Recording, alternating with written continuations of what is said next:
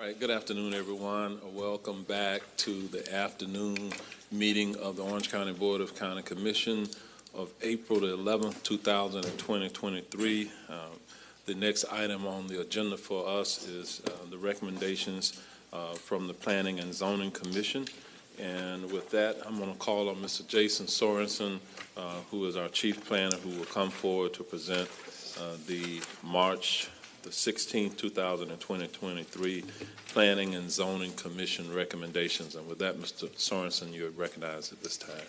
All right, thank you, Mayor, and good afternoon, Commissioners. On March 16th, the Planning and Zoning Commission considered 9 conventional rezoning cases, 1 of which was continued, and 8 were recommended for approval. We have not received any appeals. The action requested is to approve the March 16th PZC recommendations, and staff is available for any questions. All right, with that, are there any questions or comments regarding the P&Z recommendations? There being none, is there a motion for approval? So moved, Uribe. Second, Bonilla. We have a motion and a second. All in favor, let it be known by saying aye. Aye. Opposed, no. The motion passes, and it is unanimous.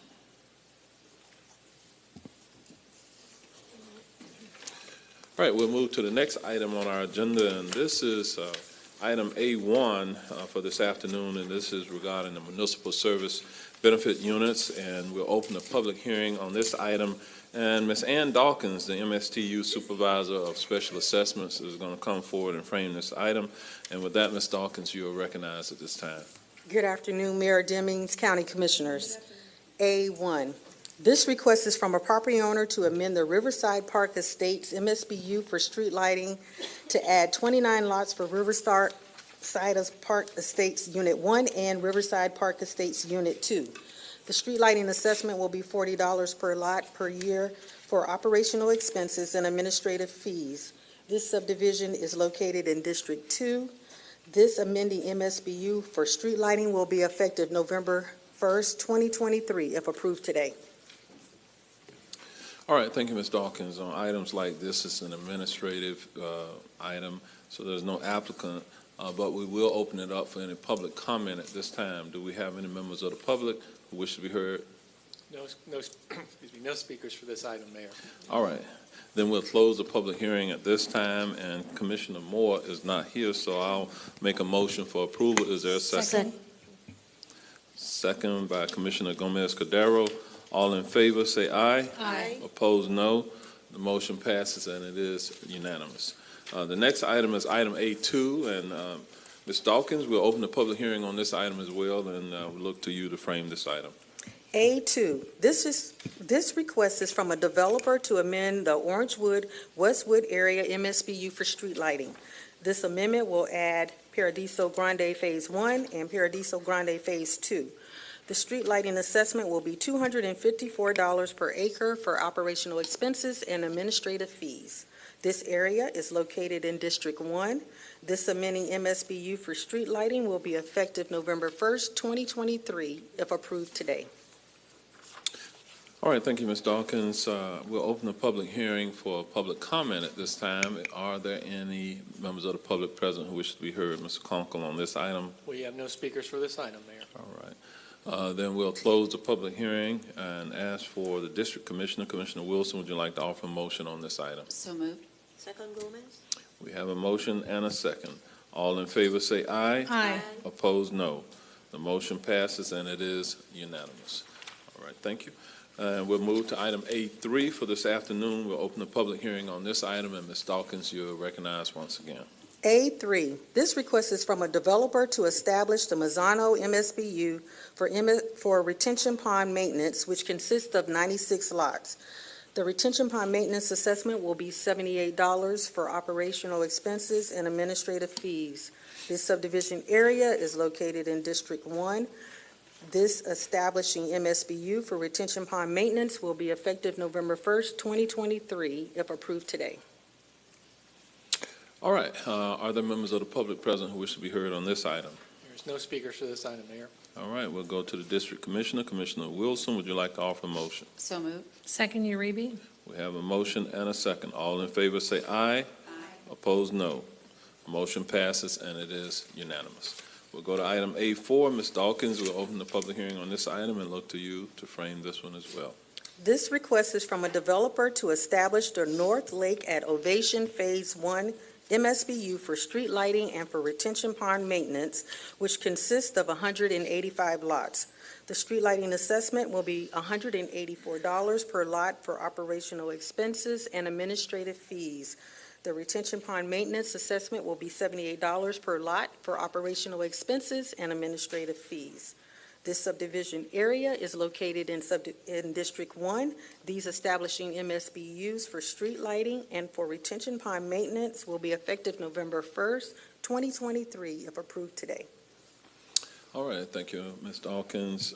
Are there members of the public present who wish to be heard on this item? We have no speakers, Mayor. All right, we'll close the public hearing. We'll go to the district commissioner. Commissioner Wilson, there's a lot going on out there in your district. Taking care of the streetlights and the ponds, so moved. Second. Okay, we have a motion by Commissioner Wilson, second by Commissioner Gomez Cordero. All in favor, say aye. Aye. Opposed, no. Motion passes, and it is unanimous. All right, we'll move to the next item. Item A5, we'll open the public hearing on this item as well. Ms. Dawkins, you're recognized. This request is from a developer to establish the Savannah Palms MSBU for street lighting and for retention pond maintenance, which consists of 59 lots. The street lighting assessment will be $142 per lot for operational expenses and administrative fees. The retention pond maintenance will be $78 per lot for operational expenses and administrative fees. This subdivision is located in District 4. These establishing MSBU's for street lighting and for retention pond maintenance will be effective November 1st, 2023, if approved today. All right, thank you, Ms. Dawkins. Are there members of the public present who wish to be heard on this item? There are no speakers, Mayor. We'll close the public hearing on A5. Commissioner Gomez Cordero, would you like to offer a motion? So move. Second, you. Okay. I'm going to give the seconder to Commissioner Bonilla. All in favor, say aye. Aye. Opposed, no. Motion passes, and it is unanimous.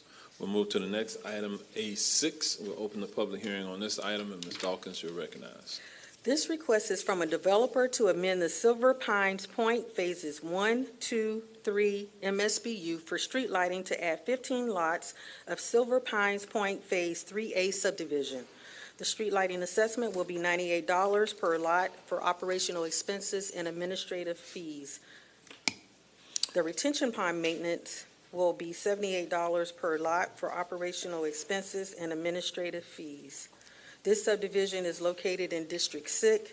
This amending MSBU's for street lighting and for retention pond maintenance will be effective November 1st, 2023, if approved today. All right, thank you, Ms. Dawkins. Are there members of the public present who wish to be heard on this item? We have no speakers, Mayor. All right, we'll close the public hearing. Commissioner Scott cannot be with us today, so I'll move this item. Is there a seconder? Gomez. Second by Commissioner Gomez Cordero. All in favor, say aye. Aye. Opposed, no. Motion passes, and it is unanimous. And now we'll move to item A7, and I will open the public hearing on this item. It is my understanding that this item is being continued to May 23rd in the afternoon. Is that correct, Ms. Dawkins? That is correct. Okay, but since it was advertised, we'll move forward. Ms. Dawkins, you're recognized. The Comptroller's Office would like to cancel today's public hearing per the request of the Environmental Protection Division. In addition, request a continuance for a public hearing to be scheduled May 23rd, 2023 at 2 p.m. All right, with that, are there members of the public present who wish to be heard on this item? We have no speakers for this item, Mayor. All right, then we'll close the public hearing. We'll go to the District Commissioner. Commissioner Bonilla, would you like to offer a motion in support of the continuance? I move to continue to May 23rd. Second. Uribe. Okay, there's a second by Commissioner Uribe. All in favor, say aye. Aye. Opposed, no. Motion passes, and it is unanimous. And with that, we'll move to the next item on our agenda, and this item is item B8. B8, we'll open a public hearing on this item, and we're going to ask Ms. Dawkins once again to frame this item. Ms. Dawkins, you're recognized. B8, this request is from Code Enforcement to establish a resolution for collection of special assessment liens for lot cleaning as a one-time only assessment to be placed on the November 2023 real estate tax bill. The parcels shown in the exhibit of the resolution are located in all districts of the county. This MSBU resolution will be effective November 1st, 2023, if approved today. All right, thank you very much, Ms. Dawkins. Are there members of the public present who wish to be heard on this item? There are no speakers, Mayor. All right, we'll close the public hearing, and any commissioner that would like to So offer moved, motion? Uribe. Second Wilson. Motion by Commissioner Uribe, second by Commissioner Wilson. All in favor say aye. Aye. Opposed, no. Motion passes, and it is unanimous. All right, with that, thank you, Ms. Dawkins. You got through it. See you the next time. We'll move to item C9. C9, we'll call on Mr. Tim Hull, the Environmental Programs Administrator, to come forward to frame this item, and we'll open the public hearing at this time. Thank you, and good afternoon, Mayor and Commissioners. I'll be presenting an after-the-fact private boat ramp permit application, number BR 1707001, for applicant Bubba E. Schaffer Family Trust. Here is a location map. The property is located at 12488 Kirby Smith Road in Orlando on Lake Whippoorwill, and this is in District 4. Here is an aerial photograph of the subject property outlined in yellow. And to give you a better picture of where we're talking about, here is a zoomed-in aerial photo of the boat ramp as constructed. And here is a photo of the ramp itself from the ground level. And so some background for you. On May 8th in 2017, EPD staff observed the boat ramp at the subject property during an aquatic plant management activity on Lake Whippoorwill. The ramp originally appears to have been constructed sometime in 2003, but it was being resurfaced in 2017 when staff observed the activity. No permits for the structure were found during a record search. And on May 11th in 2017, EPD issued a notice of violation to the owner of the property at the time and required that either they submit an after-the-fact boat ramp permit application to attempt to obtain authorization for the structure or remove it entirely. On July 9th of that year, we received the after-the-fact boat ramp permit application. On August 9th, EPD sent a request for additional information letter. And then, as you notice, this was a number of years ago, and there was quite a bit of back and forth from April 2018 to February 2023. EPD and the applicant had numerous correspondences. The property also changed in ownership, and the owner's agent changed. Additional revised site plans and federal and state permitting determinations were also received during that time frame. Regarding the enforcement case, it was initiated in an NOV sent to the property owner at the time, Mr. Carl Schaffer, on May 11th, 2017, for the construction and resurfacing of the unauthorized ramp. Subsequently, the property was purchased by the applicant on August 1st, 2017. EPD had assessed the penalty of $800, and that was paid on May 30th, 2018. And finally, approval of the boat ramp permit application will bring the property into compliance with County Code Chapter 15, Article 15. Here is the site plan. The existing ramp is constructed of concrete and measures approximately 12.2 feet wide and 59 feet long. It extends from the normal high water elevation approximately 44 feet. The ramp is 5.5 feet from the southern projected property line. And so accordingly, they are requesting a variance to side setback. Orange County Code Chapter 15, Article 15, Section 15605B11 states that no portion of any boat ramp or any type of boat ramp facility shall be closer than 25 feet from the projected property line of abutting shoreline owners. As I mentioned, this one is only 5.5 feet from the southern projected property line. That adjacent property is located at 12500 Kirby Smith Road and is owned by Mr. Lucas Vasconcelos and Ms. Viviane Ruiz Barreto. The applicant is requesting the variance to allow the ramp to remain at the 5.5 feet. And they have provided a notarized letter of no objection from Mr. Vasconcelos stating that he has no objection to the reduced setback of 5.5 feet. Some considerations for you. This project was reviewed in accordance with Chapter 15, Article 15, and the review criteria and conditions of issuance therein. The applicant has planted a landscape buffer on that southern projected property line and received a letter of no objection from the affected owner for the reduced setback. There are several other private boat ramps on other properties on Lake Whippoorwill, but there are no public boat ramps. All upland property owners within a 500-foot radius were notified of this hearing in accordance with the code, and EPD has received no objections. Our finding is EPD staff has evaluated the boat ramp application and site plans in accordance with the review criteria and has made a finding that the request is consistent with County Code, Chapter 15, Article 15, and recommends approval of the after-the-fact private boat ramp permit and the requested variance. Our action requested is acceptance of the findings and recommendation of EPD staff and approval of after-the-fact private boat ramp permit BR 17-07001 with the associated variance to County Code, Chapter 15, Article 15, Section 15605B11, to allow the existing ramp to remain at 5.5 in lieu of 25 feet from the southern projected property line for the Bubba E. Schaffer Family Trust, subject to the conditions listed in the staff report. This is in District 4 once again, and staff's available if you have any questions. Thank you. All right, thank you, Mr. Hull. Is the applicant on this item present? If so, would you like to come forward and offer any comments? She's indicating she's going to waive on coming forward. However, I will check and see are there any members of the public present who wish to be heard on this item. We have no speakers for this item, Mayor. Okay. Then we'll close the public hearing. We'll go to the District Commissioner, Commissioner Gomez-Cordero. Would you like to offer a motion? Yes, so move. Second, Bonilla. Okay, we heard from Commissioner Uribe first on the second. All in favor say aye. Aye. Opposed, no. Motion passes, and it is unanimous. All right, thank you, ma'am, for your presence. We're going to move to the next item, and this is item D10 for this afternoon. It is my understanding, Mr. Conkle, that this item has been withdrawn, and consequently, there's no need to open this item. Is that correct? That is correct, Mayor. All right, then we'll move to the next item on our agenda for this afternoon, and that is item E11.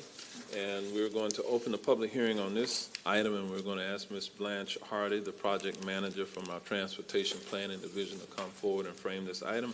With that, you are recognized. Thank you, Mayor. Good afternoon, Mayor and Commissioners.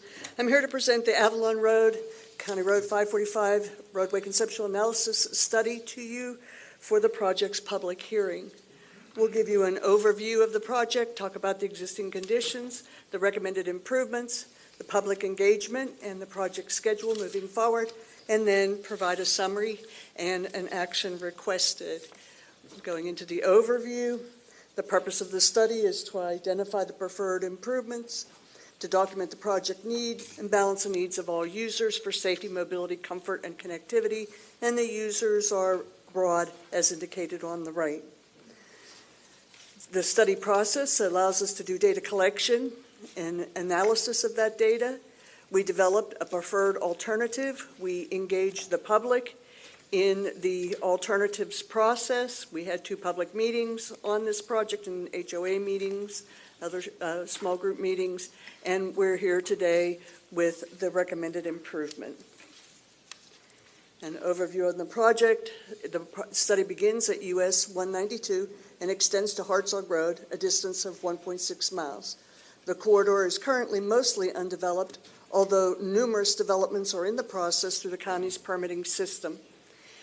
This project is in Orange County's long-range transportation plan.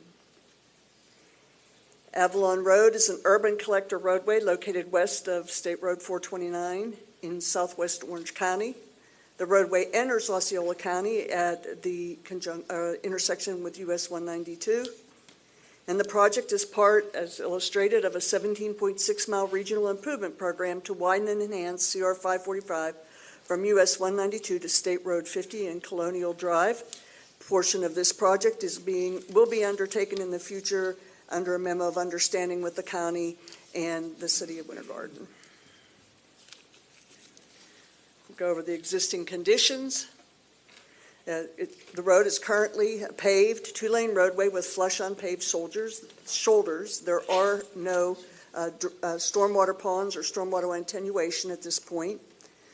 The alignment has several horizontal curves throughout the southern half of the project, as shown in the photographs on the right. There are no contiguous sidewalks, and the existing right-of-way varies between 66 and 140 feet. Current land uses along or near Avalon Road consist primarily of open land and scattered single-family homes with some residential developments such as the Palisades about halfway through by Grove Blossom Way, that's the road that extends to the west, and Grove Resort, which is on the right. Future land use is anticipated to include several new residential developments as indicated by the stars on the map. And this project is outside the Horizon West planning area. I'd like to draw your attention to the westernmost star. This is BB Groves, and we will bring that project and the roadway associated with it up later in the presentation. And also on the right-hand side in that red area is Sutton Groves, which we will also bring up later in the presentation. This project is in the South Florida Water Management District. Existing drainage relies on ditches adjacent to the roadway to convey stormwater to area lakes. There are no stormwater treatment ponds along the corridor. And the roadway will create, when improved, 4 basins as illustrated on this map. Each of these basins will have stormwater collected and attenuated in ponds. We'll provide a map of that a little bit later on. An environmental assessment was performed for this corridor, and wetland impacts are expected to be minimal. No protected species of flora and fauna were specifically observed. However, habitat that would support such species was observed during the environmental assessment, and this is a consultation area for the sand skink. So when we go into design, full surveys will be performed, including the sand skink survey according to the federal requirements. No historic buildings or areas of archaeological importance were observed. Existing traffic, the existing traffic AADT volumes of between 15.7 and 16.2 thousand. Existing level of service is F, which is below the county's acceptable standard, indicating moderate to severe congestion takes place on this segment. And pedestrian and bicycle counts were included. There were 13 pedestrians and 7 bicyclists. Now I'd like to share a citizen-provided bit of video with you. This is on the roadway looking towards Hartzog Road to the north. If you could just click on that, and there we go. So as you can see, this is taken at night. We have no roadway lighting and significant congestion. In just a second, we will now look Avalon Road North at Lake Gifford, and this is during the day, so you can see through many of the subsections of this roadway. We have significant traffic, including this traffic entering Hartzog Road. Again, the same conditions, significant traffic in a more northern portion of the segment. Again, Lake Gifford.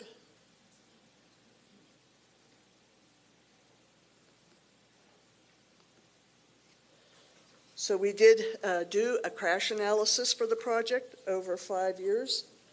There were 149 total crashes, 34 with injuries. We are happy to report there were no fatalities in the study period. There were 115 property crashes, 40 nighttime crashes, and proposed roadway lighting should help with that. There was 1 pedestrian crash and no bicycle crashes. I would like to point out the big red heat spot at the intersection of US 192. Roughly 75% of the crashes that were reported occurred at this intersection.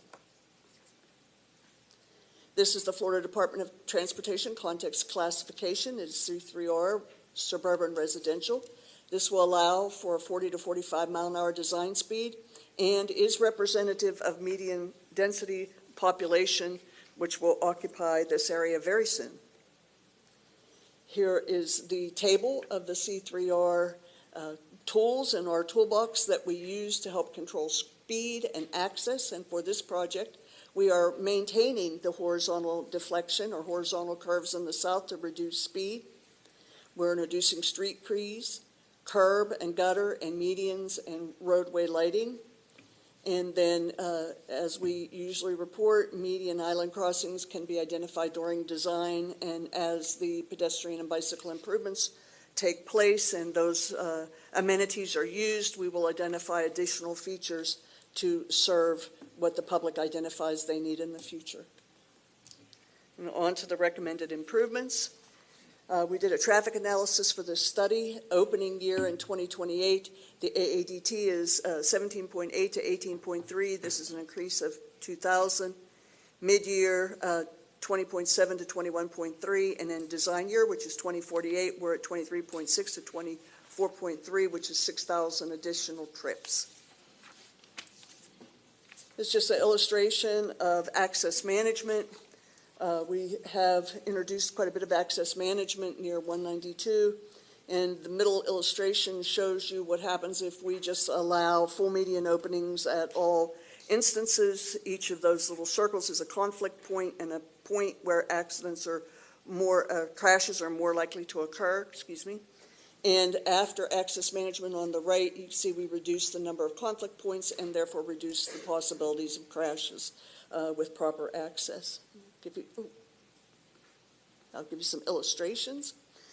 This is the intersection of Avalon Road and US 192. As you can see underneath the portion that we're showing the improvement on, this is a very awkward angle. We will be straightening out the geometry of this road in order to do that and add the lanes necessary for the projected traffic. We will turn the entrance into the hospital, which is on the west, but on the top of your drawing, into a right-in, right-out. And likewise, we will turn the entrance into the exit into the Wawa into a right-in and right-out as well. We are providing, just north of this drawing, a U-turn. So people who want to go north and turn around and get into the entrance to the hospital or any other vehicles accessing the hospital will be able to do so relatively easily. This is a full median opening proposed at Grove Blossom Way. Remember, I pointed that out to you earlier. There's a traffic signal that will be added in the future. This is part of the development plan approved by the board in 2021 for Grove Blossom Way. This traffic signal will be provided by the developer prior to any issuance of a certificate of occupancy for phase 2 of that development criteria placed upon the developer by the board. And here is the typical section we're proposing. It's 4 12-foot wide travel lanes, 2 lanes in each direction with a 22-foot raised median. I will mention that to the north we have 12-foot travel lanes, so we will continue that down to 192. A 6-foot wide sidewalk on the east side of the road and a 10-foot wide path on the west side. The design speed is 40 to 45 miles an hour. The 45 mile an hour speed will continue from the segment north of this segment down about halfway until we start to enter the curves, and then the speed will be reduced to 40 miles an hour to make it safely through the curves and to make it to the approach of the Federal Highway 192. We'll add a closed drainage system with stormwater ponds to attenuate stormwater and provide a clean runoff into the natural system. And we'll provide roadway lighting and street trees in the future. We are proposing 3 recommended stormwater ponds and an alternative pond to handle floodplain compensation. If you'll notice, pond 2A is a Sutton Lakes pond, and this will perhaps come up later today. That will be a shared use pond. And the ability to place ponds on this project was very difficult because of the rapid and degree of development. So these should take care of what we're proposing. And here's the evaluation matrix. We looked at 3 options, including the no build. We looked at a west alignment, an east alignment, and then the preferred alignment alternative, combined everything, and the approximate cost of the project. is about $46 million.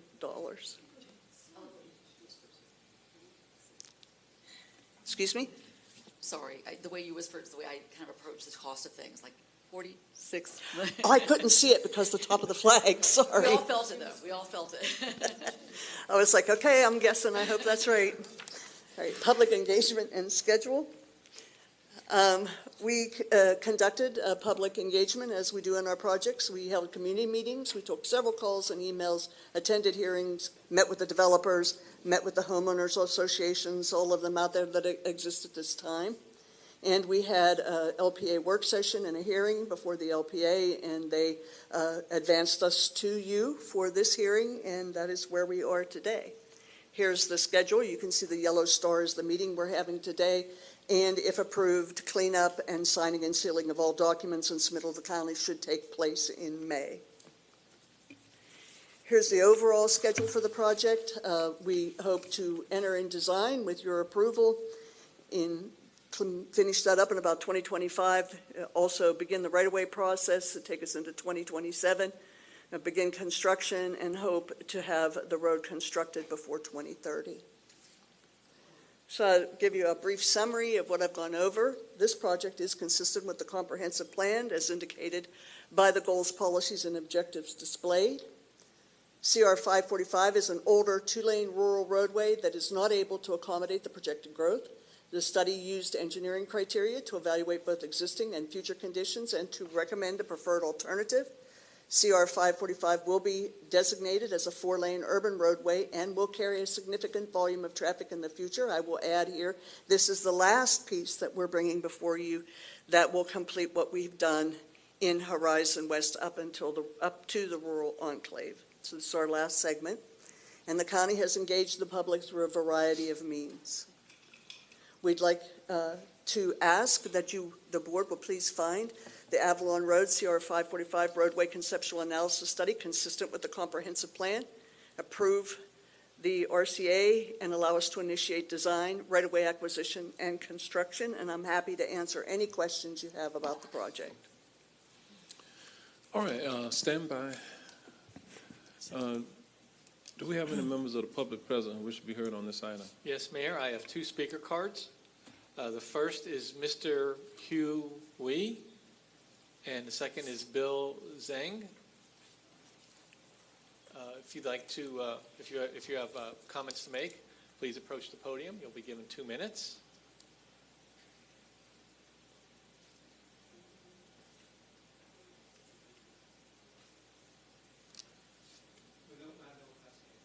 Okay, thank you so much. That's all the speaker cards I have, Mayor. Okay. Neither one of the potential speakers wanted to speak. Is that what you're saying? They said they had no questions. Okay. All right, then we'll close the public hearing, and before we go to the vote, the district commissioner, I do recognize Commissioner Uribe has a question. Great presentation and great hard work on this. I just wanted to ask, I heard you guys said you're going to be creating a retention pond and Sutton Lakes development. Can you expand on that? Is it needed now, or you guys? We do need the pond, and we have had meetings and discussions with the developer. We have provided our criteria to the developer.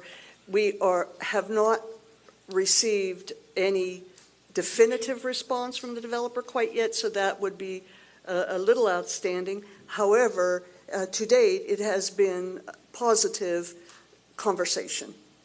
Okay.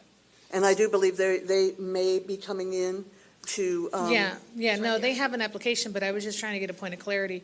Was that originally in the plan, or is that something new that you guys assessed as you were finishing this up? Oh, the retention pond, we look at several locations. This developed over the time of the study, so it's not really new, but it was not exactly the first choice. We did migrate into this choice. As I mentioned, there is very little available property, and we have to provide drainage. We are not able to permit a roadway project and discharge specifically or directly right into the environment. We must treat any water that we generate Or- yeah. to disposal standards. No, I just didn't remember that before, and then I heard you say it today, so I just wanted to confirm. Great, thank you. You're welcome. Commissioner Gomez Cordero? Thank you, Mayor. Thank you, Blanche, for the presentation. Very easy question.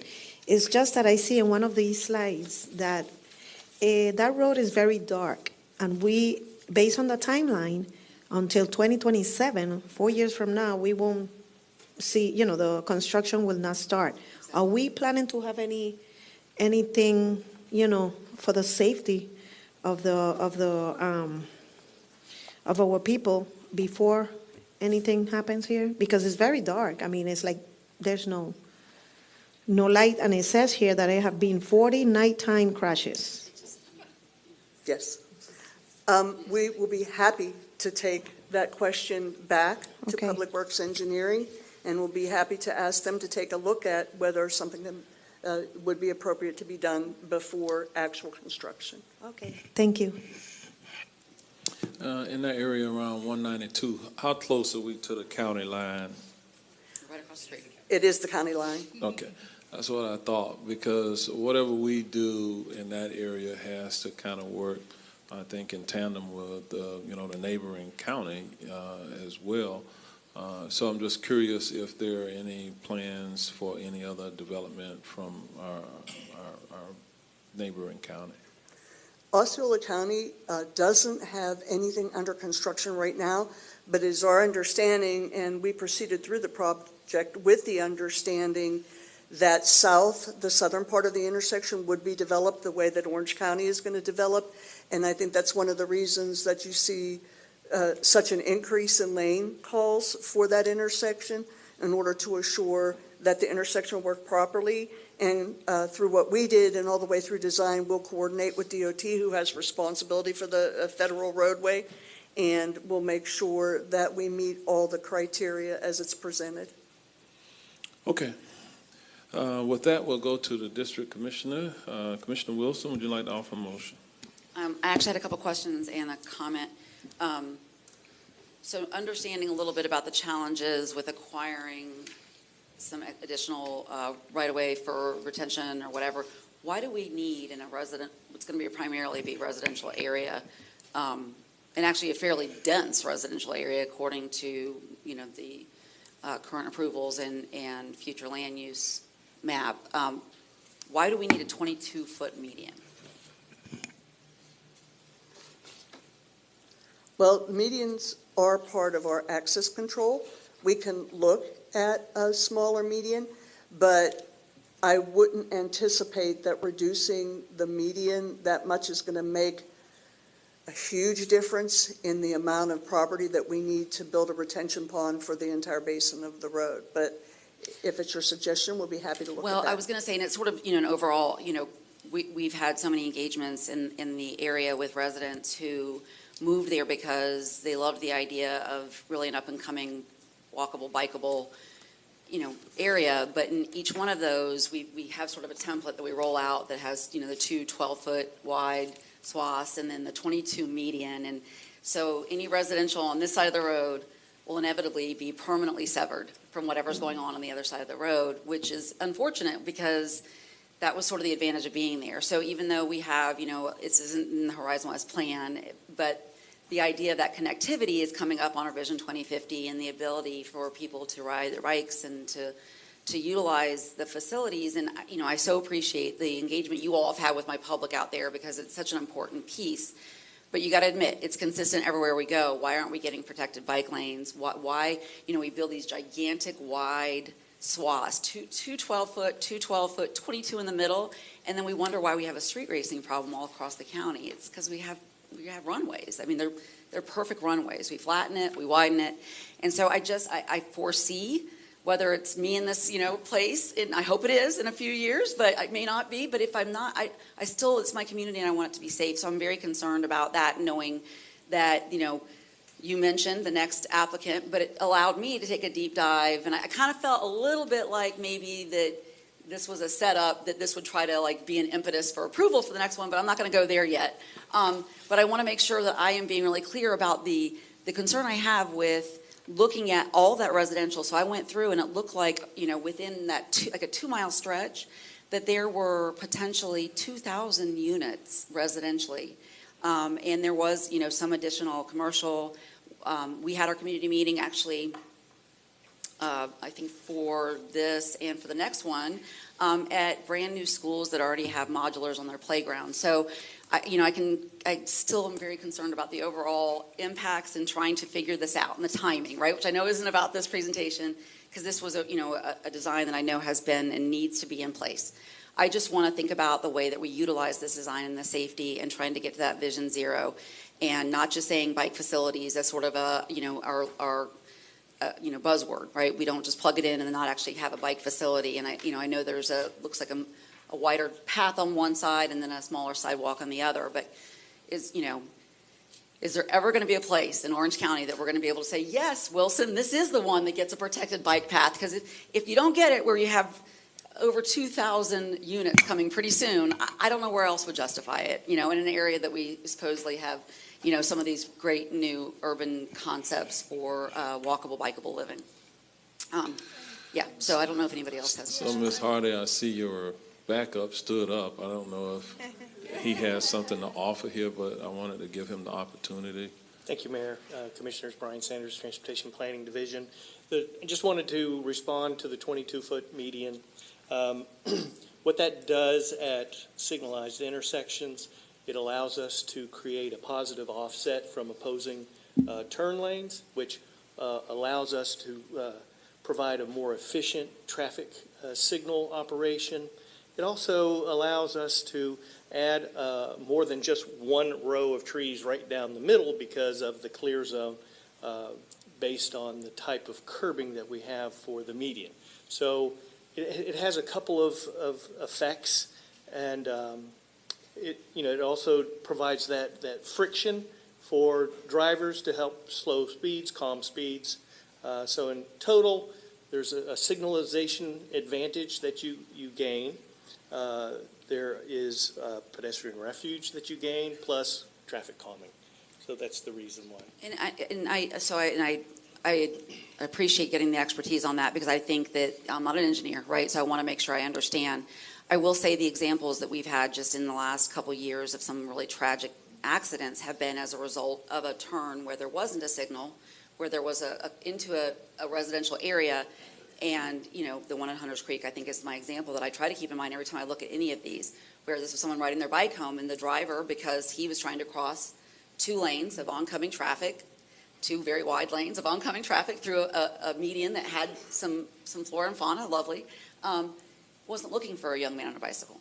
But we know if we have residents coming there, and we know that if they are, a wide variety of inventories, which is the goal, that we'll have young people, we have schools there. So looking at those entrances and looking at the median, where cars will be doing that shoot across, whether it's signalized coming down the road or never, right? Because you're not going to put those at every single entrance we don't want that. That doesn't work. So I try to make sure that we're keeping that young man in mind every time we look at these, and understanding there's going to be lots of him in every one of those apartment buildings, every one of those townhomes, and every one of those homes that will want to ride his bike, and I want them to be able to. But we can't if there's not a safe way for them to even get past the opening of their own neighborhood because of that left turn in, or, across the 2-lane turn in. So, I appreciate all the time that you all have spent on this. I know it's a frustrating area because it has been a bit of a patchwork as far as the commitments and who all's involved. I do want to make the motion for approval to move this ahead, but I hope that we continue to work together to look at where those openings will be, and figuring out, exactly where we have kids coming out onto that road, and making sure that they get to wherever they go, not just kids, all of us, safely, because I'll be hobbling around some days and Old Lake. With that, I'll make wait, were there other questions? Yeah. You answered, you're done with your question? Yep. Okay. Commissioner Bonilla. Yeah, I just wanted to say, those wide medians, I thought that perhaps they were there for the future when they wanted to add other lanes, so they would utilize that space. But I do want to say a lot of the things I'm seeing with new roads is that they're trying to get away from straight roads, because that's how people race, and instead they're trying to make roads like this. so that they don't get the racing. And I don't know if this space would allow for different types of designs. And that would be up to, Brett, like, what would be safer, for people as well. But even, space for trees, but also not too far from us in Oviedo, they're doing some interesting things with their medians. They have dry retention with these Florida-friendly plants, and it's just beautiful and gorgeous. So, there's different things that can be done with these medians than what Orange County is doing. We're just, we're doing the same thing over and over again. It's kind of getting tiring. It'd be nice to see something different. Or, it is expensive, right? So if we're going to be paying all that money, we might as well make sure we're doing things that we don't have to come right back. And, I'm going to be spending my district funds on trying to add some safety features to roads that were built, just a few years ago that was supposedly in an area that was going to be walkable and bikeable, and that people are severed. They become islands, in their complexes, and that's not what we want for our community. Okay, we have a motion. Is there a second? Second. Second, Commissioner Moore. All in favor say aye. Aye. Opposed, no. Motion passes, and it is unanimous. All right, thank you all. We're going to move to the next item. We're up to item F12, and we'll open a public hearing on this item, and Mr. Jason Sorensen, our Chief Planner from the Planning Division, will frame this item. Mr. Sorensen, you're recognized. All right, thank you, Mayor, and good afternoon, Commissioners. The next two items are transmittal items. Item F12 and G13 on today's agenda. Starting with F12, this is known as the Sutton Grand Project. This is a request to change the future land use designation from commercial to growth center plan development medium high density residential. And this is for up to 250 multifamily dwelling units.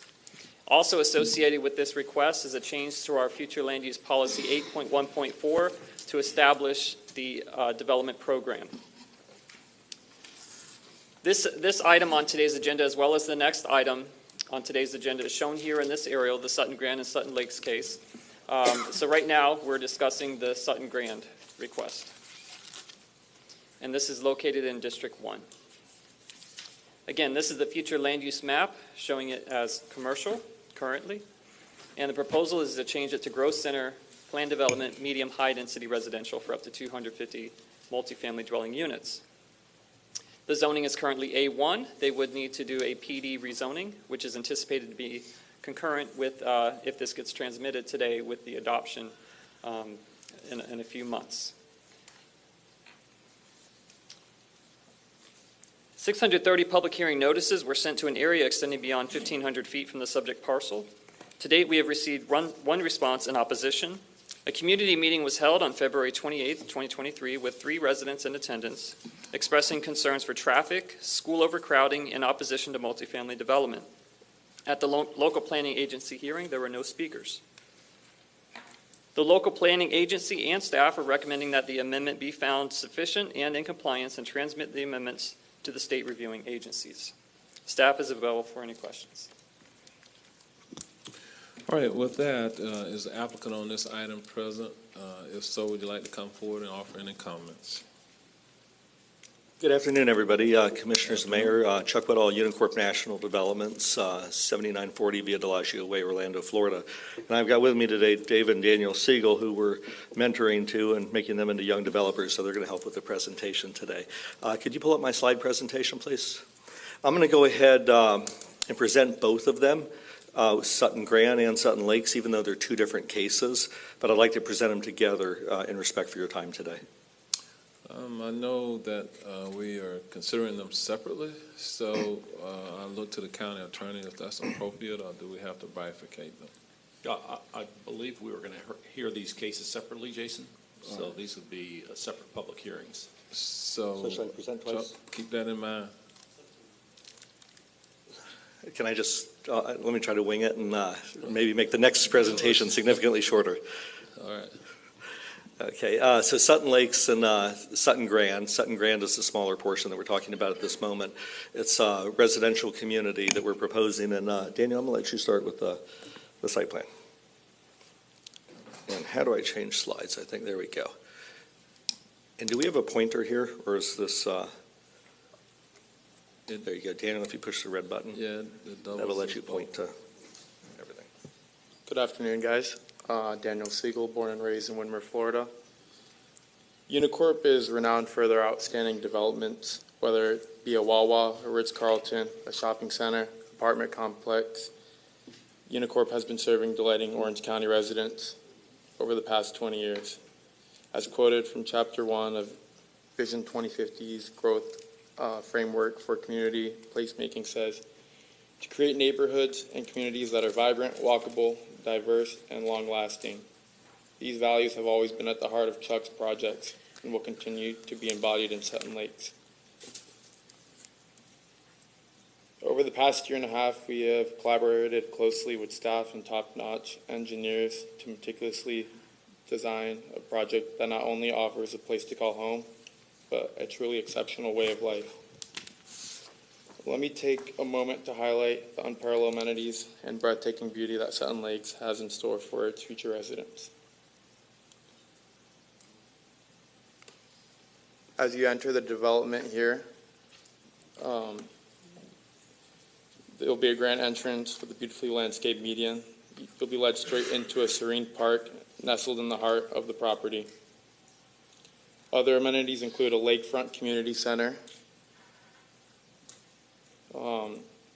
perfect for relaxation and leisure, a clubhouse equipped with state-of-the-art fitness and business facilities catering to all your lifestyle needs, a multi-use nature trail that winds around an untouched body of water, allowing residents to immerse themselves in the natural beauty and wildlife of Florida. With your valuable support, we can elevate the greatest place on earth to new heights. Thank you. Thank you, Daniel. So Sutton Lakes and Sutton Grand, the first one you're voting on, consists of 250 multifamily units, which is located at the top left of your page. On the other side of, we've got a lot of green space here. There's a lot of wetland. Over 50% of our property is wetlands. So we have apartments down here at Sutton Lakes, lined with townhomes, lined with single-family residential. We've made a community that we've worked with staff for, as Daniel said, about a year and a half. And it's gone through many iterations. I think we were on 6 to 7 Zoom calls to get to where we are today, and which I'll touch base on in a minute. The retention came up probably in the last several months that we started talking about the retention. But we've designed this to Orange County's Vision 2050. No gates, connectivity, parks and amenities. And when we talk about places for people to ride their bikes and walk and go on strolls and jog around the nature trails and things, I think we've created a great community for that. There's a lot of space in here and a lot of places for people to live and enjoy life without having to get on the thoroughfares. We've got a great park right in the center of it, which is at the roundabout when you come in. So we're excited about the development. We think you saw from the map surrounding it, it fits in with everything else that's being developed and been developed. The part that makes us sad is, I got a sad face there because, we're learning that in order for you all to widen your road, that we're probably going to have to give up 50 units. And, we haven't figured this out yet exactly. I think Jennifer's here. She's working with the county engineers and public works to figure out where the retention could be, as was mentioned previous, and that was not planned. As you all know, we were postponed. We didn't expect to be here today. We expected to be heard a few weeks ago. But the retention pond is something that we've been discussing of recent with the county, that they need to widen the roads. And we certainly don't want to give up residential units, especially with the residential crisis we have in Central Florida. It's the last thing we want to do, but I don't think there's any alternative from what we've learned to date. So we're trying to figure out how we can develop a beautiful retention pond that acts as an amenity, but yet is, serves its purpose to take water off the roads. And before I go further into the presentation, Jennifer, can you come and address trips and what reduction we're going to have? And I point this out because traffic is a big concern, everybody always says. The development we propose actually reduces trips on the road because we're getting rid of the commercial. What our plan is to get rid of the commercial and put 250 multifamily units up here. If we do commercial, we only have 9 acres because 50% of that property is wetland, which would leave us with a strip unanchored commercial center, which we don't think is the best use. And I'll go into that in a minute. But Jennifer, if you will Sure. Jennifer Stickler, Kinley Horn and Associates, 189 South Orange Avenue. Just to quickly touch in terms of the Sutton Grand development, and as noted in y'all's staff report, the Sutton Grand development, if approved, would generate 1,663 less PM peak hour trips than what is currently approved on the site. So we wanted to point that out. So just once again, as people mention traffic concerns, this is a positive toward the traffic concerns. So Sutton Grand, what we propose is to take the 13.8 acres A1 to PD to construct 250 multifamily units. And once again, I mentioned there's only 9 acres of developable land. Sutton Lakes, which we're going to show you in a few minutes, or come up to vote in a few minutes, we want to add multifamily to that. That's really the request on that, is to add multifamily to that project. I don't need to point it out to you, but maybe the people here, Orange County has grown by 25% over the last decade, and Osceola County has grown by 45%. And I point out Osceola because we directly border Osceola. And as we've talked about many times, and Commissioner, as you've mentioned, Orlando Sentinel in January, we have a housing crisis in Central Florida, and we need to figure out how to solve that housing crisis. And I would add again, the more apartments built, and the more residential built, and the more townhomes built, brings numbers down.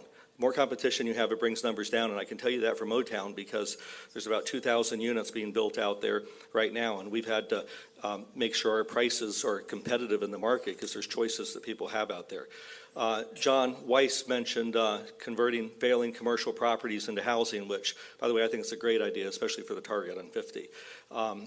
And we don't want a 9-acre strip center to become another failed retail center.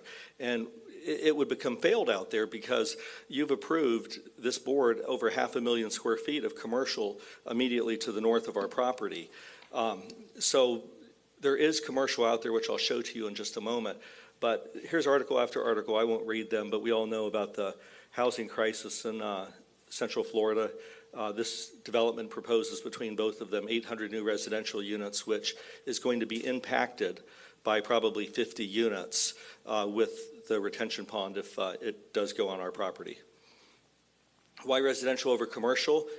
As you know, Unicorp has developed $3 to $5 billion worth of commercial properties in Central Florida, notably the Orlando Wheel, Delagio. We've done the boat Trader Joe's here, Baldwin Park, Griffin Farm Town Center, West Side Shops in Horizon West, the Market Horizons West, O-Town, our $1 billion development on the south side of town, and Celebration. So we're no stranger to commercial development. If we thought it was the right use here, we would put it here. We don't think it's the right use here because of what you're seeing on the screen in front of you. In front of you, you're going to see all the PD that has happened over the last several years here, which has added over 1,000 acres of new commercial and residential into this sector of the market.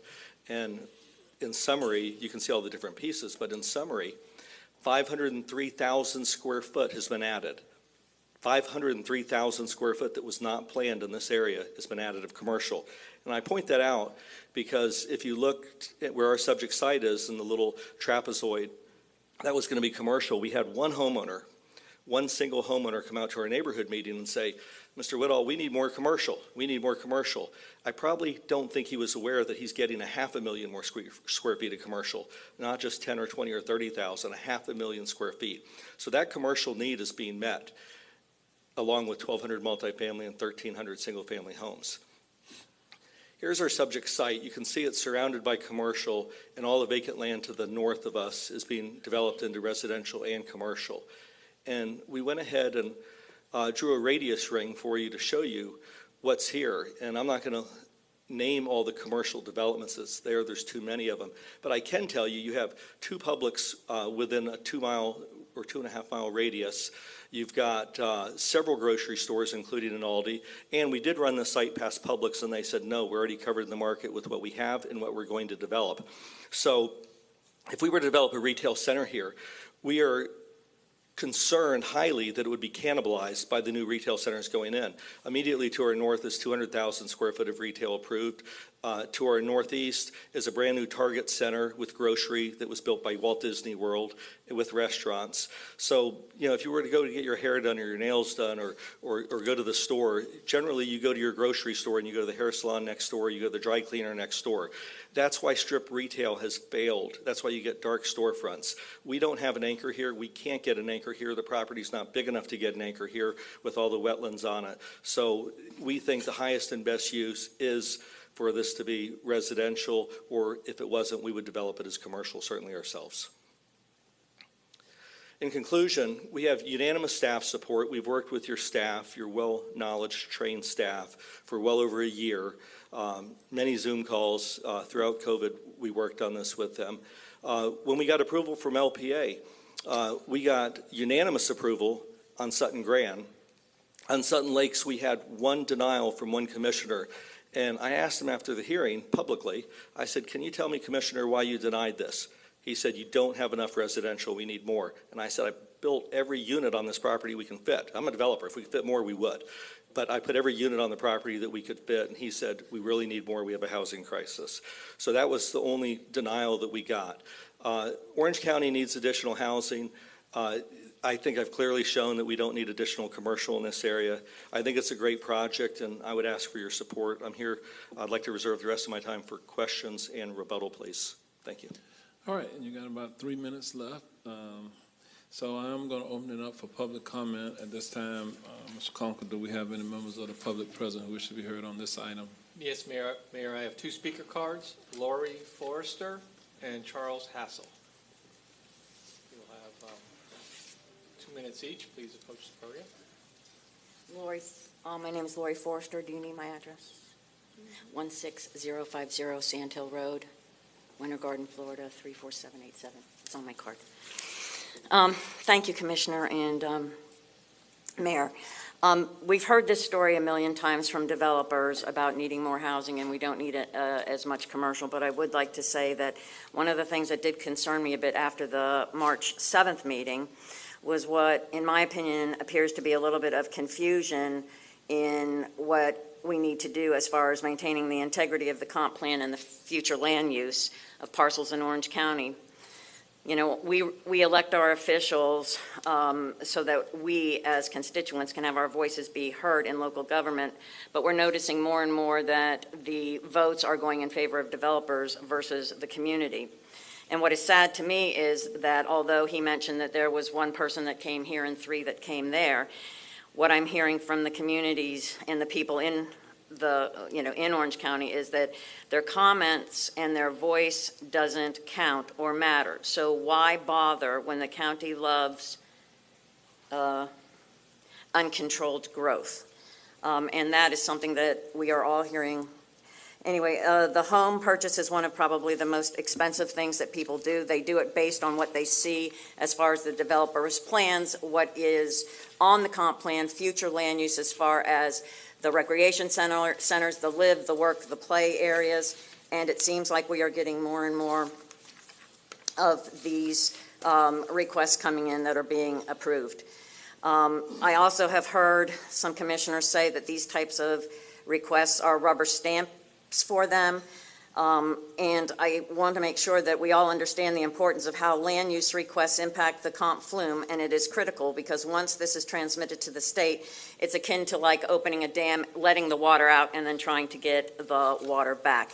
It's not just for this development, it's for all developments because they want an exception, so does everyone else. So you don't have just one, you now have their 2 and others. Thank you. All right, thank you, Ms. Forrester. We'll move to the next speaker, please.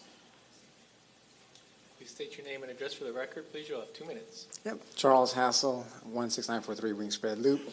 Happy resident of Horizon West. This one's simple. Mayor, commissioners, safety. You saw the video. That's without this development. It's dangerous. I drove down there. One thing you may not get across to some of the residents, take 30 minutes to get out of their driveway. Then on a side road, then to get to Avalon. So it's bad. Doesn't make any sense to add this. Plus, it looks like the retention pond has still got to be worked out, the environmental issue. So I say vote no on this for safety. People that live there are going to have to deal with this. It's dangerous now. Engineers are doing a great job. There is a solution. They did brief that. Widening Avalon Road is great. But if you looked at the timeline, that's 7 years away. If we build something here, these people got to deal with the safety issue for 7 years. So I ask you to vote no. Thank you for your time. All right, thank you, Mr. Hassel. Are there any other speakers who wish to be heard this afternoon? That's all the speakers I have, Mayor. Comments? You have about 3 minutes left. Yeah, to the last speaker, I would point out we are a net reduction in trips. From the time we started this process till the time we put a shovel in the ground is about 2.5 years, and then about a year to do improvements. So we're pushing much closer to the road widening. But once again, it is a net reduction in trips. The commercial need is satisfied in the market. And residential, I've sat in so many meetings in this commission, and I think the word is 25,000. We are short on residential units. This will solve 800 of them. If we lose our retention pond, it's going to solve 750 of them. But anyhow, we're here to do good projects in Orange County. We always have, and I'm a lifelong citizen here, so I try to do what's good for our community. Do you all have any questions? What's the price point? We actually haven't decided the price point yet. It's a real weird market right now because the interest rates are crazy. We had about a dozen home builders wanted to be here, and now we don't have any. But we expect in a year from now, by the time we put a shovel in the ground, we'll have home builders again. So I would imagine the homes are going to start off in the several 100,000 range, and the apartment rents will be 12, 14, 1,500 a month starting and going up. As a matter of fact, I had a conversation with Alberto, and we haven't gone further with it, about making a portion of this attainable housing in the multifamily. And I'm learning more about that because we've always built market rate, but I did have a conversation with him about the benefits of that, and I'm still learning, so that's something we're going to look into. All right, thank you.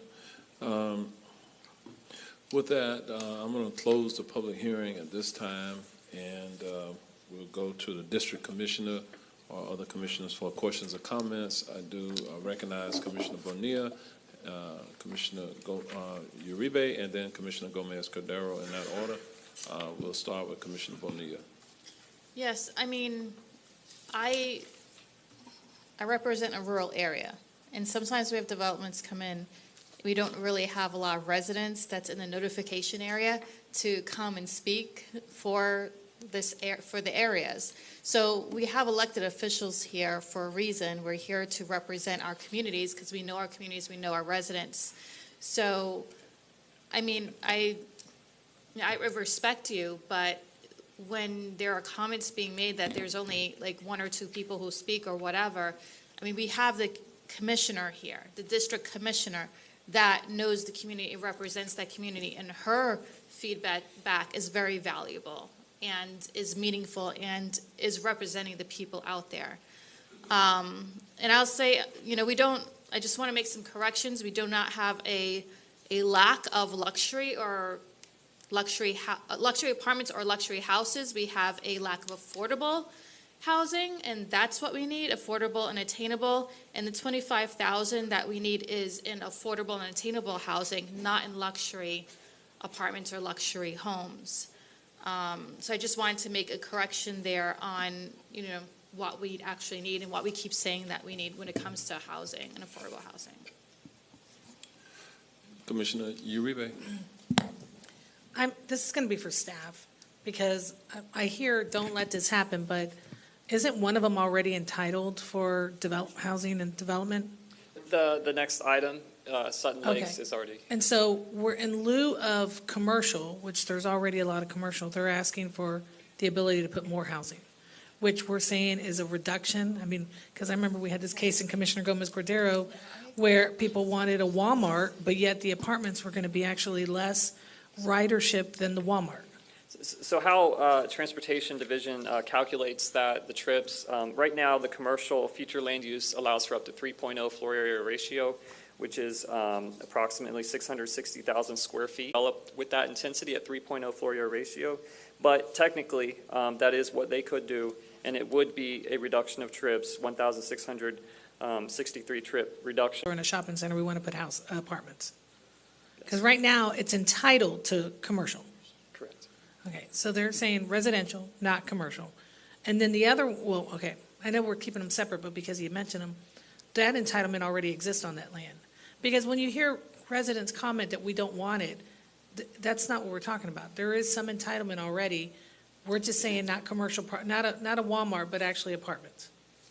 Correct. For the next item, the Sutton Lakes project, it would be going from 700 single-family units to 253 single-family units, and then 304 multifamily units. And, So it would be a reduction in units. Is this the property where he's giving up for the retention pond, or is that the other one? That would be the next item.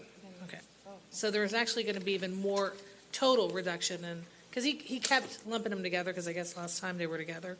So there's going to be a reduction in overall with the other one, because he's developing it all, one way or another. So he's developing it all, and there's going to be a reduction because basically he's negotiating giving the pond to, okay. Correct. But I mean, I think it's clear, it's not one of a yes or no, it's a commercial or apartments. Okay. All right, Commissioner Bonilla. Sorry, I had another question, but just remembering how the map looked like, it's not on the next one, so. Okay. All right. My question was the same one as Ms. Uribe, the land given up for the pond. All right. Since we closed the public hearing, we'll go to the district commissioner for any additional questions or comments or potential motion. Thank you. I appreciate it. I think, you all recall this came up at the last meeting, and I just want to be clear for the public, there was a mischaracterization. It was not postponed. I made a motion for denial of the change in the privately initiated change in the comp plan. Commissioner Uribe, you made the point earlier today about something else being, it's important for us to have something that is predictable and that we are able to rely on. And our comprehensive plan is that it's our blueprint. It is our, we're continuing to work on it. We have, this big, huge hearing this afternoon. But our existing comprehensive plan isn't denying anybody the possibility of doing a project on this site. It's just denying this use because the idea was that there would be, what the requested action is, they're asking for medium to high density, and our comprehensive plan, and it's in the staff report, recognizes that this type of density would support public transit and neighborhood-serving amenities. And so what we've seen, and I think my residents try hard to articulate this by saying we want the commercial, but what they're talking about is if we're living in an urban density, we have to have all the things. Because if we don't have all the things, then we're waiting 3 hours to get out on the road to get the things.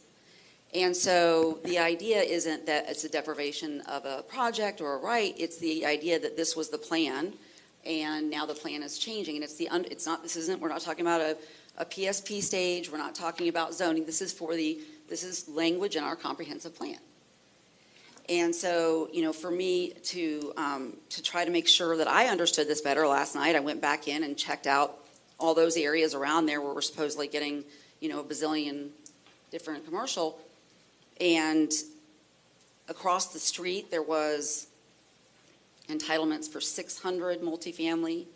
A little bit north, there's entitlements for 300 multifamily. We're talking about, I think I did a total in this 2-mile stretch of 1,800 dwelling units that have the right now without this. So I'm not saying this is going to break the camel's back. What I'm saying is that if we promise people that we are going to provide everything that comes within suburban or urban densities, then we can't chip away at that plan. And so the denial was based on the promise we made in our comprehensive plan.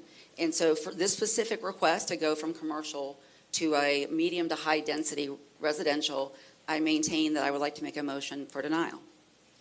Okay, we do have Commissioner Wilson, a couple other questions or comments by members of the board. We'll go with Commissioner Uribe. Thank you, Commissioner Wilson, because something that the applicant said, which was something I brought up earlier, he worked with Alberto according to Vision 2050, which we haven't even passed. And here our planning department was working with him on how to make this happen. So while we are under the 2030 plan, Alberto Vargas worked with this applicant on making his plans current to 2050. So this is exactly what I was talking about. Well, We're diverting. So what we're voting on would allow him to build this. But I don't even know. So, if I could get, what I think I'm understanding about, see, and I think, Chuck, you described this as being connected, right? That this was walkable and bikeable. But you're talking about within the community, right? That you can walk from your apartment to maybe the pool. What I'm saying about a walkable, bikeable, connected community that we've articulated in the next iteration of our comprehensive plan is that it would be walkable and bikeable to your school, to your, to your grocery store. And this is exactly the opposite, where it literally took that out. But yet our planning department worked with them Look, I on how to. I can't go there. This was my conversations about why this isn't punitive. This is the idea that if we truly want, and I understand there's a housing shortage and that we need good housing, but I also think that it's not just a bed and a pillow and a roof and walls. It's all the things. It's making sure our kids have a seat at a desk. It's making sure that our residents can pull out of their driveways and get into the. It's all those things. So, Commissioner Wilson, it's their time to speak. We'll come back to you. We'll go to Commissioner Gomez-Cordero. Thank you, Mayor. My question is, and it's very simple. They showed a slide that there are different commercials around, right? What will you want to see there as a commercial then? First of all, that was the applicants. I don't have any verification of what that is. I know that when I went through and looked at the approvals that we had done, that this board had done recently, there were close to 2,000 dwelling units, residential.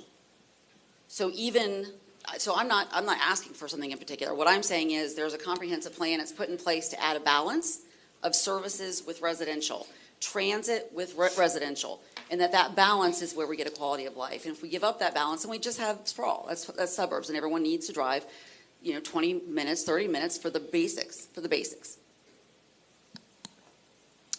Right, Commissioner Bonilla.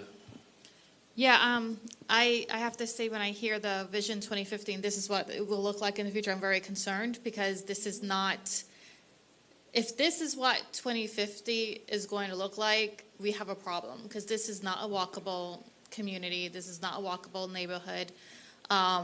And, I did talk to Chuck about this, and he has done communities. He's explained them to me. Baldwin Park is a great example of a walkable community that has all the needs right there: jobs, groceries, stores, restaurants, schools. Like, it's just right there. You could get to it on a bike. This here, you cannot get to that stuff on a bike. I mean, it's just spread all out, all over the place. And then, like I said, if this is Vision 2050, this is just residential, so it's not even meeting what we had set out to do, which is walkable, bikeable, everyone getting together, communities. This is not that. And so, this is my personal opinion here. What I would love to see are this one and the next one being combined to make one of those walkable communities. It may not have jobs because it may be too small to be able to provide, well, actually now I think about this, 1,800 more residential, houses coming in the area. But, what we need is mixed use. We need to see density where density belongs. We need to see density next to jobs, next to schools, next to, parks. We need communities. This is just the same old, same old. It's not a community. And so I think what Commissioner Wilson, let me know if I'm wrong, but I think what she's trying to say is that we're trying to build these communities, and this commercial area was supposed to be that commercial center for all these 1,800 and these new homes coming in, so that they would have a close area to go to rather than going out to some of these other areas. You're giving me way too much credit. I honestly just think that when I look at these things and you see the consistent movement away from the balance, which is various uses. Yes. And it's all going to what the highest and best use is, which in this market is housing. And I know that we are, on one side trying to say that we want to increase our housing inventory, but I think that it can't just be anywhere for any cost. And I think it has to also be, consider what the actual, what are those residents, in the long term going to be enduring. And so in this case, it was really literally that when they had this original plan, it included a balance.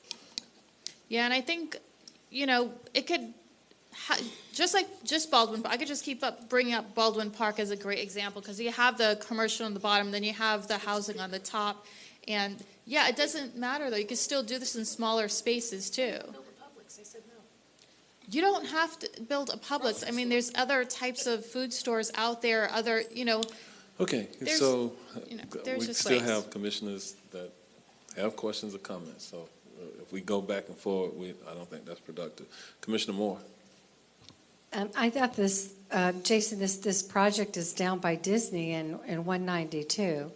And so I know we've got several, because I sit on the CFX board now, and we have an Orange Lake a limited access highway coming in. We just had a presentation on roads. And so, ladies, just to be fair, in these conversations should have been had back a year and a half ago. It's so easy to bring the developer in at this last hour after he spent a year and a half. He has the staff approval and everything else. To do this at the last hour to me is wholly unfair. No, you know what? I listened to you for 30 minutes. I've said nothing. It's my turn. And so we have Disney, we have roads in this place, and we have a housing crisis. And to suggest there are not jobs in this area, there are loads of jobs in this area. Look at, we're in our employment section. And so to level this kind of attack at the last hour when it could have been had a year and a half ago, I bet he would have been happy to work with you on all these things at the last second, I think is unfair. And so I will be voting against your motion. All right, I'm going to go to Commissioner Gomez-Cordero, and then if she's the last one, then I'll come back to you, Commissioner Wilson. Thank you, Mayor. My question is very simple. That you said, Commissioner Wilson, that in the, I guess it's the west side or the south side of this property here, there are going to be other projects coming in? Crossing the street, that's what you said? Housing? Okay, thank you. Okay, Commissioner Bonilla. I just want to say that, I agree with Commissioner Moore. These, like I said earlier today, like these conversations really have to happen early on. And, I don't know what happened with staff and the developer, and it just, apparently these communications didn't happen. Okay, Commissioner Wilson. To address the unfairness, I have always been extremely upfront and extremely honest with Chuck, and we were at the same community meeting. Nothing has changed. Nothing changes. So you hear from the public. This has happened where I say, can you listen to the public? We'll have, and in all fairness, even the last meeting where I made the motion for denial, it could have rested there. We could have saved everyone a lot of time. Commissioner Moore, you weren't even here for that. You all were confused because there were two items that were bundled. I wasn't. I had done my homework. I had read my binder, and I understood this was a deviation from the comp plan. So this isn't the PSP where you do some negotiations about where things are sitting on a site. This is the underlying land use. So this is the place where if I say that I think the underlying land use, that if we shoehorn every last resident into this, the quality of life is going to be poor. Can we keep the comp plan what it was? That would be a reasonable reflection of what I'm hearing from my community, and that's what I did. Okay, I think you did offer a motion before, but your motion Second, in terms of the Bonilla. requested action was for denial. Is that correct? Yes. And so we have a motion, and Commissioner Bonilla I'll is second it. seconding the motion. I want to call a question. All in favor, say aye. Aye. Opposed, no? No. All right, the motion fails. Okay. Is And there I'll make a motion? motion to approve. I'll second. Okay, we have a motion and a second for approval. Motion by Commissioner Moore, second by Commissioner Uribe. All in favor say aye. Aye. Opposed, no. No. Okay. Was that one no? Aye. Okay. All right, so the motion passes 5-1. Okay. All right, with that, we're going to move to the next item on our agenda. And we're up to G13 at this time, related item. I'm going to open the public hearing on this item at this time. And Mr. Sorensen, welcome back to frame this item. Thank you, Mayor. Mayor, before you start the next public hearing, on the first motion, was the no's Moore, Uribe, yourself, and Gomez Cordero? Okay, And, yeah, that's correct. okay, thank you. Okay. All right. Mr. Sorensen. All right, thank you, Mayor. Good afternoon again, Commissioners. This next item is a text amendment to an existing development program that's established in our policy, Future Land Use 8.1.4, for a property that measures 139 gross acres. Again, we're in District 1, and this is known as the Sutton Lakes Project. Again, here we see both projects, and now we are talking about the Sutton Lakes Project, District 1. And currently it's, and it is proposed to remain as Growth Center PD, commercial, medium-density residential, low-density residential. And it is a PD, and there will be an associated change determination request to the PD if this does get transmitted when this comes back for adoption. So this is what the change is. Currently, this property is allowed to do 20,000 square feet of commercial and 700 single-family units.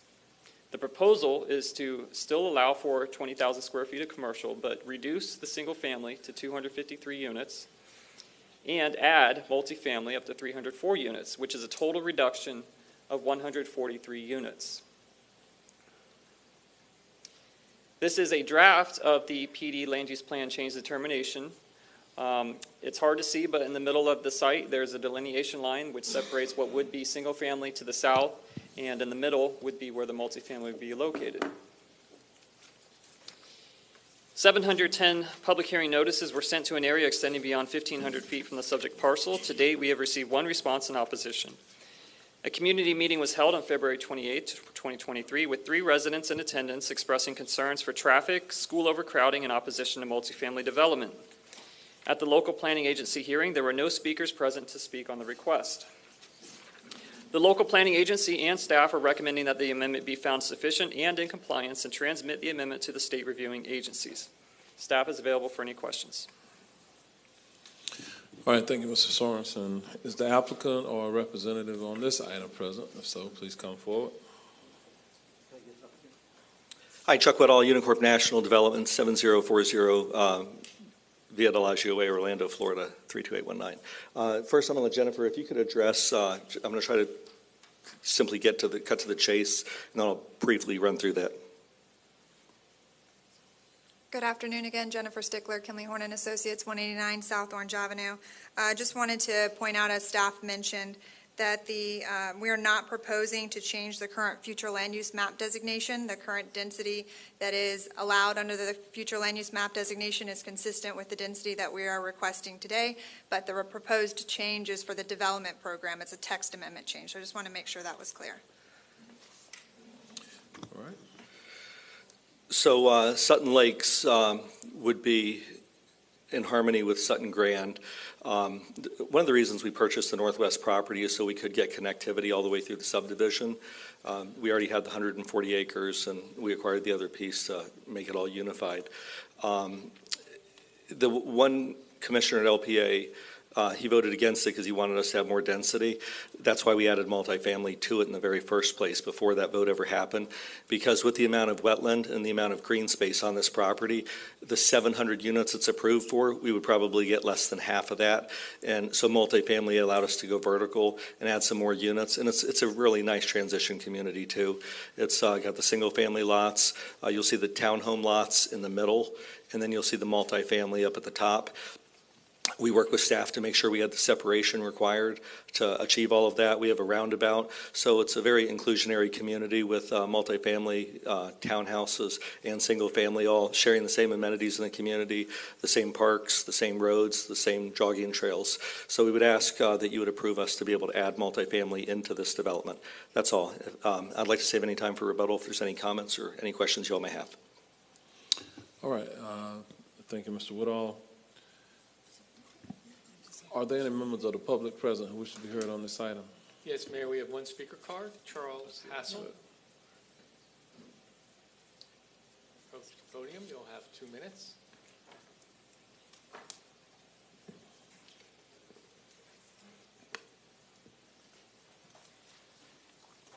Good morning, Mayor. Good morning. Good afternoon, Commissioners. Charles Hassel, Horizon West. Still same point, different area, but still next to Avalon. It's not going to be safe. I don't care how many people you put in or you don't put in. It is approved to have homes here. No issues with that. Only thing I would add, though, is just info. In Horizon West, the cheapest home is a townhome. It's not an apartment. Townhomes mortgages are about $200 or $300 cheaper than apartments. Apartments are like $2,200, $2,500. Townhome mortgage, just what you get, but it's $1,800, $2,000. So if you want to solve the housing crisis in Horizon West, townhomes is the way to go. That's all I got. Thank you. All right, Mr. Hassel, are there any other members of the public present who wish to be There are heard? no other speakers, Mayor. Okay. With that, Mr. Woodall, would you like to offer any rebuttal comments? The only thing I would say is that we're going to have lots of townhomes in here, along with apartments and single family. And not that I'm committing today, but I am still willing to sit down with Alberto and learn more about the attainable housing in Orange County, because that's close to my heart too. And we'd like to figure out how to make that work. We had a fruitful conversation where we talked about ways of maybe not raising taxes on certain units and reduced impact fees to be able to get to attainable housing. So we will continue to have that discussion, and we're interested in learning more about how we can, as a developer and community, be part of that. So anyhow, that's all I have. If you have any questions for me, I'm here. All right, Mr. Woodall, thank you. With that, I'm going to close the public hearing at this time, and we'll go to the district commissioner, and then if there are further questions or comments by members of the board, I'll open it up at that time. But I'll start with the district commissioner. Are there plans for a public park in the community?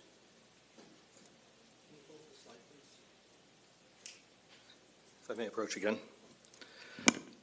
He's going to make this big for us.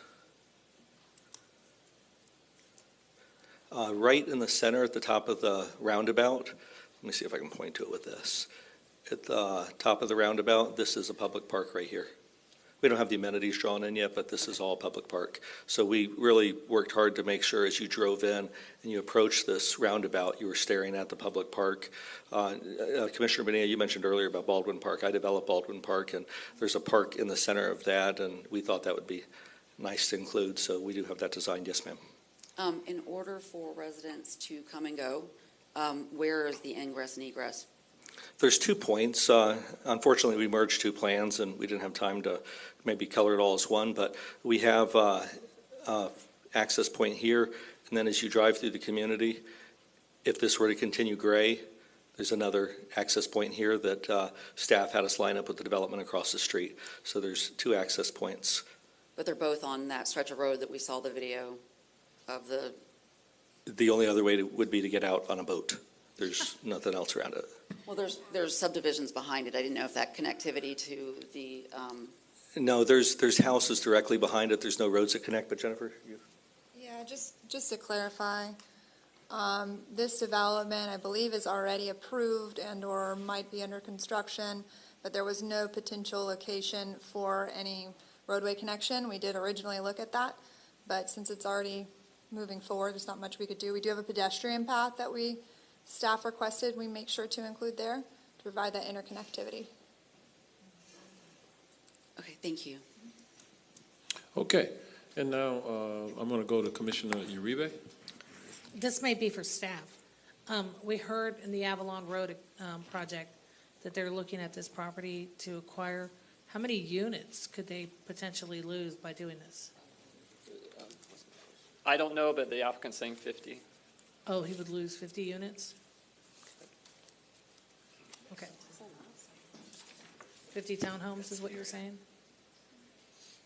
Yeah. Okay. All right, if there are no other questions or comments, it disappeared. Okay. Commissioner Bonilla. So I have a couple of questions. The first one with that road connectivity, I thought that staff was planning all of these along these roads to connect.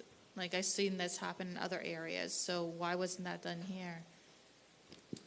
Commissioner, I will state that this is not in Horizon West, where we have stricter policies regarding interconnectivity. Certainly, that's an objective, but of the comprehensive plan more broadly, but we have the disadvantage of not having an SAP for this whole area. And then when you look at some of the, again, the adjacent developments and approvals that have already occurred, kind of precluded some of those opportunities. And certainly, you know, as this project comes in, I guess both of these requests are still at the comprehensive planning stage. Where there's opportunities to evaluate that through a specific rezoning application and/or either a DP or a subdivision plan, we're certainly happy to take a look at that. Okay, yeah, we definitely have to keep that top of mind because we don't want to end up with the embarrassment of the Avalon Park example. You know, everyone across the country uses Avalon Park as an example of non-connectivity. I don't know if you all knew that. Yeah. Okay, the other question is, well, with that Orange County retention pond, they're also losing stormwater area and units, so this whole plan is conceptual. This would all have to be changed, right? I believe. Yeah, Mr. Woodall, if you have the answer to that question, and Yeah, if so there's, if you look at the slide before, we already show a retention pond to service our development there. And what we talked about with Orange County is making a joint retention pond. So they would acquire the land that they needed in conjunction with ours and try to make it a feature with a fountain in it or something nice. But yes, we're still going to have to maintain our retention. And this lower left quadrant of the plan, in fact, will change if Orange County does need that retention. Okay. Okay, any staff response also on that? So I was just informed, the retention for the roadway has not been agreed upon nor designed yet. And also there could perhaps be the chance to do a joint use pond so that they could also use it for retention. Okay. And they don't know for sure that it would in fact affect 50 units. Okay, and my last question is about wetland preservation and impacts. So I'm not sure what these circles mean or these lines, but it looks like there's wetland impacts, and I'm wondering what was done to try to avoid these impacts. Is that a question for staff? Yeah, it's in the staff. Okay, staff, if you'll come forward, and Commissioner, kind of describe what you're saying, because they can't see what you're pointing at there. Yeah, so there's, on the top left there's wetlands, and there's like a line that goes through the houses, or the home property lots. So it looks like that wetland expands, but the home lots are over the wetlands. So that's one area, and just let me know if you could see what I'm talking about. So I see 1, 2, 3 areas of wetland impacts. So Commissioner, there is a conservation area impact permit that is in progress, and it is requesting to impact a total of 6.46 acres of Class 2 and Class 3 wetlands. Okay, and what was the alternative plan? Like, what was done to avoid these impacts? 'Cause, I mean, I'm looking at it, it looks like you can avoid these impacts, so. Commissioner, what you're seeing on the screen is a conceptual site plan. Yeah. That's not been formally reviewed and approved by staff. And again, as Mr. Sorensen mentioned, we have a request for the associated impact permit. It has not been completed, and we haven't gone through the full staff analysis and sort of the back and forth that you would typically see at. Okay, so again, it's like my statement before, that's just conceptual, so this isn't exactly what it's going to look like. And if that impact, those wetland impacts are denied, they're going to have to readjust this concept. The request before you today is for the comprehensive plan amendment, specifically 8.1.4, which is the policy that provides for the flexibility of the uses, specifically on the multifamily side. Okay, and we're not approving these wetland impacts? No. Okay. Just want to be clear on that. Okay, Commissioner Wilson. No, I think that's fair, and actually, while I've got the applicants team here, if we can get together after this to make sure that we talk about that in the coming days. I think you all had the dubious opportunity to listen to me and my concerns about the walkable, bikeable outside the gates there. So I know that, coming up with those finalized plans is going to be really critical. So work closely with us, okay? And we can make sure that that's something. All right, we have a motion and a second. All in favor say aye. Aye. Opposed, no. All right, motion passes and it is unanimous. All right, we'll move to the next item on our agenda, which is item H14 at this time. We'll open the public hearing on this item, and Mr. Sorensen, we're going to look to you to frame this item. All right, thank you, Mayor. This next item is H14 on today's agenda. This is a small-scale amendment for adoption. The request is to change the future land use from low-density residential to low-medium-density residential, and to change the zoning from R1A to R2 for a duplex on 0.27 acres. We are located in District 3. This is an aerial of the subject property showing it east of South Orange Blossom Trail and north of Holden Avenue. The future land use is currently low-density residential. Proposed future land use is low-medium density residential. The existing zoning is R1A, and the proposed zoning is R2. 686 public hearing notices were sent to an area extending beyond 2,000 feet from the subject parcel. To date, we have received 3 responses, of which 2 were in support and 1 was in opposition. A community meeting was held on December 8th, 2022, with 7 residents in attendance expressing concerns for access, precedent setting for more density in the area, traffic, and reliance on septic tanks for wastewater disposal. At the local planning agency hearing, there were 2 speakers present to speak on the request. 1 was in favor and the other was in opposition. The local planning agency and staff are recommending that the request be found consistent with the comprehensive plan and adopt the requested low-medium density residential future land use designation, approve the associated small-scale ordinance, and approve the R2 zoning. Additionally, in coordination with the applicant and the District 3 office, we have proposed restrictions presented today as shown on the screen, and staff is available for any questions. All right, thank you. And I see Ms. Yurko coming forward, so I assume she's going to be speaking or presenting on behalf of the applicant. You're recognized. Thank you. My name's Allison Yurko with Allison Yurko, PA. I'm just here to thank staff and the District Commissioner's Office for working with us. We've been at this for about a year now. I'm here with my client, Mr. Charles. We're agreeable to the conditions and here to answer any questions. Thank you. All right, thank you, Ms. Yurko. If you'll stand by. Are there members of the public present who wish to be heard on this item? I have no speaker cards, Mayor. All right. Then, Mr. Yurko, I presume you're waiving on any rebuttal comments. We're going to close the public hearing at this time and go to the District Commissioner, Commissioner Uribe, for a potential motion. Yeah, Mayor, I wanted to take a moment to thank staff and the applicant. We did work on this. Geez, I think it's been 3 years originally when he applied, and we had to deny his first one. At least I'm consistent. But he did work with the community, and I really appreciate the lack of access from Holden, making sure it looks nice, so it makes the community look good.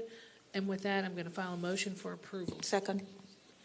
All right, we have a motion and a second.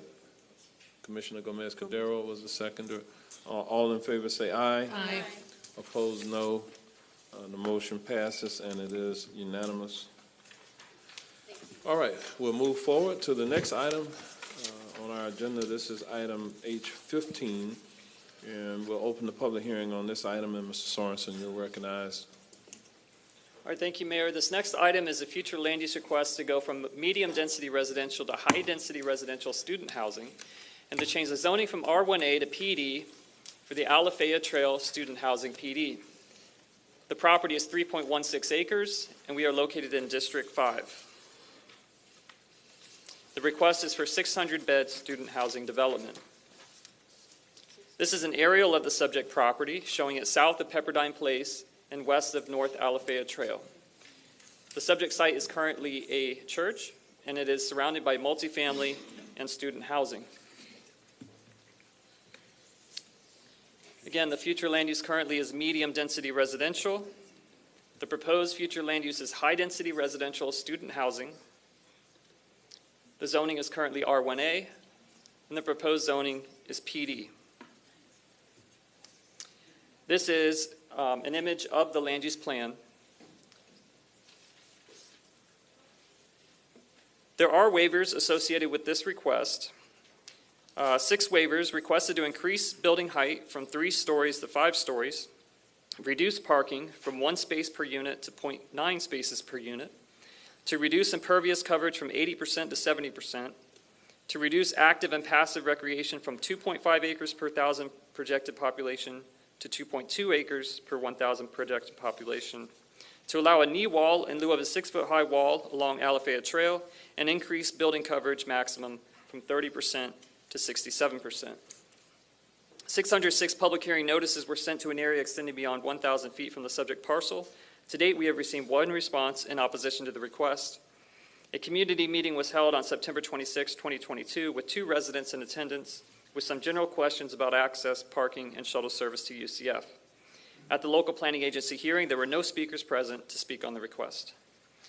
The local planning agency hearing and staff, the local planning agency and staff are recommending that the request be found consistent with the comprehensive plan and adopt the requested high-density residential student housing and approve the associated small-scale ordinance and approve the PD zoning, subject to 15 conditions.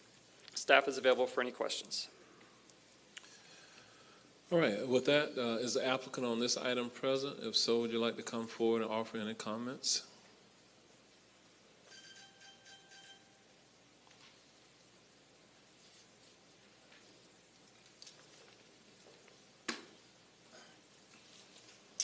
Good afternoon, Mayor, Commissioners. Tom Sullivan with the Gray Robinson Law Firm. Appreciate your time this afternoon.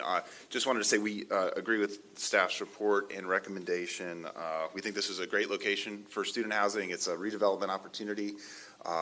It's an infill site, and it's very close, within a mile from UCF, so we're excited about it. I did want to add a couple points based on input I received from Commissioner Bonilla on 2 items, and I'll just read these into the record, and maybe they could be fashioned as conditions. The first is with regard to shuttle service. As I mentioned, the site is within a mile from UCF, and I confirmed with their transportation division that they'll be able to provide shuttle service to the site. So a UCF shuttle with transportation to UCF shall be provided to residents of the student housing complex. That's the first item. And then the second item with regard to security, the owner of the student housing complex shall provide a security service for known special events, including at annual move-in and football games. Additional security will be provided 24/7 through the leasing staff. Yeah, someone to be there, that way if something happens, that they could provide assistance to the students. Right. We're on the same page, Commissioner. So, Mr. Brinsell, I know that, I think it's condition 2 or 3 that would incorporate those items, or if you. Well, I'm sure this would just be added to the list of conditions at the end of the. Yeah, whatever your preference is on Just specific. what you read into the record. Yes, sir. Exactly what you read into the record. Yes. So let's see, let's make those conditions 15 and 16, and to make the existing 15 number 17. That works for us. Thank you. Do we need to repeat it for the clerk? Okay, so Mr. Sullivan, if you have something that you can provide to the clerk with what you read into the record, that would be sufficient. And stand by also, and if we can share that with the county attorney's office, just so they have it. And yes, ma'am. As we move forward with the public hearing at this time, I'm going to move to, are there any members of the public present who wish to be heard on this item at this time? We have no speaker cards, Mayor. Okay. And if there are no members of the public present who wish to be heard, we'll work through the technical, the mechanics of making certain that we get the correct verbiage. I'm going to close the public hearing at this time, and Commissioner Bonilla will let them, they seem to be working it out over there, so that we're clear on what is actually being added. We'll give them a few moments to do that. Do we have any other questions or comments and the interim by any other members of the board for the applicant or staff? Okay, I'm hearing none, I'm seeing none. Okay, do we have the language worked out? The clerk's office, you have that language that he read into the record? Yes. Okay, we're all We'll set. take it from what he read into the record. Okay, so if we understand in terms of, if we can put the action up, there was also, I guess, some conditions. Okay, so if you're ready, I can make the motion. Okay. All right, as long as everyone is understanding all of the conditions, I'm going to go to the district commissioner for a potential motion. Commissioner Bonilla, you recognize? Yes, I make a motion to approve the requested action with the two conditions. Second, Gomez. All right, we have a motion and a second. All in favor say aye. Aye. Opposed, no. Motion passes, and it is unanimous. Thank you. All right, thank you, Mr. Sullivan, for your presence. We're going to move forward then on our agenda this afternoon. We're going to move to item H16 at this time, and I'll open the public hearing on this item. And Mr. Sorensen, you're recognized to frame this item. All right, thank you, Mayor. This will be our last comprehensive plan amendment. This is a request to change the future land use designation from low-medium density residential to industrial and change the zoning from A2 and RT2 to I1, I5. This is a project that is located in District 3. It's 6.41 gross acres. The site is currently a landscape nursery, and they're coming in today to get legitimate approvals, which they have not received as of yet. The project is located south of Brentwood Drive and west of Narcoossee Road. Again, the future land use currently is low-medium density residential. The proposed future land use is industrial. The zoning is currently A2 and RT2. The proposed zoning is I1, I5 restricted. 124 public hearing notices were sent to an area extending beyond 1,000 feet from the subject parcel. To date, we have received 11 feedback forms in support and none in opposition. A community meeting was held on February 9th, 2023, with 5 residents in attendance with general support of the project, but with some concern and questions regarding the proposed activity behind the residential lots. At the local planning agency hearing, there were no speakers present to speak on the request. The local planning agency and staff are recommending that the request be found consistent with the comprehensive plan and adopt the requested industrial future land use designation, approve the associated small-scale ordinance, and approve the I-1, I-5 restricted zoning subject to 4 restrictions plus 1 additional restriction, number 5, which provides for a cumulative maximum of 8,000 square feet for all buildings, but not including shade structures. Staff is available for any questions. All right, if the applicant or representative of the applicant is present and would like to come forward to offer any comments, now would be the time. Thank you. Good afternoon, Mayor. Afternoon. Members. Jason Searle, 301 East Robinson Street, Orlando, with the Gray Robinson Law Firm. Want to thank Jason Sorensen and staff, everyone that we've worked on. We are so pleased to be here before you today. It's a long time coming, and we very much appreciate all that has happened through the process to bring us to this point.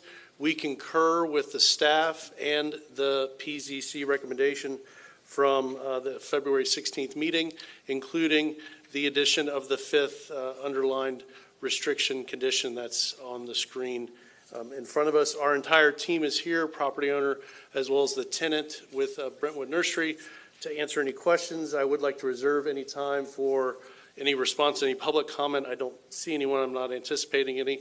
I appreciate your consideration. We'd be happy to answer any questions. Thank you. All right, thank you, Mr. Sorrell. Do we have members of the public present who wish to be heard on this item? There are no speakers for this item, Mayor. All right, then I'll close the public hearing at this time, and we'll go to the district commissioner for a potential motion. Thank you, Mayor. Mayor, I want to thank the staff, also my representative on the P&Z, as he worked diligently. I was conflicted on this 2 ways. One, comp plan says it's going to be housing in the future, yet there's been a reputable nursery that's been run out of this location for many, many years. A good businessman, a lot of support for him. So I want to thank the applicant and the owners for getting us somewhere that I felt comfortable with, I think staff felt comfortable with, and the attorney, which is to allow this nursery to continue to thrive as a small business, to allow him the need of structures to help his business grow and be better, but at the same time, protect the community in the back where there is housing. And including the cleanup of the buffer area, which we had today, Commissioner Wilson and Commissioner Bonilla will appreciate this, where you can't develop it, it's a conservation area that's filthy. And the tenant has agreed to clean it. So that gets us somewhere better. I also want to make a note, this actually came to light through code enforcement, and there is a hefty code enforcement running tally, I think in the hundreds, over $300,000, and maybe $400,000 by now. And we really need $500,000. Okay, we really, I want to really impress on the record here that code enforcement work on this, because it has gotten delayed and that tally has gone up and up because we've been working through this, because we had a community meeting and because we did everything the right way.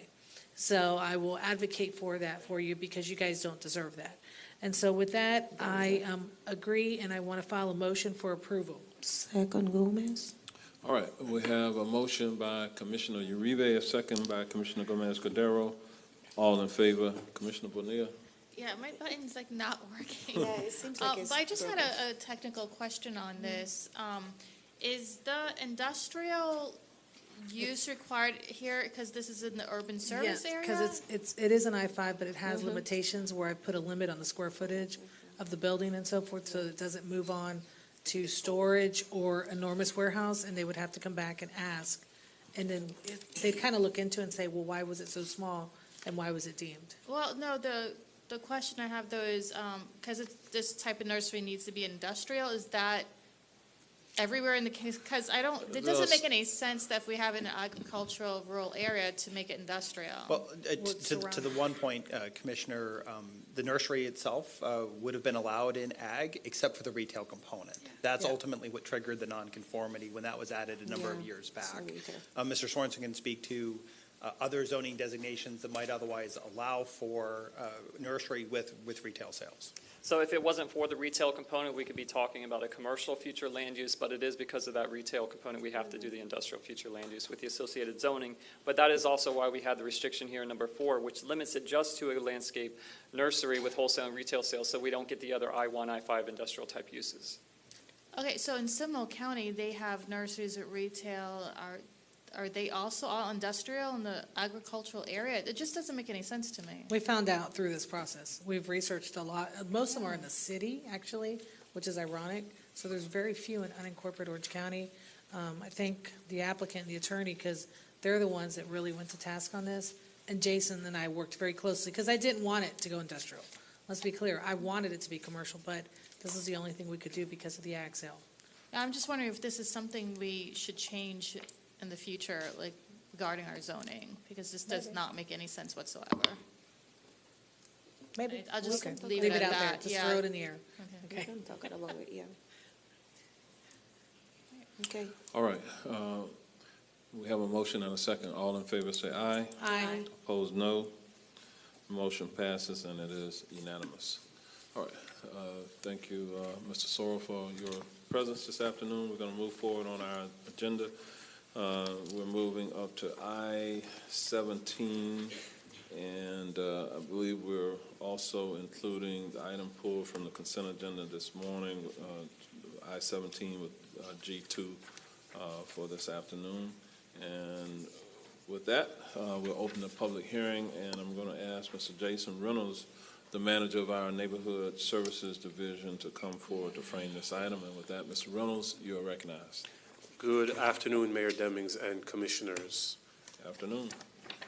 This afternoon, I'm very happy to speak to you about the Consumer Protection Ordinance. This has been 18 months in the working and culminating in this public hearing. This is the outline for today. We'll discuss background, then discuss the Consumer Protection Office, discuss the revisions to the ordinance, summarize the presentation, and then we have 2 requested actions this afternoon.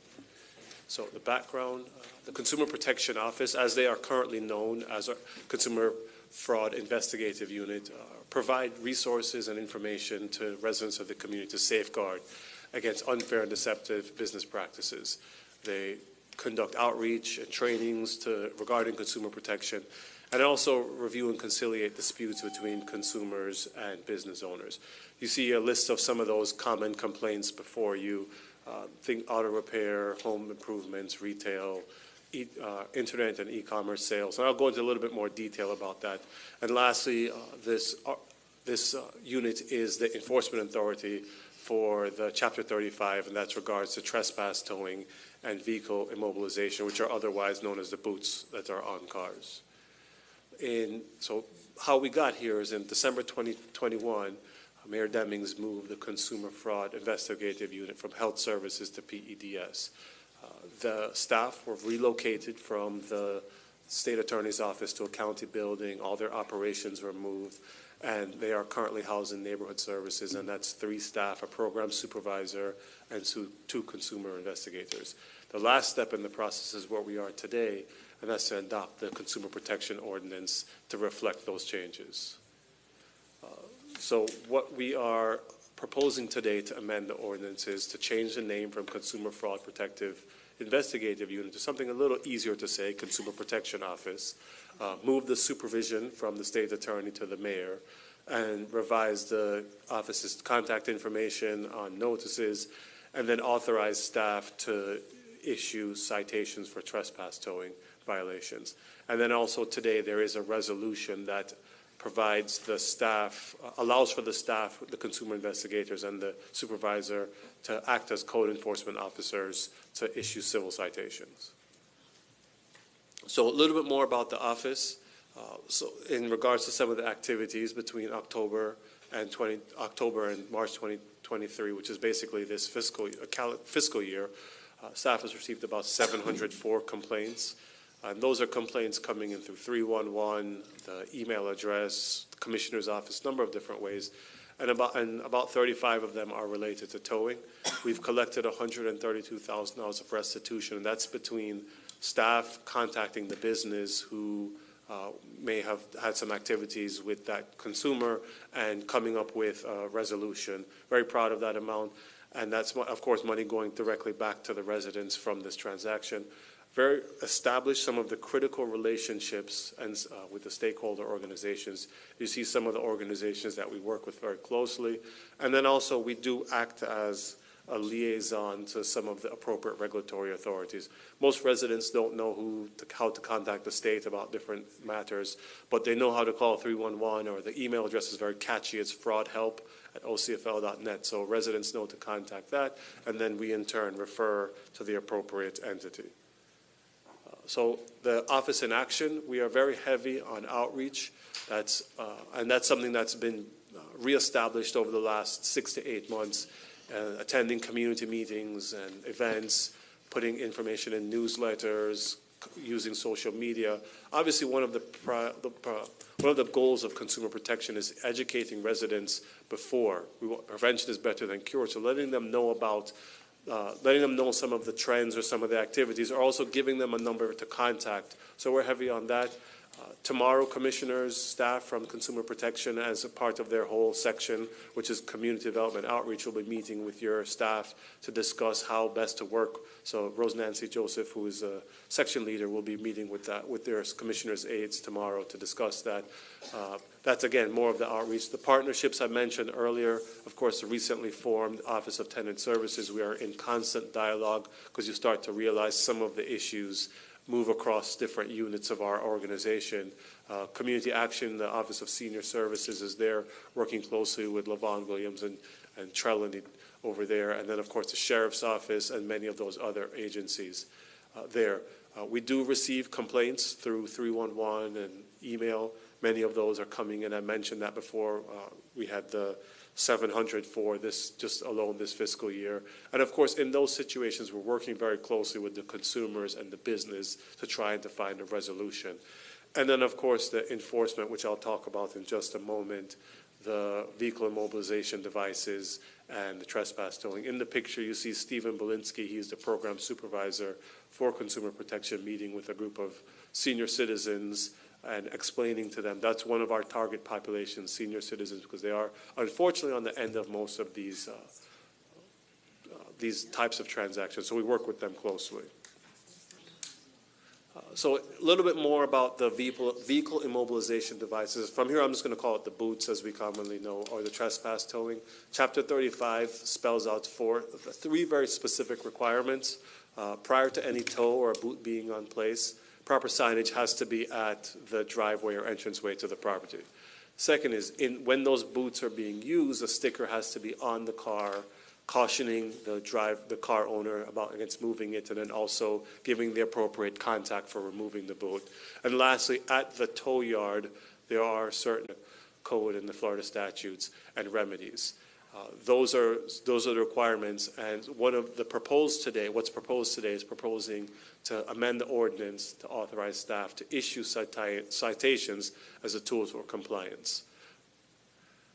So just very briefly reviewing how the ordinance would, some of the powers and duties just included the part about trainings and outreach and educating, and then moving the operations from the state's attorney to Orange County under the mayor.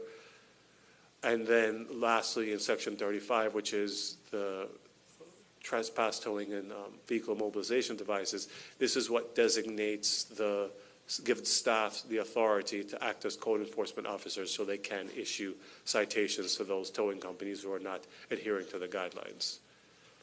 So in summary, the Consumer Protection Office, what we do is we're focused on, really just working with residents to safeguard against unfair and deceptive practices. We conduct trainings and outreach. We work with businesses and residents to find resolutions to their disputes. We are the enforcement authority for Chapter 35, trespass towing and vehicle immobilization. And then, of course, in action, we are focused on outreach, partnerships, responding to complaints, and enforcement.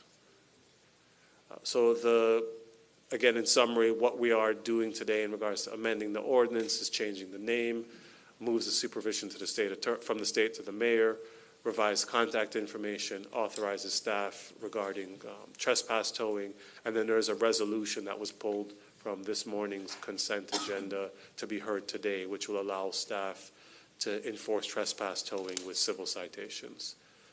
Before you are the two requested actions. One is for the public hearing, is approval and execution, and of the consumer protection, and providing for modifications to the enforcement. And really, again, that's going over, I mentioned it before, what we're doing with changing the name, some of the duties, and then enforcement. And then the second is the approval of the consent agenda item, which was pulled off, which is the execution of the resolution, which will give staff the ability to act as code enforcement officers to issue citations regarding trespass towing and vehicle immobilization devices. That concludes my presentation. I'm available for questions, and I have a team of other folks who can address questions if needed. Okay, thank you, Mr. Reynolds.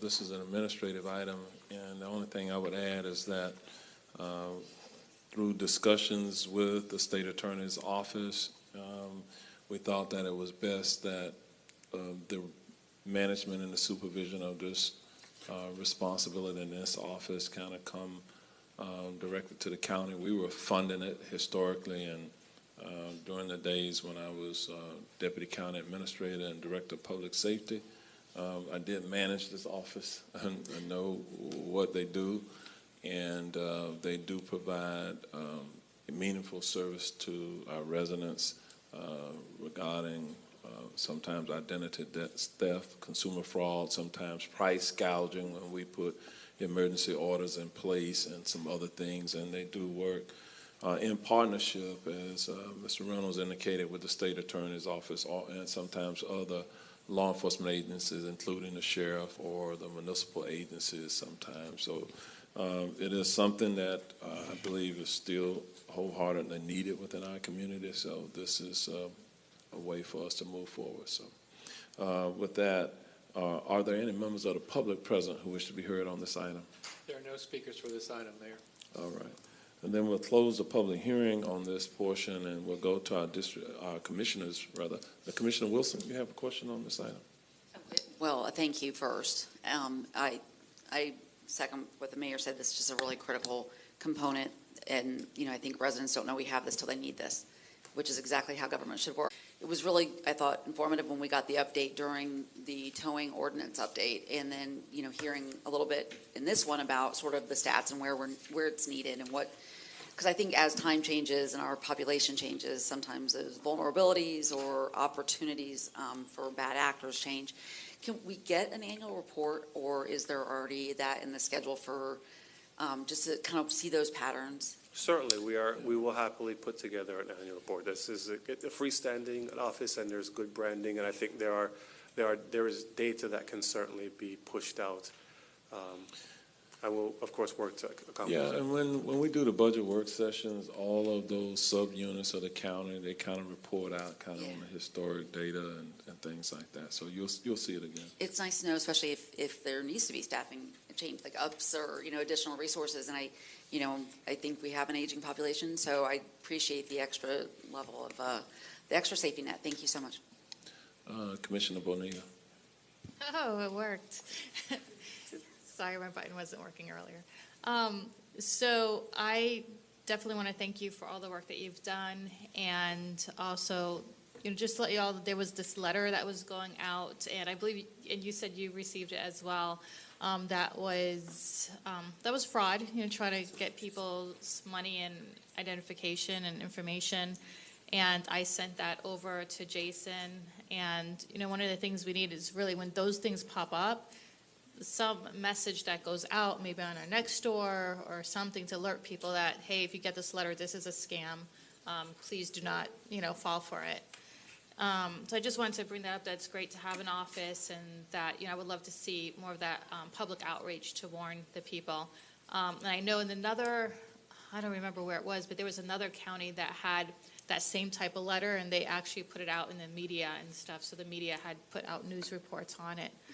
And another thing is, I was at this parking garage at a plaza, and they had the tow sign, but they didn't have the required information on their sign. It was a pretty sign. It was all branded with their organization, but they had nothing that was required by law on it. So that would be an example. Assuming it's in the county, that would be an example. And honestly, some of these businesses don't know. So that's when the education component comes in, and hopefully they comply, so we don't need to get to the citation. But yes, that's a perfect example, is making sure that signage for towing, it clearly lets the person who's using that parking lot know where their car is towed and how to get in contact with the parking lot. Thank you. Commissioner Gomez-Cordero. Thank you, Jason. I have two questions. Will the information numbers to call and so be the same? 311, yes. Okay. All the calls come through 311. Okay. The other question, how will be the process for education and so to the community? Well, I would say some of that is already ongoing. That's going out to community meetings, community events, using newsletters. At tomorrow, when Steve Belinsky and Rosemary don't ever stop outreach. That's an ongoing, ever-evolving tool that we use. Okay, thank you. Commissioner Uribe. Jason, I was just trying to get a point of clarity. Didn't we say, because there was a budget that we get to the state attorney's office, which we're now no longer going to fund that because it's internal? Correct. So they were at the state attorney's office, but Orange County has always funded the operation. Were they our employees or were they their employees? They were ours. They were ours there, so they're now going to be on our premises in a sense? Yes. Okay. Yes. And is there adequate funding to fund the office and all your needs and the outreach? Yes. Because there is. Yes, and if that changes, we'll make the appropriate request. But as of today, we are doing just fine. Okay. Sounds good. That was. All right. If no other questions, I'm going to move the motion for approval of the requested action. Second, Wilson. All right. We have a motion and a second. All in favor, say aye. Aye. Opposed, no. The motion passes, and it is unanimous. All right, thank you. All right, we'll move to the next item on our agenda.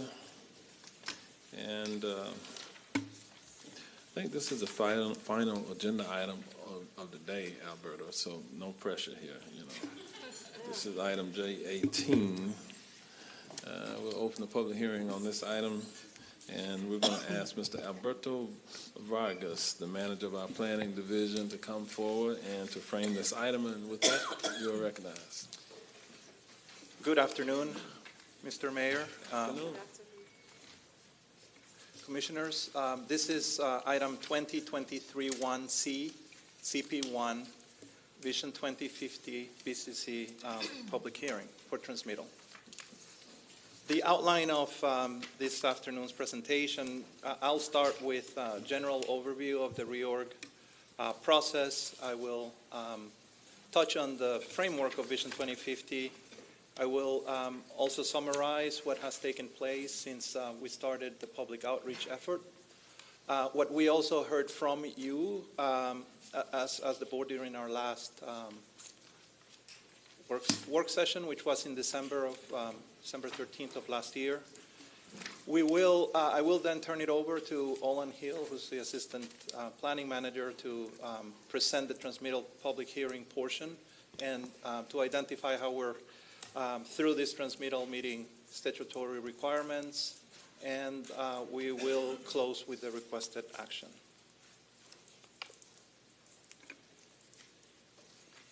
Mr. Mayor and Commissioners, we heard this afternoon about predictability and some of the elements that are part of our environment that are not changing, and some that are changing. When we look at this graph right here, we understand that today's population is approximately 1.5 million people. What's not changing is that the growth is happening. And we will be growing approximately 48% between 2020 to 2050, just to get us close to approximately 700,000 additional residents for a total of 2.1 million people countywide. With some variances, could go higher for any type of natural disaster conditions or other unpredictable growth patterns. But that's a reality that we're not changing. We're growing, and we will continue to do so. Vision 2050 statement came about with the help of quite a bit of input, not only from the different advisory boards, from you as the Board of County Commissioners, as well as the residents during the engagement process. It summarizes as following. We recognize that Orange County's diversity of people and places in planning for our future to ensure that growth and development occurs in a resilient, sustainable, equitable, and inclusive manner that will preserve the natural resources, established neighborhoods, and create vibrant communities that are attractive to residents, businesses, and visitors alike. So this is the vision statement that is part of our ongoing organizational structure here as we continue to plan for the future. Vision 2050 takes the existing comprehensive plan, which was originally adopted, as you know, in 1991, and combines it with an implementation structure, which is an update to our 66-year-old land development code, adopted originally back in 1957, and turns it, both of those, in a formula to organize our vision of places with a very strong focus on the context diversity of the county, and therefore plan with context sensitivity in mind for the creation of places, and no longer accepting and reviewing projects as individual land uses, as the organizing structure of Vision 2050 begins to combine those uses in areas that are suitable to do so. And the approach that Vision 2050 takes, it's extremely diverse, as identified on the screen. We are taking a very strong focus on the preservation of the natural resources, as is shown on the left-hand side of the transect here. We understand the need to keep the rural character and lifestyle, and we're paying close attention to the message that we continue to get from the residents in that area. Preservation of suburban environment, and then the creation of new compact vertically integrated, mixed use and mixed income type of communities, again, in areas that make sense. That's only accomplished by the implementation of a code that correlates to that vision. And the Transect zone here is representative of those particular districts that are correlated to the way the planning policies are organized in the comprehensive plan. This is our current comprehensive plan, 20 different isolated, if you would, elements within the comprehensive plan. The ones highlighted are the required elements by the state of Florida.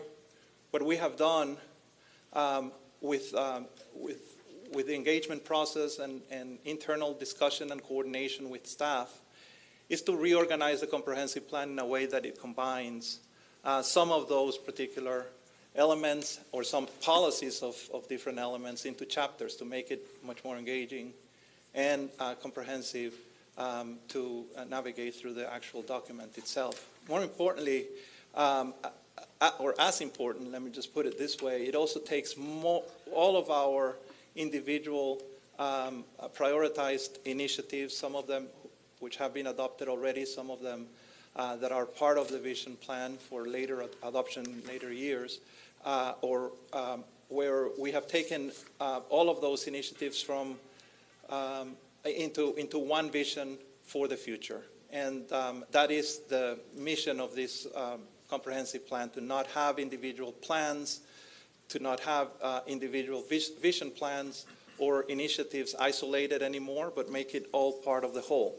And that's the way a vision document or a comprehensive plan should work, not have different references throughout. The comp plan framework, you're very familiar with this. We have been presenting this for quite some time now. There are 3 different scales of the planning approach from market areas, which are the macro scale elements of the planning process. It helps organize the comprehensive plan, and it helps organize also the way that some of the policies are in the comprehensive plan draft today as Vision 2050. The sectors themselves, we look at them as the visioning of the map, helps us correlate. The next and last scale of the planning process, which are the place types or future land uses. These are the market areas as identified. There are 6 of them in the structure of that particular level of scale.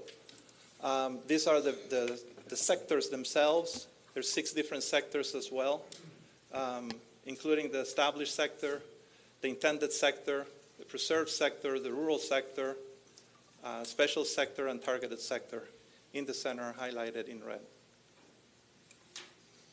We also have, as part of the framework itself, some specific strategies to begin to allude to the predictability part of the comprehensive plan.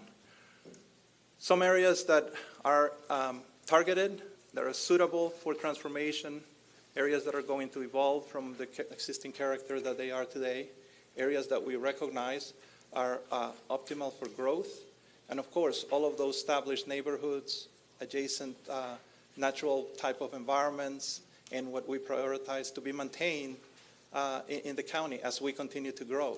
So those are hard decisions that we're collectively making to be careful about how we identify and apply those particular planning strategies.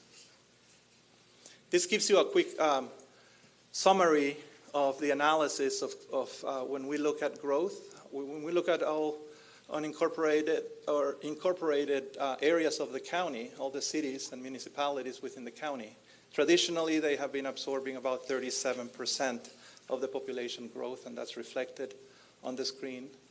The other sectors that are highlighted here, the established, the intended, the targeted, and the rural sector, in the current framework at the draft level, are intended to absorb the amount of population identified on the screen. I'll just like to highlight for discussion purposes today the targeted sector, 304,000 people, which represents about 44% of that 700,000 population growth. That takes us as close as possible to that projected 700,000 additional residents that we expect to be part of Orange County by 2050. These are the place types. This is the new future land use map. It's been adjusted and refined as we continue to transmit this particular update to and reorganization of the comprehensive plan. We intend to continue to review these and make asserted, suggested, and directed changes that as we continue with our public outreach and public engagement effort between transmittal and adoption. Basically, these are a representation of all the conventional land uses and the combination of the new future land uses that, again, combine some of what we understand today to be more of the traditional land uses or conventional land uses into the combination of specific places to be asserting the outcome to be in the rural, in the suburban, and in the urban environment as we continue to grow in the county. This is the criteria that we used to define those future land uses. We have centers that, again, consistent to the diversity of the county, they go from the very urban-like type of centers to more rural-like type of centers. We also have neighborhoods, and they also transverse the diversity of the county in terms of how those particular corridors now that connect those urban centers to other urban centers, those employment centers, can begin to be designed in different levels of completeness where they become very urban in nature, in areas that are supposed to be responsible for controlling a specific level of service, to begin to introduce alternative modes of transportation, to civilize, if you would, how cars are going to transverse those inside neighborhood centers into the main street corridors. And of course, there's always going to be suburban corridors where we have those type of thoroughfares that are going to have buildings that are set back from the edge of property lines, and they're going to have parking in front. So that's still intended to stay pretty much in those suburban areas. It is important to note that corridors have not been a land use in the past in Orange County. And neighborhoods, that is the last third criteria here, where we have traditional neighborhoods, suburban mixed neighborhoods, suburban neighborhoods, and rural neighborhoods. So in summary, these are all the different place typologies, or the new ones, that are part of Vision 2050 as presented on this particular slide right here. When you look at Chapter 1 of the document, you would identify the fact that the introduction of the framework is at the very beginning of the document, and then we go into the land uses, and it begins to complement not only a correlation table that helps us navigate through the framework of the county, what can happen within the urban service area, what type of specific sectors would be correlated outside the urban service area, as well as the correlating transect zones, the zoning districts within each one of those particular sectors of the county. This is a representation of how now we're moving away from actual tables that define those particular land uses, and this just begins to represent some of the land uses that are still conventional, that are still part of the draft of the comprehensive plan, and that begin to not only identify the character of those particular places in a descriptive mode, but in a visual mode that correlates also with the zoning districts that will implement or preserve or maintain some of the character of those areas.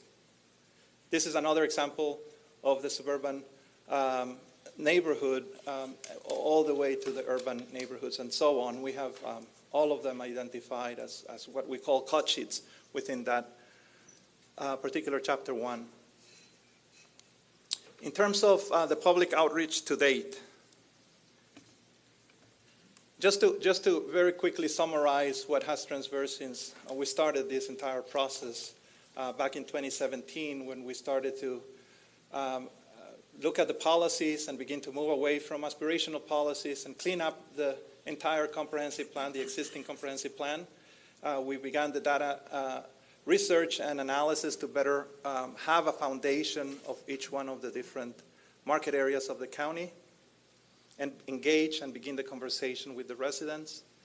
Interdivisional coordination, quite a bit of that has taken place since the beginning of this effort. So that took place between January 2017 to May of 2020. Between September of 2020 to July of 2021, quite a bit of public outreach began to take place during that time frame.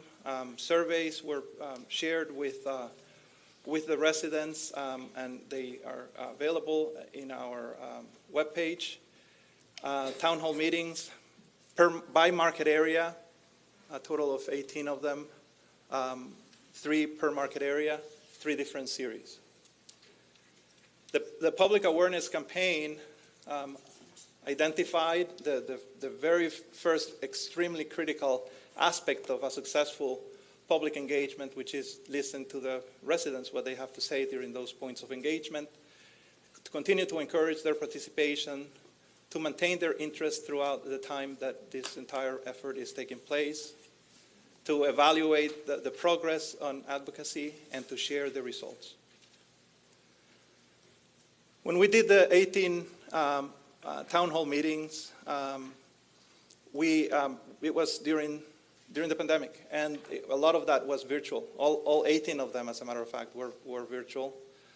We had approximately 720 plus or minus participants. It was a county-wide effort of all 6 different market areas, and we heard some very specific topics of interest and discussions. They included population growth and land consumption, housing affordability and social equity, transportation and mobility, climate and energy, environmental protection, wastewater supply, with very acute interest in the protection of rural settlements to make sure that the actual character of those would not change as part of this framework update of the comprehensive plan. We heard encourage mixed use and walkable communities, the balance between population growth and development, the enhancement of transit, its accessibility and connectivity throughout the county, and of course the one that comes back to us in a very high level of tone, which is the preservation of the natural resources and lands. We did also, during that time frame, we did social media campaigns. We did about just over 100 postings. We received over 1.5 million impressions during that social media. We did an email campaign, countywide, initiated e-blast, about 9 of them or so. Total citizens or residents that were reached, over 130,000 residents reached.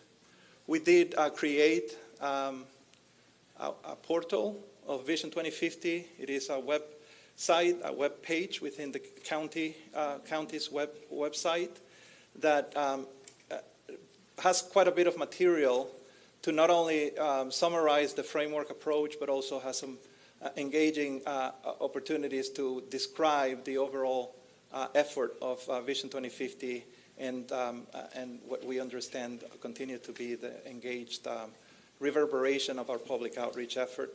We also engaged the media to help us distribute the information and opportunities to continue to engage. As a matter of fact, a lot of this came with your recommendation, commissioners, and we took you on. I mean, we really felt that this was an opportunity for us to think outside the box, and one of the outside the box approach towards continuing engagement with the residents was to really collaborate with one of the billboard companies and help us identify strategic location of billboards that about 13 of them altogether within the county that kind of straddled the boundaries of the specific districts. That's the exact location of some of the ones that were And this is the message that they displayed.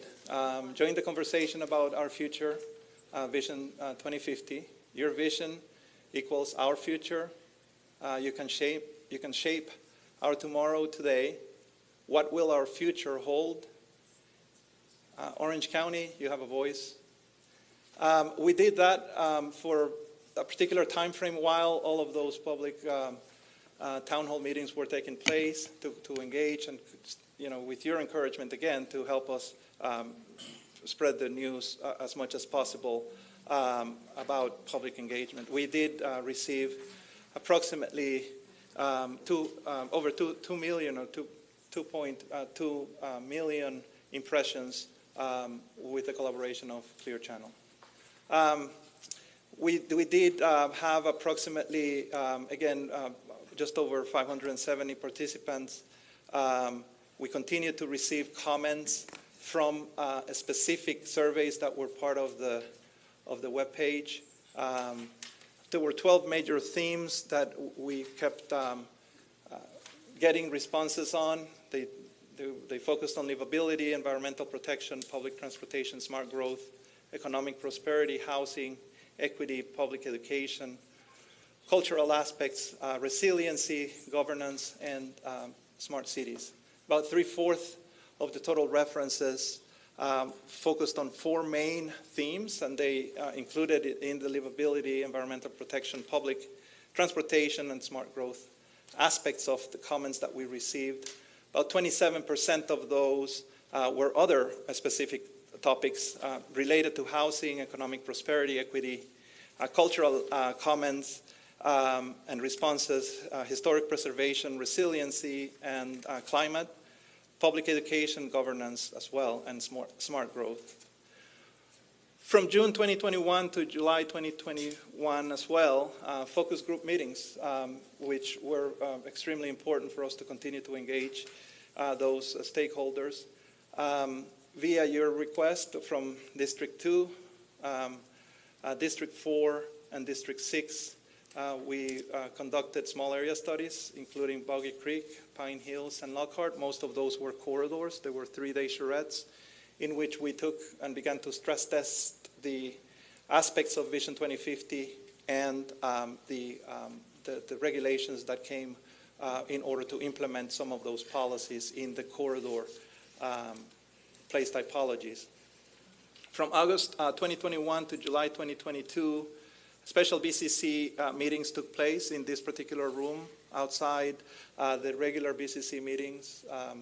We met with you, went over the approach 3 different times during the year. We also continue to meet with advisory board members to continue to hear their input and observation. I just would like to take a minute here, Mayor and Commissioners, to highlight the level of divisional coordination that has taken place, and I just individually identified each one.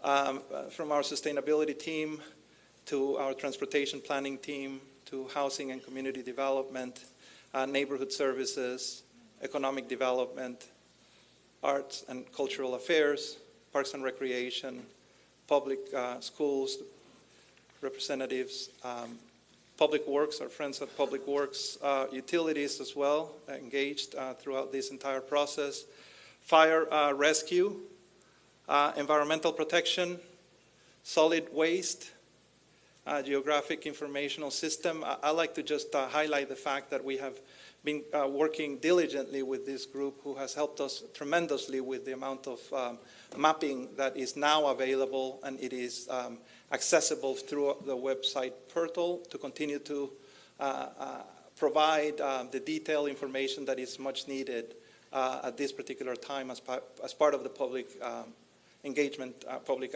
outreach, and public awareness effort. Legal, and last, planning. So you can see the amount of collaboration and coordination that has taken place from all the different departments and divisions who are the stewards of the different chapters of the comprehensive plan. We continued with, again, your engagement throughout the process, and then quite a bit of focus group and public outreach efforts, which between May 2022 and October 2023, We met and presented several times to the Greater Orlando Builders Association, to the Heart of Florida United Way, at a state conference and community partner meetings. We also met with the Associated Builders and Contractors of Central Florida, with the American Planning Association in the Florida Conference, with the American Institute of Architects. We did also meet with the Congress of New Urbanism and presented to them in a state conference as a panel discussion.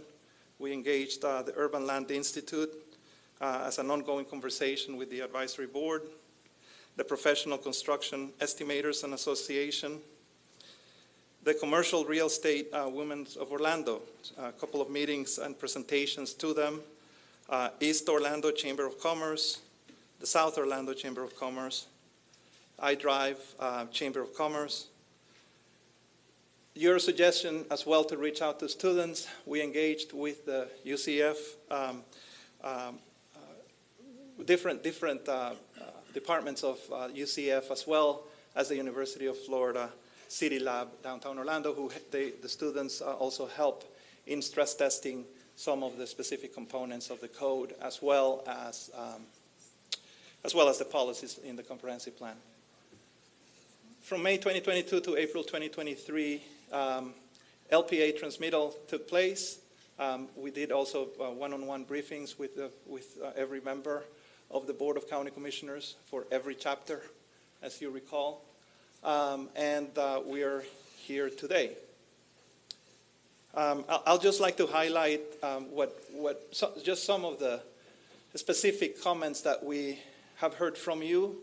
But before I do that, I think it's important for us to look at the actual web page and identify a process that begins to be very engaging, if you would, to continue to just disperse the information and the general intent of what Vision 2050 as a reorganization of the comprehensive plan intends to do countywide.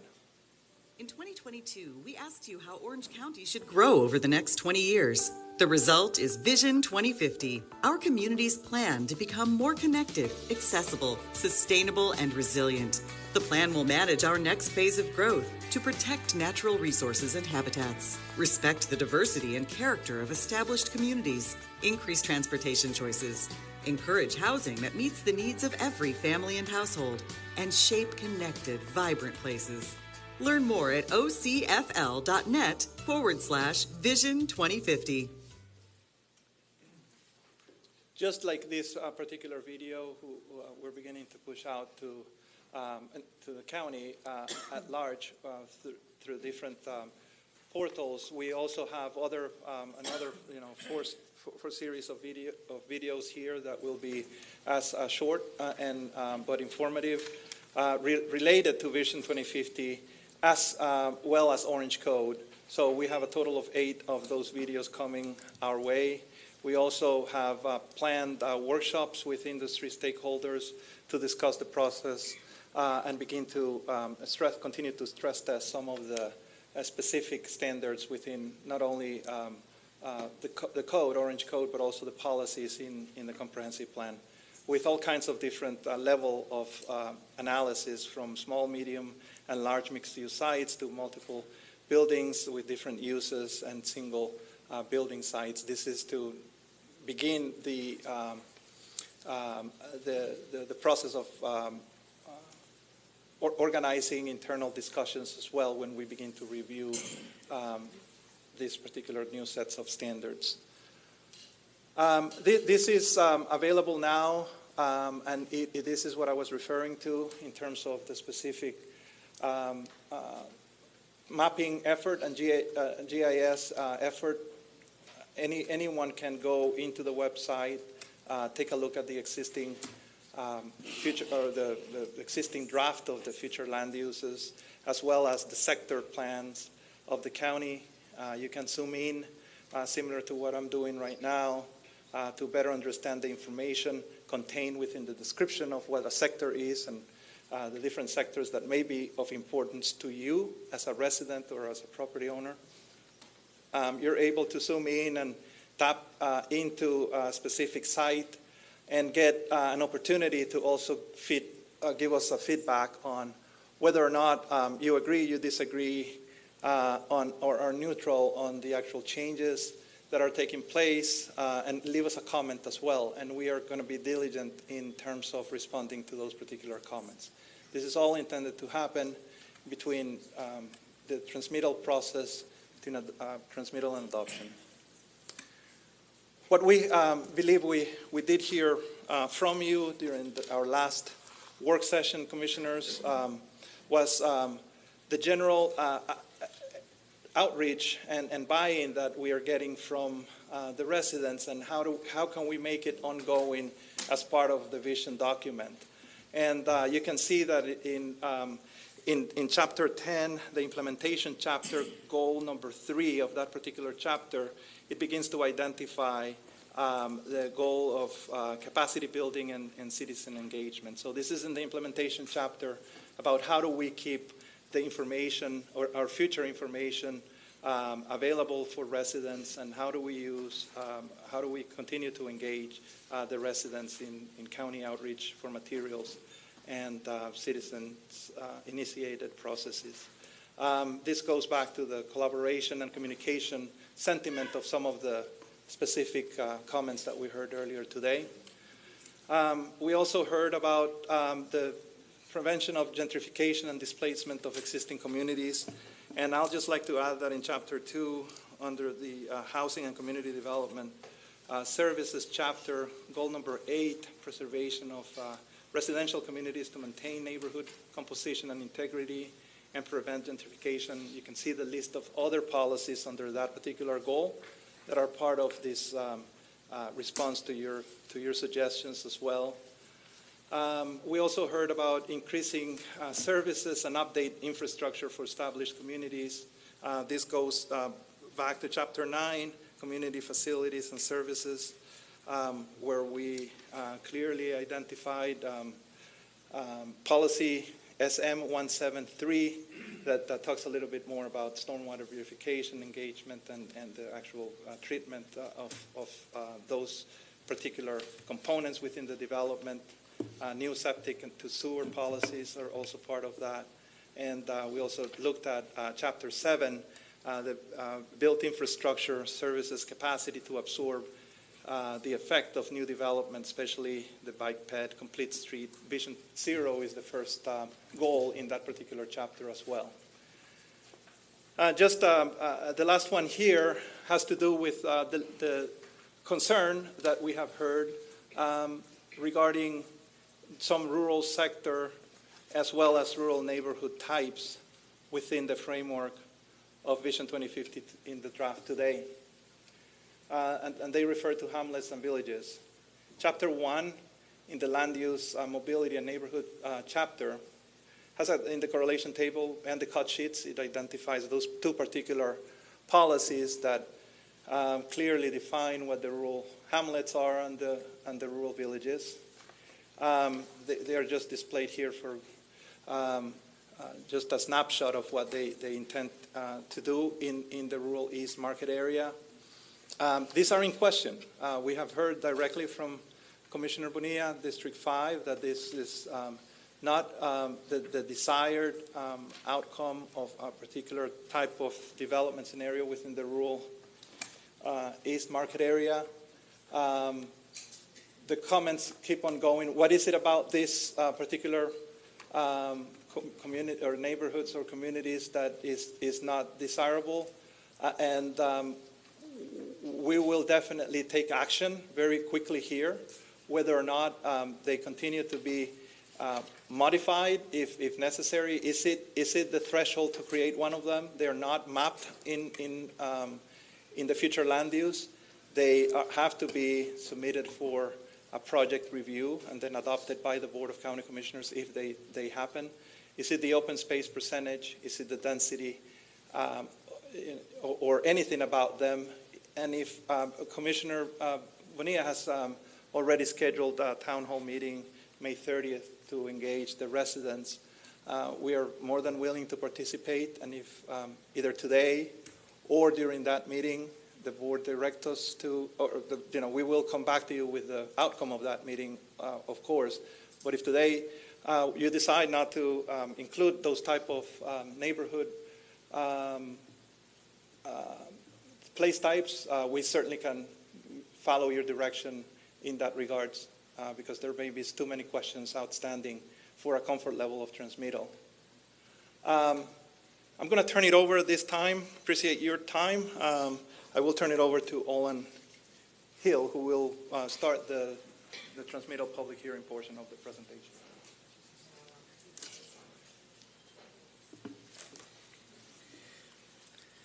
Good afternoon, Mayor Demings and Commissioners. Olin Hill, again, the Assistant Manager in the Orange County Planning Division. It's great to be with you this afternoon for my small part of this presentation. My purpose is to basically just walk you through the amendment description from a technical standpoint, and then discuss with you some proposed changes we're recommending that you include in your action today. What you see on the screen now is just a description of the amendment. This is actually taken directly from the newspaper ad that was published in the Orlando Sentinel, and it basically describes that this is an amendment to update the Orange County Comprehensive Plan, currently called Destination 2030, with the planning horizon of 2030, which is only 7 years away, and renaming it to Vision 2050. It also goes on to say that it includes the new 10 chapters that are proposed and the various maps that are associated with Vision 2050 document. In terms of the process, Alberto went through this earlier, so I won't spend a lot of time on it, but obviously we had our first public hearing on Vision 2050 last month with the Planning and Zoning Commission, our local planning agency. Obviously, our engagement with that board and you as a board went well beyond that. Again, years from now, years in prior years. But here we are at the transmittal hearing for the board. Should the board today decide to transmit Vision 2050, the Department of Economic Opportunity in Tallahassee has about 3 months to review it. It's not just them, it's also other reviewing agencies across the state and in the region. We'll get that comment back, and then we can and then get together and figure out what, if any, comments were received and how to address them prior to adoption. The adoption hearings that are scheduled on your screen today are very tentative. We recognize that if we get the comments back from DEO, we have roughly 180 days to schedule adoption public hearings, and so that's why these dates are there. We've also recognized, and John Weiss has been very clear, that if Vision 2050 and Orange Code, which is a required component of that, is not ready, then these hearing dates that you see on the screen are not realistic. We'll push those back if necessary. In terms of just a quick history lesson on growth management in the state of Florida, the first meaningful legislation in the state came in 1985, and this legislation required that every local government in Florida was required to adopt, maintain, and implement a comprehensive plan. The criteria for that is set forth in Florida State Statutes, Chapter 163, and it also outlined that the state must approve every local comprehensive plan amendment and comp plan amendment to ensure compliance with state statutes. That legislation was changed pretty significantly in 2011 with the Community Planning Act of 2011. It eliminated some of the state requirements for local comprehensive plans, but it also delegated more authority to local municipalities and jurisdictions on land use and planning matters. Orange County's comprehensive plan was originally adopted in its formal sense in 1991. This was 6 years after the Growth Management Act of 1985, so we had a little time to put it together, but that was our first initial plan in 1991. It's been updated routinely over the years, not only through privately initiated comp plan amendments, but also staff-initiated amendments. Our last major update to the comprehensive plan was in 2009, and that's when the comp plan was renamed to Destination 2030. Again, even the plan today that we amended in 2009 is heavily based on the development framework, the archaic development framework that was established in 1991. The goals of the comprehensive plan update before you today, Vision 2050, and again, I'll just read through some of these. You've heard these before throughout the last few years. It's a streamlined document. We intended to make it more user-friendly. We've eliminated outdated or ineffective policies. We recognize that the goals need to be addressed comprehensively across divisions. This is not just a planning division document. It's a living and breathing document that all of the departments and divisions in the county are part of. And then lastly, we've incorporated strategies for sustainability and resilience. This is a new component to Vision 2050, makes it very different than our current comp plan. I'm not going to read all of these, but I will focus on that last bullet, which I think is important.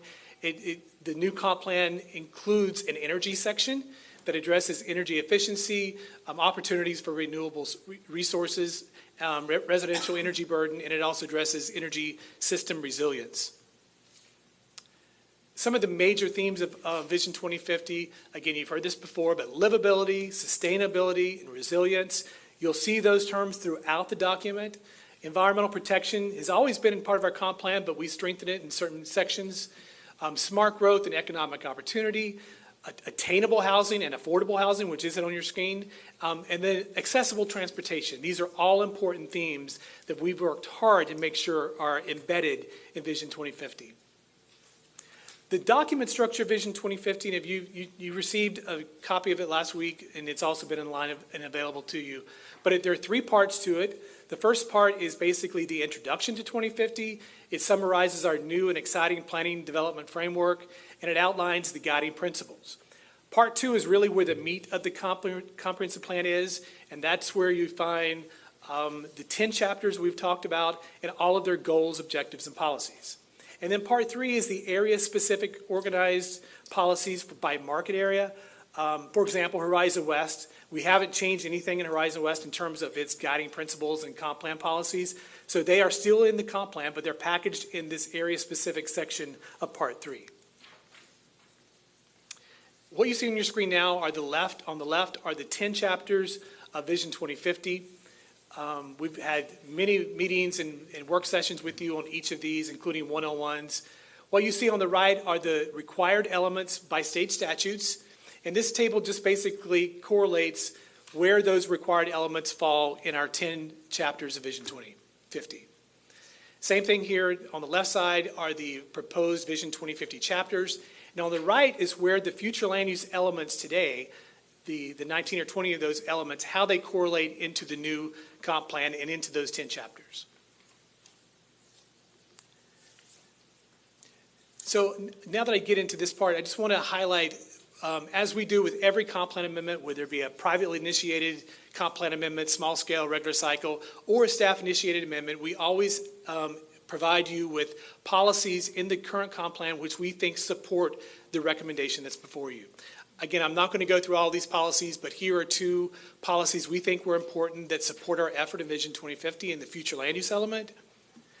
And here's three more that we pulled out. I'll just highlight number 3 there, goal T1 in the transportation element, which encourages Orange County to have a safe and accessible, convenient, efficient, and financially feasible multimodal transportation system, which minimizes environmental impacts. I mean, who could argue against that? But those are the kind of policies we pulled from our existing comp plan to support our new effort.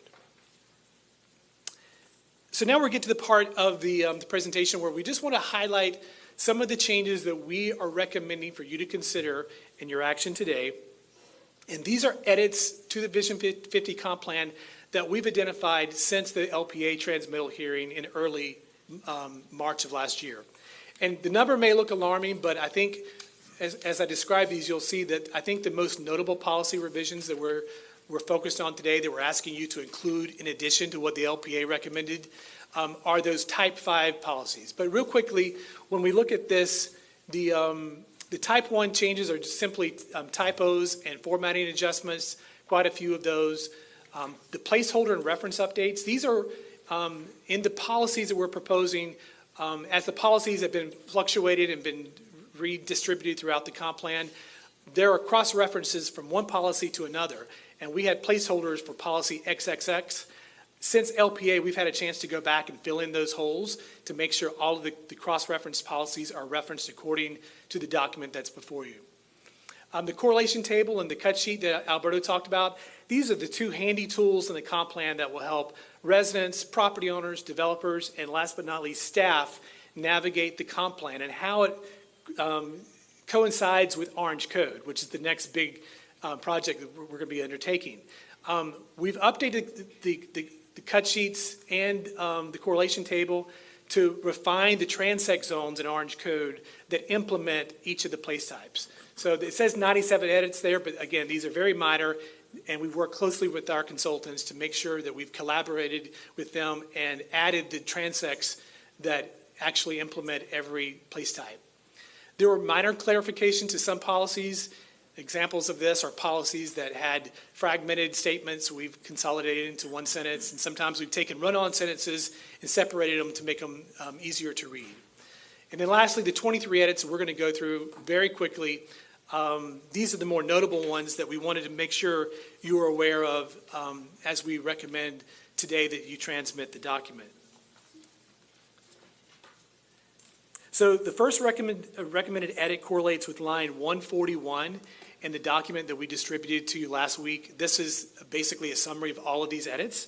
But on 141 in your handout, and this policy affects this recommended change affects policy LMN 412, which speaks to the importance of clustering of residential units in the rural service area to protect environmental features. That policy already exists to some extent, but we are adding language or recommending language that would also clarify that when you're talking about clustering of units in the rural service area, we're only talking about rural settlements and those proposed rural clusters, rural hamlets, and rural villages that Alberta talked about earlier.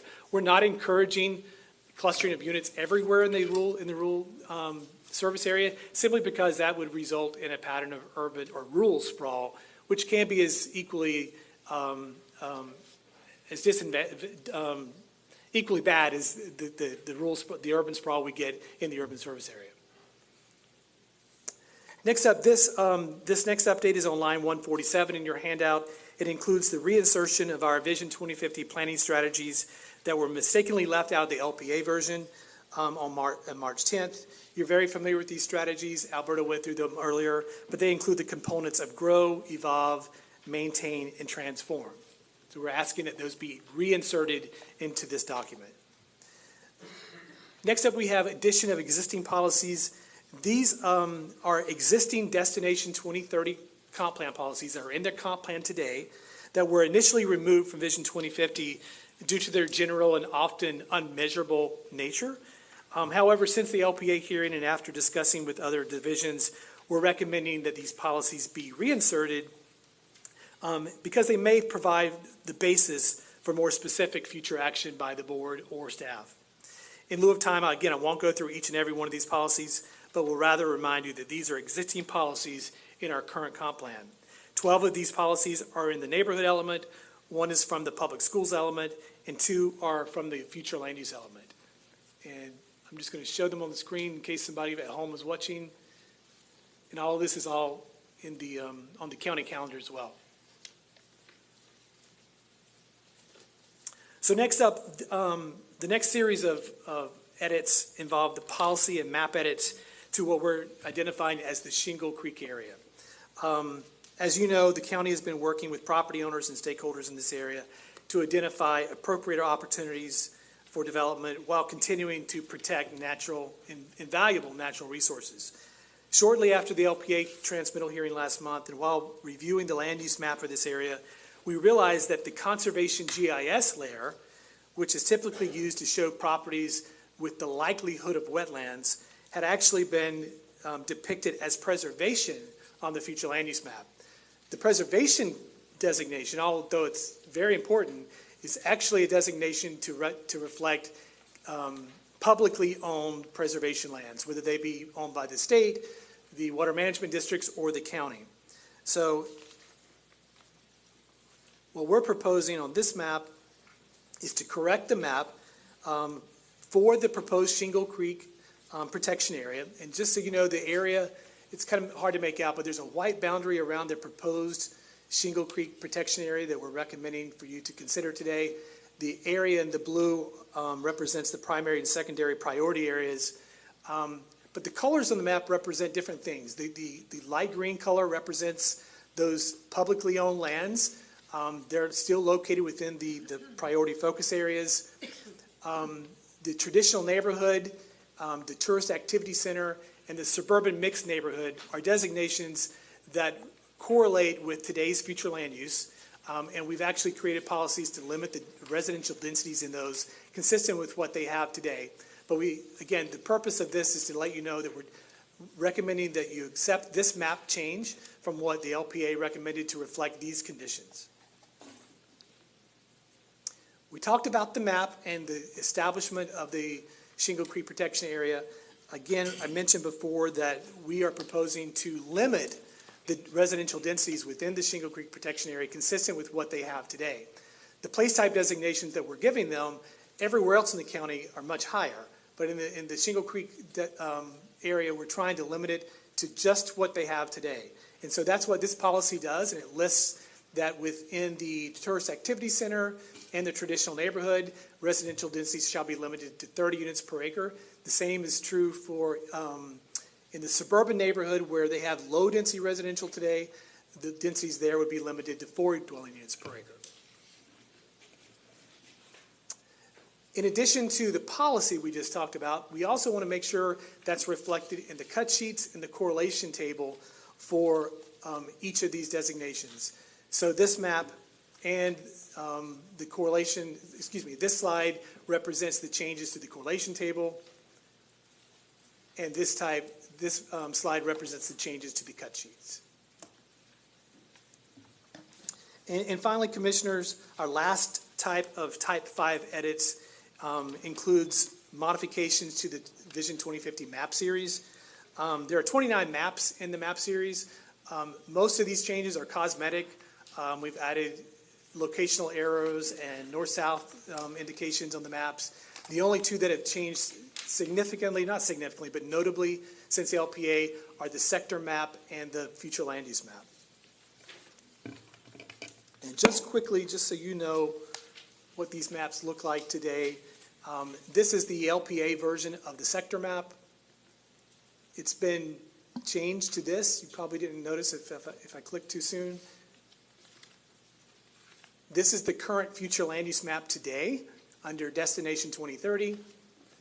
This is what the LPA recommended transmittal of, and you'll notice some of the green areas are about to disappear because, as I mentioned earlier, we had erroneously identified those as preservation as opposed to conservation. But then this is the corrected map that shows that. Before I turn it over to Alberto, I just want to take the opportunity, and I'm going to go off script here a little bit, Commissioners, but I just wanted to personally thank you guys for letting us as staff work on this project these past 6 years. This effort really began for us in 2016 when we began working very closely with the residents in the Pine Castle neighborhood in District 3 on a form-based code and comp plan for that area around the Sand Lake Road Sunrail Station.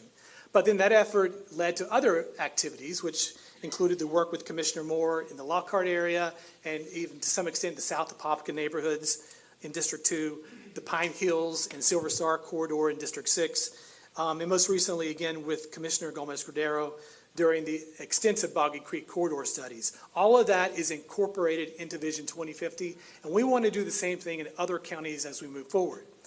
I also want to mention that, I have to say this, but Commissioner Wilson and her staff have been invaluable through this process. God bless Hannah. We have been on the phone and communicating throughout this process, and we think we've made a better plan and a better code that's coming down the road because of their engagement. I fortunately have been very blessed to be a planner in the state of Florida for 27 years. Most of that has been here, but about 8 or 9 of it were in Tampa and Hillsborough County. And I have to say that throughout my years in planning, nothing has been more meaningful and game-changing and transformational as the project that we're talking about today, including Orange Code, which is coming up. We, as staff, are very excited and proud of the work we've completed to date, but we also recognize there's a lot of work to go. Today, as we've said before, transmittal doesn't mean adoption, but we are asking that you recognize that Vision 2050 isn't perfect. It likely will never will be perfect. but give us the chance to work on Vision 2050 to make it better, but more importantly, refocus our efforts after transmittal on Orange Code, which I think that's the document that implements the vision. And it's so vitally important. So again, thank you for your thought, for your consideration today, and we ask that you also give us the opportunity to finish the work that we've started. And with that, I'll turn it back over to Alberto. Thank you.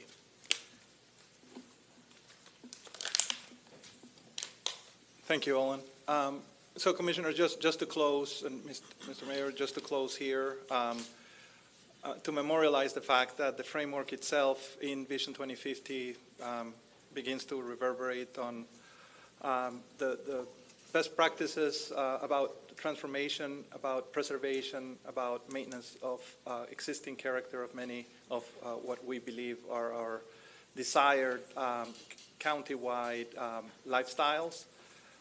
Extensive coordination and outreach has taken place, as I summarized before.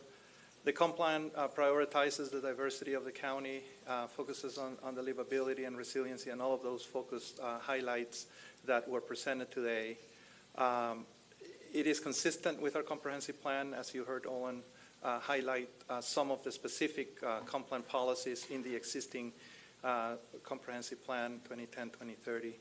And just to finalize the summary of what transmittal means here, it gives us the benefit to transmit to the state and to begin to receive some of the specific comments that they may have within the time period that was presented, plus or minus 3 months, identifies how those requirements are met to do a reorg at the scale of a comprehensive plan that the Orange County is undergoing at this time.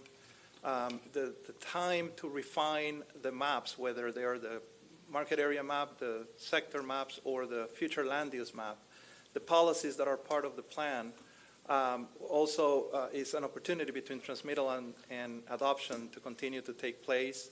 And also Orange Code, which is the update to the Land Development Code, which implements Vision 2050, we can focus on that.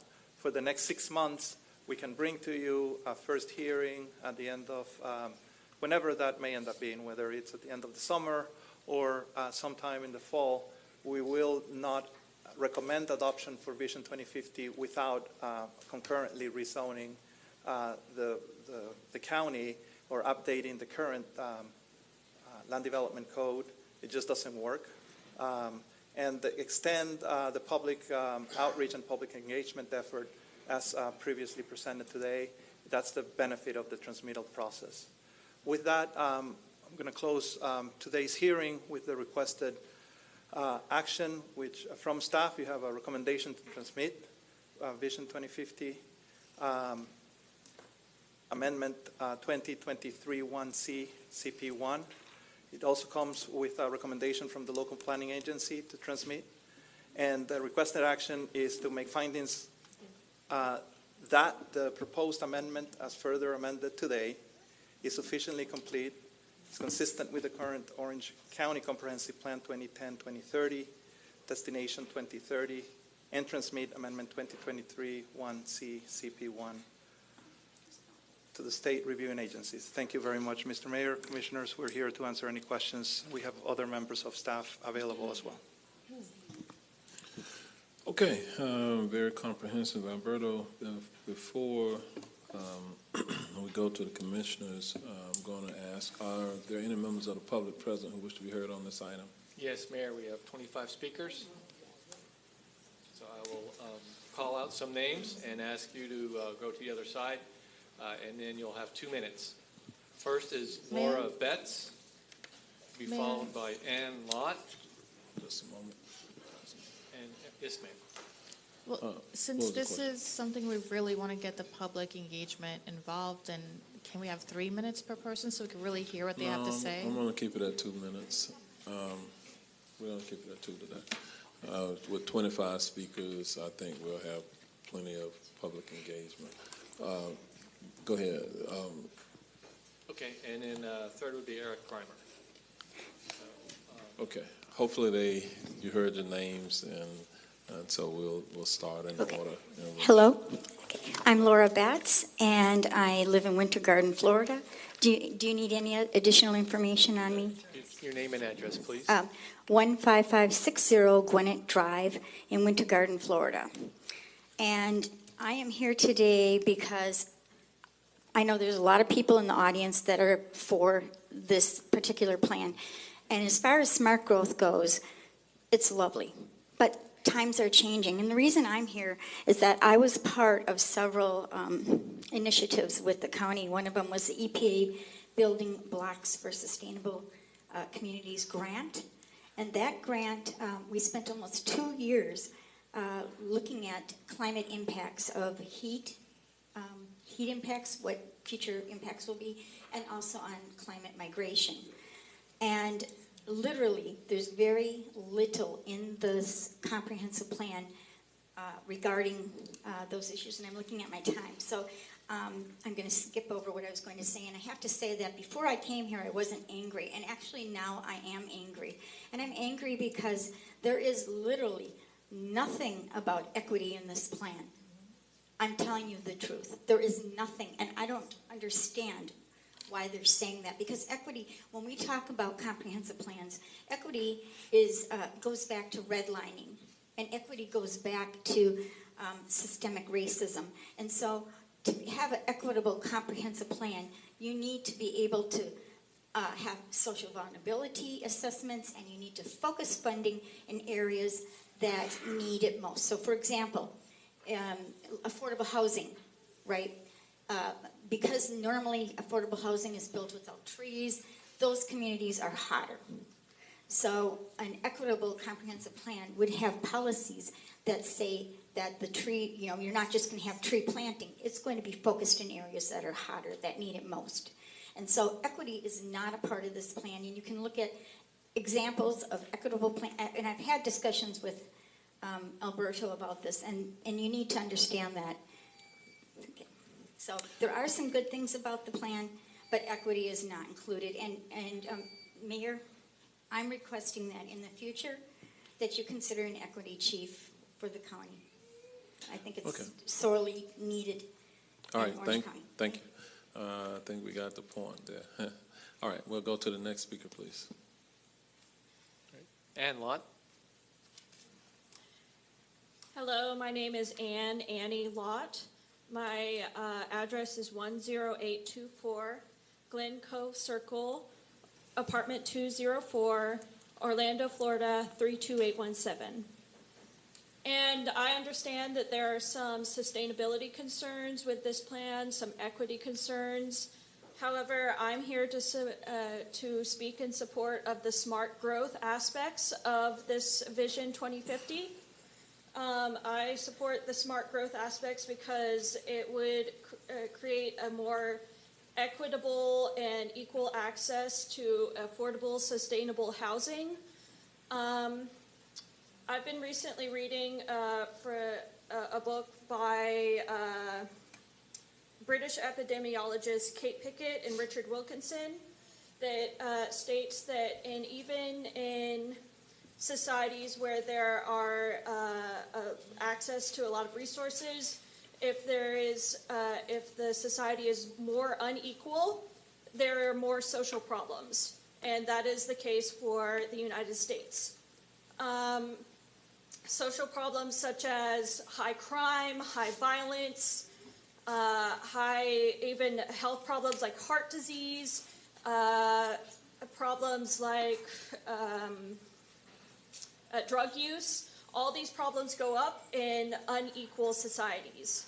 So it is important to focus on equity and equality in this plan, and I think that's what the smart growth aspect of this plan does. It allows for more equal access to affordable, sustainable, and desirable housing. And by lifting folks up with affordable, sustainable housing, you can have a better quality of life, and that is achieved through thoughtful and efficient resource use and thoughtful and efficient space use, and that's what the smart growth aspects of this plan does. Thank you. All right, thank you, Ms. Lott. We'll move to the next speaker, please. Next speaker, Brian Stoll. Good evening, Mayor, Commissioners. Good evening. Eric Grimmer, 1249 Coastal Creek Court, Orlando, Florida, 32828. Well, looks like we made it. Look how far we've come. A paraphrase quote from the incomparable Shania Twain. But we have made it, 6 years into the process of developing a new vision for Orange County. Orlando YIMBY may not have been here the entire way, but we stand ready to help you push it across the goal line. I normally take great care in my public comments in avoiding melodrama and theatrics. You get enough of that elsewhere. But Vision 2050 allows me the opportunity to get all existential. This is about the future of Orange County.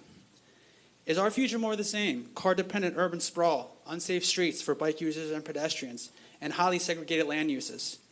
Or are we finally ready to support a comprehensive plan befitting a modern, growing, and vibrant metropolitan area, where we build up and dense in our urban core and not into undeveloped and environmentally sensitive lands, where we actively encourage forms of mobility other than automobiles and protect all users of our roadways, where we construct dense and mixed-use communities around our transit centers, encouraging its use and promoting further investment in transit expansion.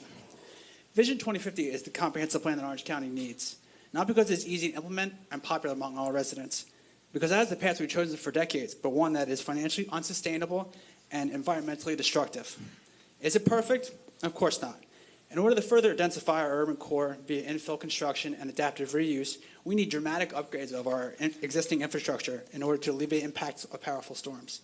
But the good news is that under Vision 2050, we can take the money we would have spent in building new infrastructure and put it into making our existing infrastructure more resilient. Additionally, the plan contemplates the addition of 22,000 residents into the rural sector, but most of the place types allowed permit less than 2 dwelling units per acre. So how much more building will we need on currently undeveloped lands in order to house 22,000 new residents? Further contemplation of the new resident projections for the rural sector is in order. But the plan is a living document that can and will have improvements made over the years. Unlike Shania and her 1997 hit, Vision 2050 do impress me much, and I hope you transmit it. Thank you. All right, thank you, Mr. Grimmer. We're going to move to the next speaker, please.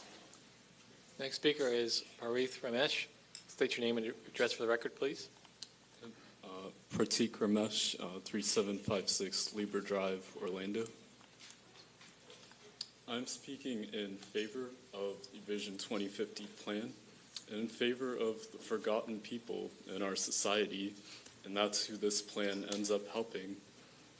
This means the pedestrians and cyclists who brave our dangerous streets every day in our unsafe infrastructure.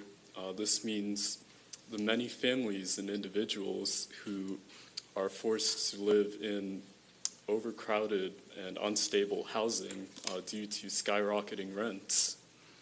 These are people who I personally know, including myself, who are forced to live with the consequences of our old planning system.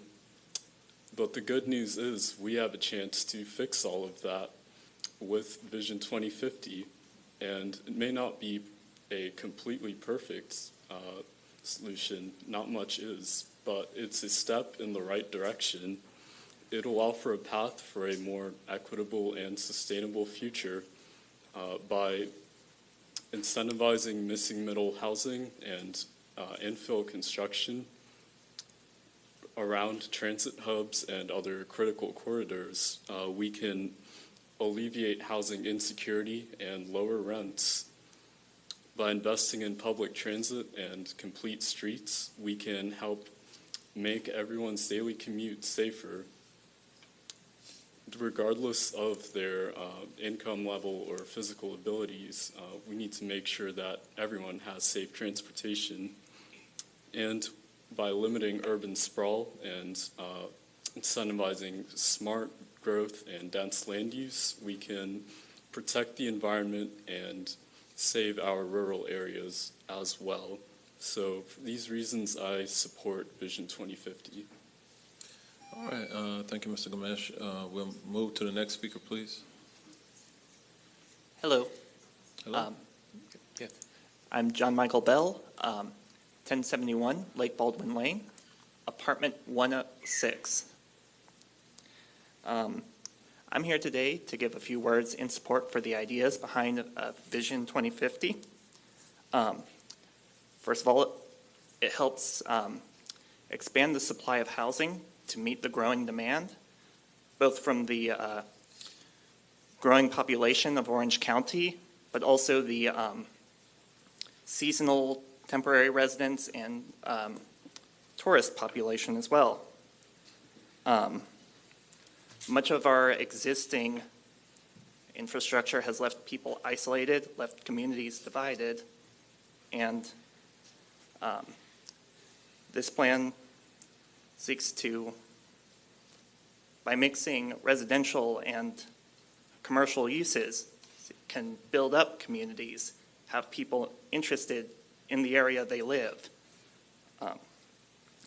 Also, by giving people the freedom to choose to walk, cycle, take public transit, or drive to where they want to go, it offers people more ways to participate in their community rather than just needing to drive anywhere. Thank you. That's all I wanted to say. Thank you very much. Thank you very much, Mr. Bell. We're going to go to the next speaker. Next speaker is Brian Stoll, to be followed by Laurie Forrester, Samuel Chambers, and Kathy Sheeran. Hi, everybody. I'm Brian Stoll, 1225 Minnesota Street in Orlando. I came here to talk about my friend, Brad Moncrief. Brad was a great coworker to me. He loved hiking, beer, and telling corny jokes. But you may notice that I'm talking about Brad in the past tense. On the morning of January 22nd of this year, Brad was going on a run around his home near the Orange County Convention Center. On his run, a driver struck him with their vehicle. Brad did not survive the night. Brad was crossing the street at a signalized pedestrian intersection. It had flashing beacons that showed the drivers when there's pedestrians. And despite this, that road is large, straight, well-lit, multi-lane. It has just few businesses or residences on it, and it has a 40-mile-per-hour speed limit. This kind of road should not exist with pedestrian survival solely dependent on driver alertness. The road begs drivers to go above the posted speed limit, with little chance of seeing a pedestrian crossing. Now, I don't know the driver of the car that hit my friend. I don't care to. Because while I place some blame on them, I place the majority of the blame towards the county's past ambivalence towards pedestrians and making roads for cars first and people second.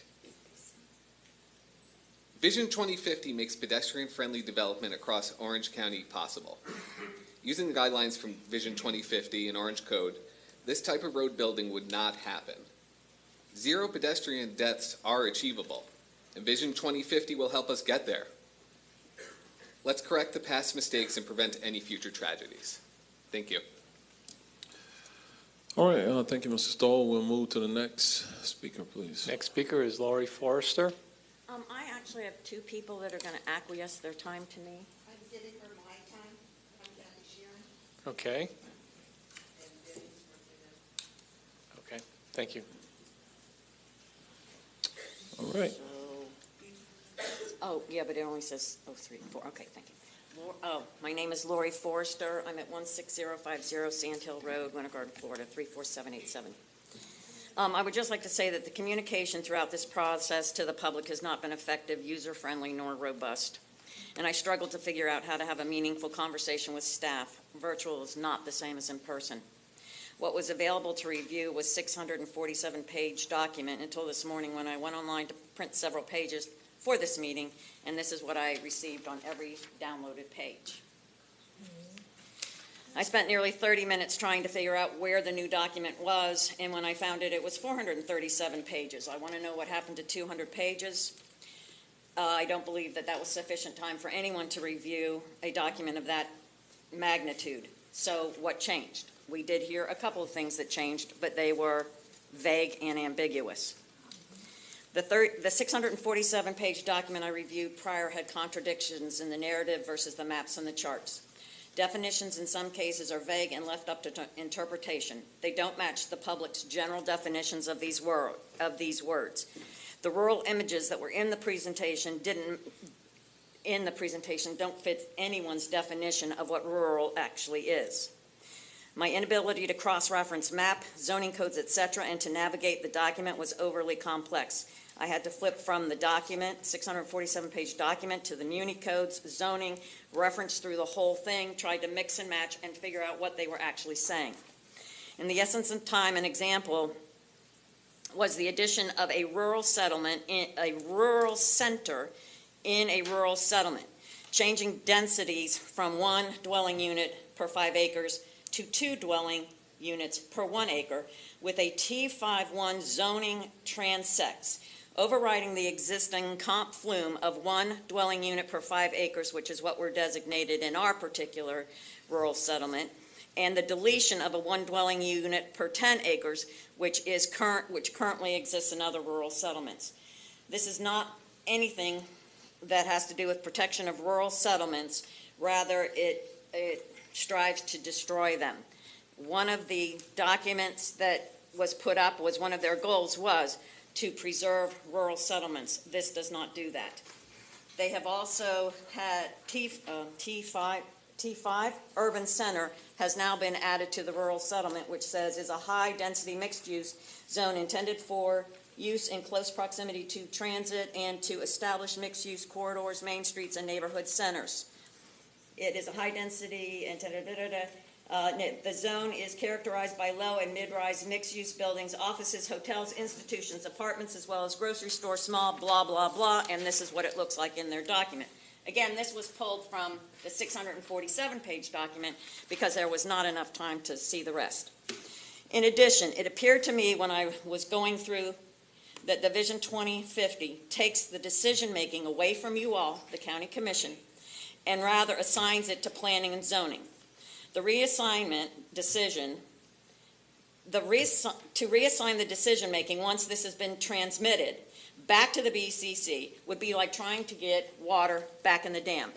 Although I feel some sections may be valid, I do not feel, based on the presentation and images shown, that this reflects appropriate feedback and input from the community at large, but rather developers, business organization, and college students. I don't understand the rush to send this transmittal to the state for their review prior to fixing the erroneous errors with the promise of fixing them in the future. That is not going to happen. This does not protect our rural lands. I am requesting this transmittal be denied and needed corrections be made prior to any disposition. Thank you. All right, thank you, Ms. Forrester. We'll move to the next speaker. Next speaker is Samuel Chambers.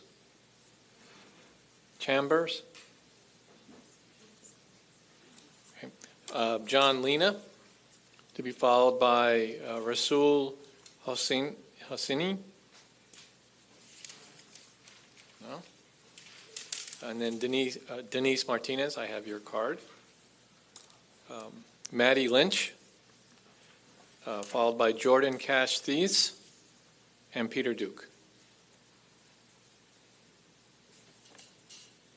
My name is Maddie Lynch, address 1658 Celebration Boulevard, and I am here as a member of Orlando YIMBY. And if you caught that, yes, that was an Osceola address, but as a former and a future Orange County resident, I believe that this is a better place when we welcome neighbors, when we enable dense and affordable housing, and when we allow for shorter and more healthy commutes for the people who live here. With that in mind, I'd like to strongly express my support for Vision 2050 and ask that the board vote in favor of transmissal to the state of Florida.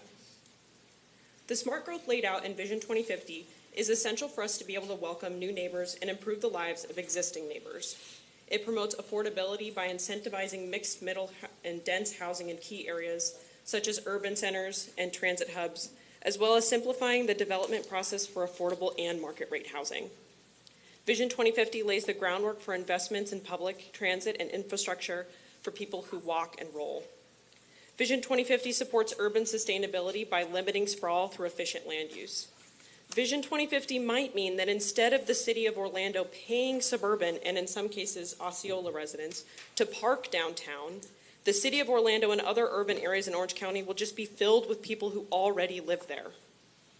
This plan will not make the difference between whether 690,000 new neighbors move to Orange County, but it will be the difference in whether they can find apartments they can afford to rent, whether they can find townhouses they can afford to purchase, workplaces they can bike to, and much more. And with that, I'd like to thank the board for their time this afternoon. Thank you.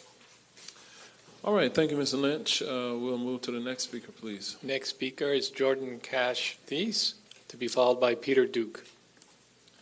Jordan Cash Thies, 3109 Rayford Road, Orlando, 32806. I support Vision 2050 for 4 reasons. Follow me, follow me, follow me, follow me. Number 1, ADUs. Any single-family home owner can add an income-producing dwelling unit to their backyard. That's monumental. Number 2, missing middle. You can build a triplex, a duplex, a quadplex on a single-family lot as long as it conforms to the housing size. That's what we need. We need missing middle in our urban areas. Number 3, affordable housing. 50 to 100% density bonuses for affordable housing. We say we need it. This is a way to actually implement it. Number 4, market rate housing, including single-family homes and apartments and townhomes. It's anywhere from 200 to 500% density bonus for properties located near transit corridors and intersections. That makes sense. That's where people are moving, where cars are. Let's put the housing in those areas and not sprawling out. These are all things that are addressed in Vision 2050, and that's going to be helpful. 1,200 people a week moving to Central Florida right now. Not just Orlando, Orange County, the Central Florida region. We need 2 large apartment complexes completed each week just to house those people. How are we going to get there? This is ways to do it. We have answers in Vision 2050. Any one of those 4 policies that I mentioned would be very helpful. All 4 would be monumental. So rents and housing costs are not going to fall tomorrow with the passing of this, but pass Vision 2050 today, and in 3 to 5 years' time, Orlando and Orange County will become a more affordable place to live for all. You are going to hear some dissenting voices today. Please remember that your vote is for the next generation of Orange County residents, and please vote yes on Vision 2050. Thank you. All right, thank you for your comments. We're going to move to the next speaker, please. After Peter Duke is Lonnie White, Jean McKnight, and Michael Bustillos. State your name and address for the record, please. Good afternoon, commissioners, the public. I'm Peter Duke. I live at 1900 Curry Ford Road, Orlando. And we've had some good viewpoints brought up today from both sides. If one thing is clear, it's that you guys have a big task ahead of you. And thus far, the task that's been handed you has been accomplished pretty successfully, despite all the friction both ways. People continue to want to move to Central Florida and make it their home, and that's a mark of success. Those people are coming, regardless of what we say today. They're going to come. We'd like to find a more responsible and holistic way to integrate them into our beautiful neighborhoods here. As we know from the dearly departed attempt at the recent transportation sales tax initiative, we have some issues we're trying to solve here with getting those people around and stuff, and I think the Vision 2050 plan has been gone over very carefully in thinking of ways to find neighborhoods to integrate those people into, and for ways for them to get to the places they live and work and so on. Certainly, we don't want to let perfect be the enemy of very, very good, but I think that the people that you have trusted and delegated to make these choices and make recommendations to you have done a great job of outreach to all the stakeholders in this. They have taken a lot of concern with the environmental aspects of this and creating new green space and aspects of conservatism in those development directions that they're offering. And as many people before me mentioned, there are allowances made for attainable housing and the ways to create that in a responsible way that's integrated into the neighborhoods we already have. So as you can tell, I'm for Vision 2050. I hope you'll also see that transmitting that up to the state will allow them to continue their work on the code and the finer details to make this a great plan for everyone that is already here in Orange County and will continue to come and join us in our great piece of Florida. Thank you. All right, thank you, Mr. Dukes. We'll move to the next speaker. Next speaker is Lonnie White. All right, so I don't have a speech planned. Some of you guys may have seen me. I've been here since 1:30, and I have my 4.5-month-old son. It's not ideal. My wife's a little upset with me. but I couldn't pass up the opportunity to come out here and speak.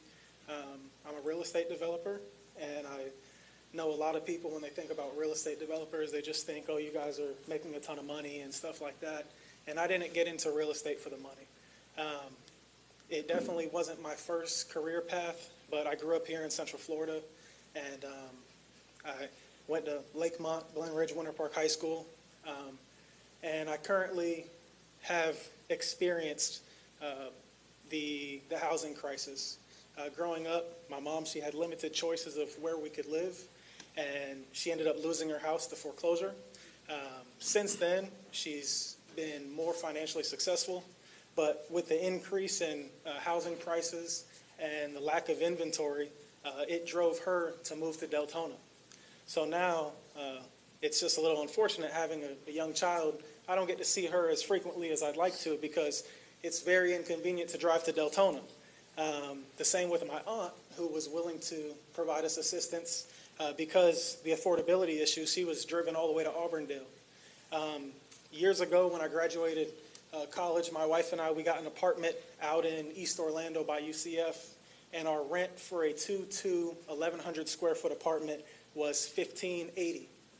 After 2 years of living there, our renewal rate went up to $2,100, and you can imagine how difficult it is for people to afford an apartment, $2,100, after working 40 hours a week, making the wages that people make, paying rent, utilities, phone bill, gas, car note, insurance. It's really unsustainable.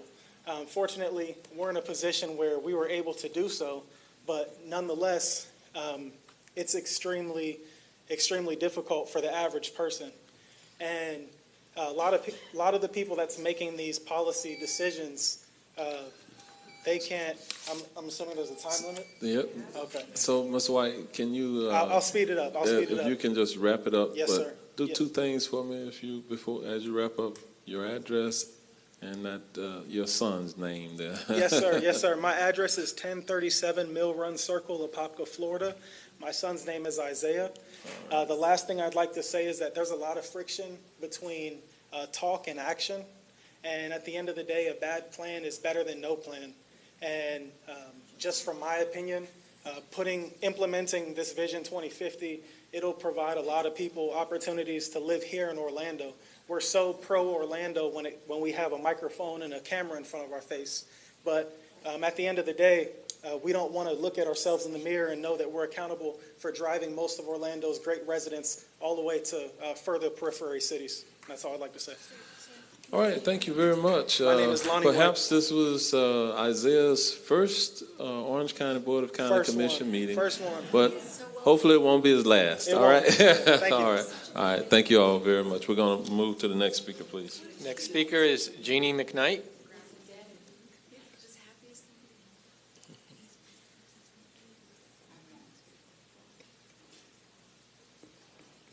Good afternoon, Mayor Good afternoon. and Commissioners. My name is Jeannie McKnight. My husband and I live at 2518 South Tanner Road, and that is in the Lake Pickett area in East Orange County. As one of the prior speakers said, I have not had success in reviewing and understanding the Vision 2050 paperwork. However, one of the guiding principles of Vision 2050 jumps out at me. It's Principle 6. As you know, it reads, protect open space, farmland, and critical environmental areas to retain the county's animal and plant habitats, places of natural beauty, and farmlands. Protection of the lands within the Wekiva Basin to protect groundwater recharge and natural habitats. I would strongly suggest that the East Orange County Lake Pickett area has some of the most naturally beautiful and environmentally sensitive lands in the county. The Econ River flows through the Lake Pickett area in Orange and Seminole counties and then into the St. Johns River. I would also suggest to you that a multitude of high-density developments located in close proximity to the Econ River would be a disaster on so many levels. I would ask you to deny the transmittal today and vote with Commissioner Bonilla to amend Vision 2050 to exclude the Lake Pickett area. Thank you. All right. Thank you, Ms. McKnight. We'll move to the next speaker, please. Next speaker is Michael Bustillos, followed by Maria Martinez, Kelly Samarad, and Kelly Miller. Good afternoon, Commissioners, Mr. Mayor. Thank you for having me. I'm Mike Bustillos, 14103 Mid-Suite Lane, number 307 in Winter Garden, 34787. Stand by. My phone just locked itself. It's fine. When I think about the kind of Orlando that I want to live in, I've been here over 20 years, and when I think about what I want Orlando to be, it's a place that's walkable, it's a place that's dense, a place that's thriving. A place where I could, theoretically, if I wanted to, not have to own a car. Where I could walk to get groceries, where I could bike out to the park, where I could get a bus to Universal or downtown, or I could even get a rail to Cocoa Beach or Disney or whatever. A city where transit and housing go hand in hand, a city that is built for humans and not just for automobiles. I see a lot of what I want in this plan. Like, it's not everything that I want, but it's more than not. If I was like pure dream casting, like just what I want in the world, I would go a lot further than this plan does, but I think its goals are in the right place. It's all about affordability, accessibility. It allows for ADUs, which is a huge deal. They've been crucially important for people close to me in securing housing stability. It addresses the missing middle. Most importantly, though, it frames development in Orange County in an abundance mindset. Understanding that if we all work together, success in our city doesn't have to be zero-sum. I see so many people approach housing and urban development with a scarcity mindset, the fear that someone else's gain means their loss. But we know that it doesn't have to be that way. We can have a city that has opportunity for everyone, that doesn't further marginalize the people at the bottom of the income distribution, that makes the American dream achievable for everyone that wants to come here. I see the objectives that I want in this plan, and I would love to encourage this board, especially my commissioner, to vote yes on the Vision 2050 plan. Thank you for your time. All right, thank you, Mr. Castillos, for your comments. Next speaker, please. Next speaker is Maria Martinez. Hello, Mayor Demings and Board of County Commission members. I'm Marie Martinez, and I live at 14431 Stamford Circle, Orlando, Florida. And I'm here today to talk about the Vision 2050 plan and to express concerns as it relates to East Orange County, as Commissioner Bonilla has expressed. I can tell you that myself and hundreds of other people spent much time in this room several years ago. It's been a 10-year journey for us in trying to get our voices heard in East Orange County about what we want for our community. And we were in this room that day till 2 in the morning. And that's when we had our opportunity to have our 2 minutes in the microphone. So we spent a lot of time in this room many, many times over the years. We attended Roadway Agreement Committee meetings, went to Charter Review Commission meetings, went to Planning and Zoning Committee meetings. Meeting after meeting, I think that we had representatives at hundreds of meetings over the years. And so once the text amendment was approved for the Lake Pickett North and South projects, there was local residents who sued, and then the local judge supported the residents and said that that text amendment in fact violated the comp plan at the time. But then that ruling was appealed, and at the time Governor Rick Scott's cabinet then overturned that ruling. So I would just say that our residents in East Orange County feel that we're not heard very often. We do appreciate the recent vote to opposing the Sestiny Lake Pickett North project. But our concern is that currently in the 2050 vision plan, it shows the intended growth sector includes Lake Pickett North and South areas. And we're concerned about that. That certainly sends a message to us as residents and to the prospective developer for the Lake Pickett North project that their project is an intended growth area and that that project looks like it's going to be simply approved. And so that is a great concern to us because it is beyond the rural service or the urban service line. I will say that I think there are good things in the plan. I think Mr. Hill, obviously Mr. Vargas, you put a lot of time into that plan. There are some good things, and I've heard good things here today expressed about the plan. Obviously, we have to plan for growth. It's not going away. I think we can take a good plan and make it even better. I recommend not transmitting today until we can tweak the plan and respect the wishes of the residents of East Orange County. Thank you. All right, thank you, Ms. Martinez. We'll move to the next speaker, please. Touch. Okay.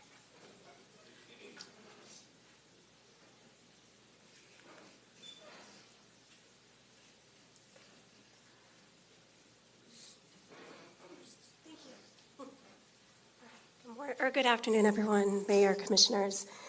Thank you for today. My name is Kelly Semrad. I reside at 3111 Amalfi Drive, Orlando, Florida. I'm here to discuss Vision 2050. I'll begin by saying that I've had a rather frustrating route of trying to review the document. The way that it was published up until this morning was that you had a folder of chapters and then another folder within that with 30-plus documents that I was using to prepare my presentation that today disappeared this AM when I went back to my community. I'm making a request to table the vote to transmit Vision 2050. The background on that is that the public did not have access to a complete draft until this AM. The chapters and the supporting documents, 30-plus PDF mapping links, were not posted in a cohesive manner prior to this AM for us to review. The PDF map was not interactive engagement, nor was it informative. It didn't even have my street where I lived listed on it. I couldn't click on it. This AM, there was a new map that appeared. I think that we have the right to have ample time to review the document in the form of which maybe you guys are reviewing it or staff, but we didn't get that opportunity. Further to that, there's discrepancies after you read Orange Code and sector definitions and this new Vision 2050. I'm probably one of the few in this room that have completely read both documents from front to back. Oh, I think all of you guys have, but I'm saying from residents' perspective, I read for a profession, so it was okay for me to do it. But there are discrepancies between these. So for example, in the background here, we've got LMN 713.1, where the county is going to ensure protection of the rural sector. Yet it references protection of rural character, but we know that from 2015, when the GROW was approved, that how staff defines what rural character is and how the community defined what rural character is, it's very different. You have 6 transects that are referenced within the comp plan, T6 being the most dense category and T5 see growth occurring there, but you should not be having T5 in the rural area. This is the plan. That's what I bought into, what the plan is referencing. That's what T5 looks like. So further, nobody in the focus group that I participated in, so how is that what we want? Thank you, Mayor Deming. So I am asking today to please table this vote until we have the opportunity to review the documents and until East Orange County residents are expressed in the way that they deserve. Thank you. All right, thank you very much. All right, we'll move to the next speaker, please. Next speaker is Kelly Miller, to be followed by Calvin Pham and Chris Koenig. Hi, nice to see everyone again. My name is Kelly Miller. I currently reside at 1110 Lake Davis Drive, 32806. Yes, we flooded bad. I've been a resident in District 3 since 2010 and a property owner in Pine Castle since 2016. Now I'm a small business owner, a residential contractor, and a licensed realtor. Orange County is my home and my workplace. In 2019, I served for the Housing for All Task Force on the Design and Infrastructure Committee, where we focused on a litany of issues facing Orange County, including but not limited to the affordability crisis, the diversification of housing stock, density and intensity, impact fees, the missing middle, and quite frankly, an antiquated code for a fast-growing area. In 2019, we laid out a 10-year action plan for Housing for All, which correlated very strongly with reimagining our code. Guys, it's 2023. Approximately 7 years ago, I worked closely with the staff on a Pine Castle-specific plan, but that was unfortunately delayed. We've been patiently awaiting a plan to strengthen the neighborhood and hopefully, in the case of Pine Castle, restore some original character while still adding affordable and accessible units to a location that's close to transit. While I'm acutely aware of what must go into this and how much work remains between now and final adoption, I'm hopeful to see that we are back on track. Simply put, I'm asking the board to transmit the Vision 2050 plan. Thank you. All right, thank you, Ms. Miller. We'll move to the next speaker, please. Next speaker is Calvin Pham, followed by Chris Koenig, to be followed by Rebecca Wilson and Angel De La Porta.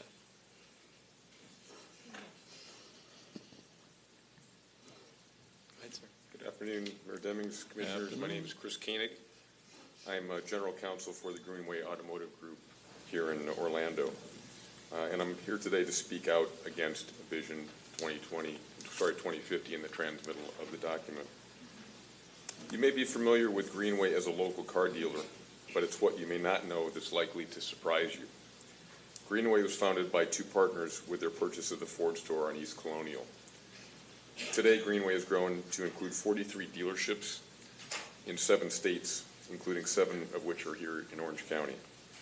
Through affiliated entities, Greenway has dealership assets abroad, and it owns real estate in all of the states where it operates, including 10 parcels on East Colonial Drive that I'm here to discuss today. Greenway ranks as one of the nation's 20 largest dealership groups based on new vehicle retail sales, with annual revenue exceeding $2.2 billion and employing more than 2,500 people.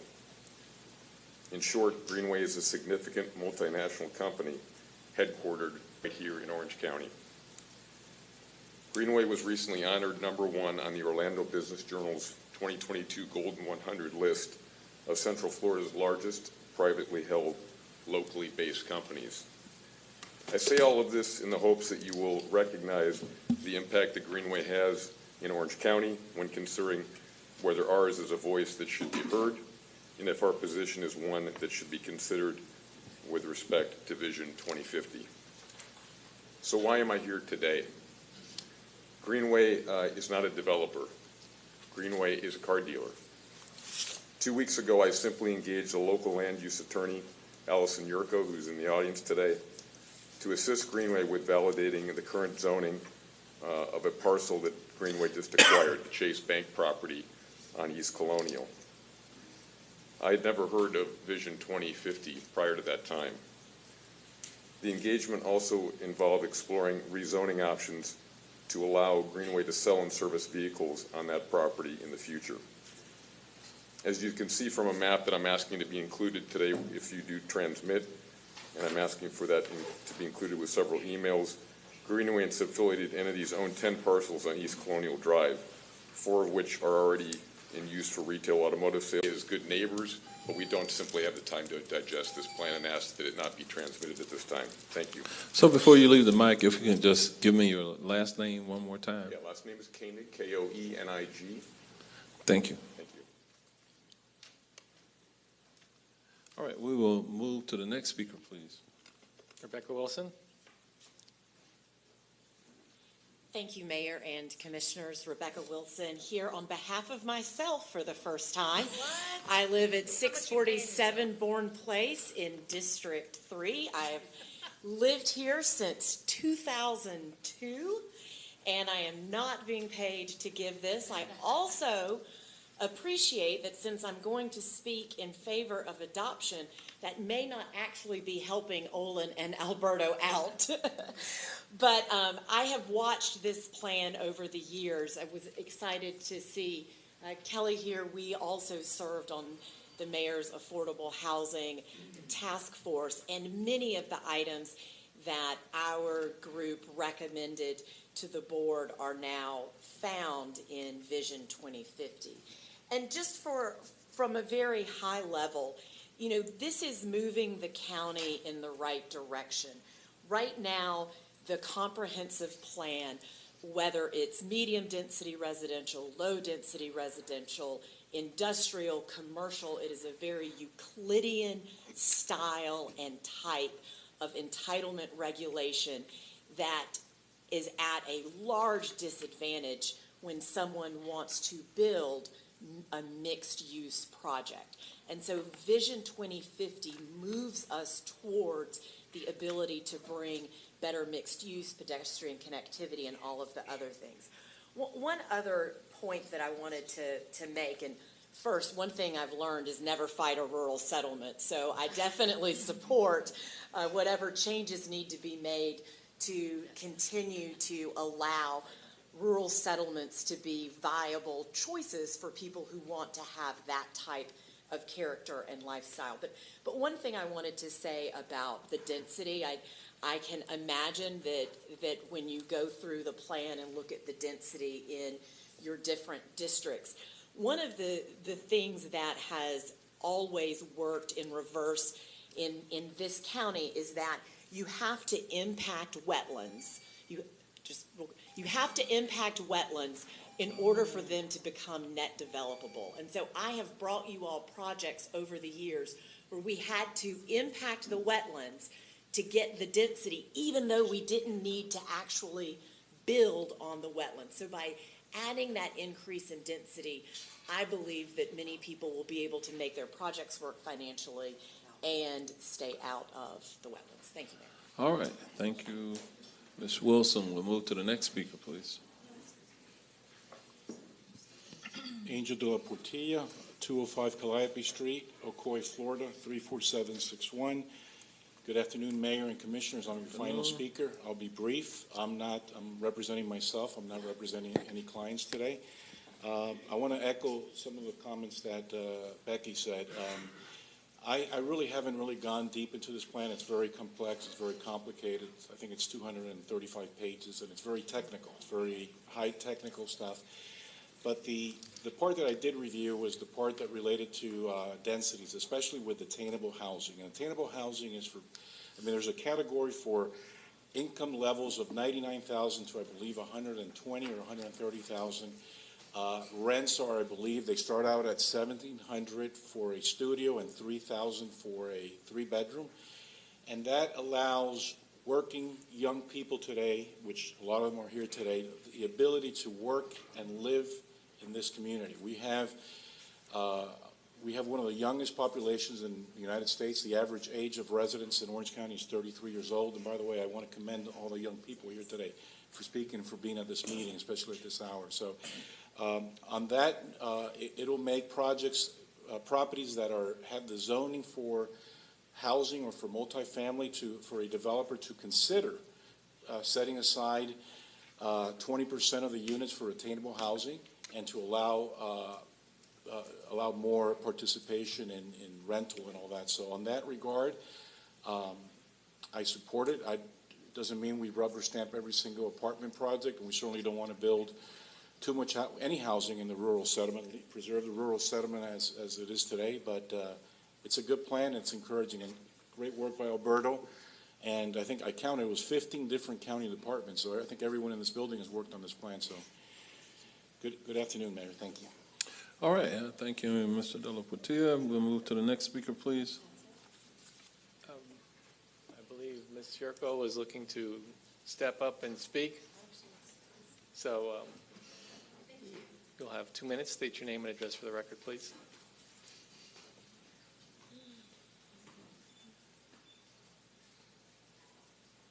Good afternoon. My name's Allison Yurko, PA, P.O. Box 2286, Winter Park, Florida. I had not planned to speak. I just wanted to supplement Greenway General Counsel's comments and respectfully request that the staff consider reallocating the designation of the Greenway properties to commercial center. It is not, as Chris pointed out, a neighborhood commercial use. It is a regional use that we're very proud of. And while cars may not be pretty, we need cars, we need that dealership. They need to be able to know that they're going to grow and thrive as a business and have some predictability in terms of what their business plan is. So I would like to put into the record, it's a simple email that just outlines that it would be our expectation that we will have the opportunity to work with staff to really drill down on looking at these properties and what is their appropriate designation. And with that, I conclude my remarks, and I'll put that into the record. If this is transmitted, we would like to be sure that that email goes up to the state so there's a clear understanding of the fact that this is an absolute work in progress as far as Greenway goes. Thank you. All right, I don't know that we will agree to that, Ms. Yurko, quite frankly, but we hear you. Okay. Thank you. All right. Next speaker, please. I have no other speaker cards, Mayor. All right. Well, thank you all for your comments this afternoon. We do appreciate all of the input that we've received. This, as someone said, this is indeed a work in progress that we have before us this afternoon. If there are no other members of the public present who wish to be heard at this time, I'm going to close the public hearing, and we'll go to questions or comments by members of the board, and we'll start in the order in which you hit your buzzers, at least, or your buttons. We're going to start with Commissioner Wilson. You know what? I'm sorry, guys. I'm starting to get where I'm like, it's really fast. Actually, it's been nice. Like the last few of these, we've been sort of in order. But okay, so obviously, I also want to thank everybody here who has given, what I feel like are fair, reasonable observations. It's interesting because even from a perspective up here where it sounds like there's opposition or a favoring, but really they have the same underlying goal, which I think is interesting, right? My friends here that are interested in making sure that our density is thoughtful and welcoming and in places where there's good transit and that we're going up instead of out and that it makes sense. And because that inventory is going up in the right places, it becomes more affordable for all of us and then we can actually invest more from that into our transit. It's not that different from my friends that are out in the rural settlement who are saying, hey, what'd you do? We already had a plan out here and it was the density is downtown, that we do density in places where there is transit, where there is, more employment opportunities, where there are more services. So even though the tension is transmit, not transmit, I think the part that I'm really encouraged about is that we're all on the same page, which is that for this area to be sustainable, we have to go up instead of out, that we need to be very thoughtful about the locations of those densities and making sure that we're not dependent on cars and that we can walk and bike and that we're respectful of the people who have investment in their lives into the rural community and the rural settlement, and that character also maintains its integrity here. So I think I have a question for, I don't know who, probably Alberto, on about being able to transmit so that we're not, because I know we're on a timeline, and then there are things in here that I want to see codified, right? I want the protections that we're looking at for Shingle Creek. I want these things done and in the hopper, but I also want to make sure that, and I agree, I poke through here and I'm seeing some conflicting information about our current rural category. And, can we transmit and hold back those rural sections? Can we modify on the spot right here to make sure that what is in existence is not in conflict with some of the sections that, I went through the Avalon. It's so funny because my Avalon rural settlement, the part in there is reflective, but that then conflicts with, I think this part in the property rights where there is, there is a density of a 2-1, which is different than, I know each one of our rural settlements is different. So, and then I think that is a little bit in conflict with the, some of the articulation of place types that has kind of a card deck of rural. And so I think that's the part that I think we're stuck, right? I'm hearing from our community that there's, the part that we're talking about preservation, we're really excited about. The part that we have that's going in for, looking at this good growth in urban structure, we're excited about.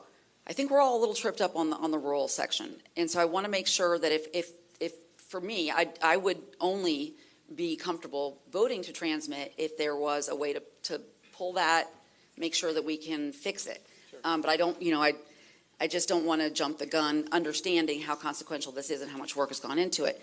I had a couple other little notes that I did want to, I know that Laura Betts was here and she's gone, and I'm sad about that because I did, see and hear and flag for myself every time that I got to see our Orange County Sustainability and Resiliency Plan articulated and expressly throughout, which I thought was really well done. And I mean, throughout the art section, throughout the, the every part of it, there was a thread of our sustainability. So I felt like that there, to me, that was a huge improvement from obviously our last iteration, and seeing that really showed me the path forward that we need for that sustainability.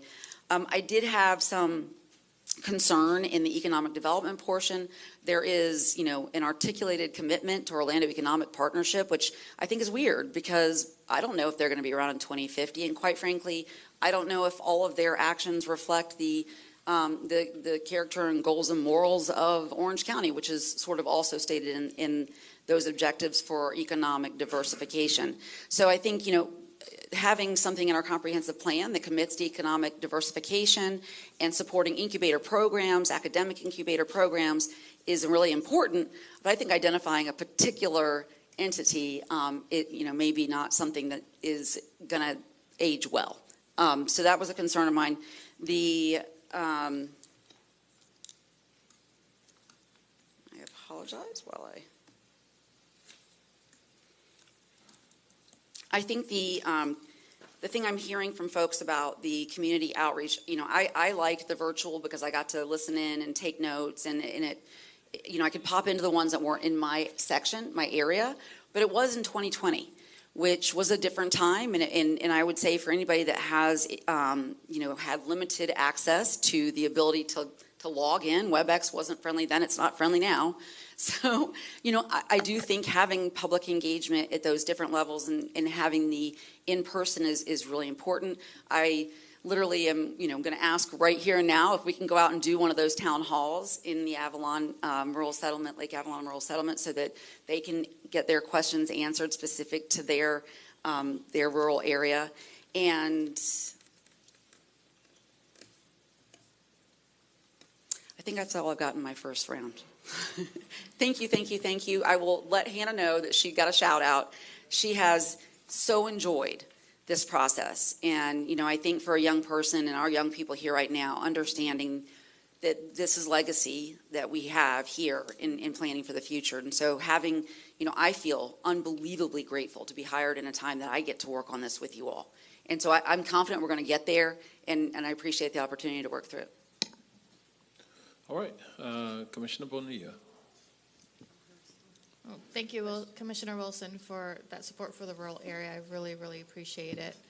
And, I do want to start off by saying there is a lot of good stuff in here. So I just don't want to state the bad and seem like it's all bad, because it's really, really good. There's a lot of great stuff in here. But I'm going to focus on what we need to work on, because that's just one small part, and there's a lot of great parts to it that I just don't need to get into. But I will start off with the history of this too. So back in 2013, and I know there were some comments from the public on this, it was a really big controversial issue with the GROW and Sustany that came out on the east side. And we had over 10,000 petition signatures. We had lots of public engagement for several years, because it just kept coming back to the board in just different formats. I think it may have started at maybe 2010. So from 2010 to 2013, it wasn't voted on until like 2015 and 2016. It was just like a long, long time. Lots and lots of hours that the people in East Orange County had to fight that. And they continue to come to the meetings. I feel that, and I think that we were the first ones to even attend a DRC meeting as the public and wanting public comment, that when we showed up, they didn't know how to handle it because they never had public comment before. So it was a little bit funny, but it was like, it was historical too, because things have definitely changed since then. We've gotten more engagement from the public when it comes to growth management. People actually started reading the comp plan, and I don't mean the commissioners, I mean the actual public, and started paying attention to that. And after, though, all that controversy, and, we were here till 2:30 in the morning, almost 200 people speaking. I mean, this place was packed with people, red shirts. I think it was like a 6-hour public hearing. It was a very long time, or maybe even longer. We ended at 2:30 in the morning. After that, it was Mayor Teresa Jacobs who told the staff to start this process. And the process was supposed to be, because she saw that controversy between the conflict between the developers and the people, that she wanted something that had a plan for the future and what the residents wanted to see their communities look like. And so, staff started working on that. It got rebranded. Now it's Vision 2050. We got Orange Code, and we are where we are now. But the thing is that it was supposed to be from the bottom up, not top down. It was supposed to be driven by the people and what the people want their communities to look like. So I'm going to jump into financial feasibility, because that is very important. The urban sprawl cluster, rural hamlets, rural village, rural cluster, suburban mix, rural center, those are all, those are urban, that's urban sprawl. And when you have urban sprawl, that type of development into the rural area, we don't have infrastructure, we don't have water, we don't have sewage, we don't have roads. Right now with the GROW that's being built, so we had the NeoCats that came before us, and I was so happy that Commissioner Moore was like, yeah, let's spend $400 million. So I was like, thank you for your support. But, some of the plan was not feasible. I don't know where the $400 million is going to come from, but we did get almost $150 million from the GROW.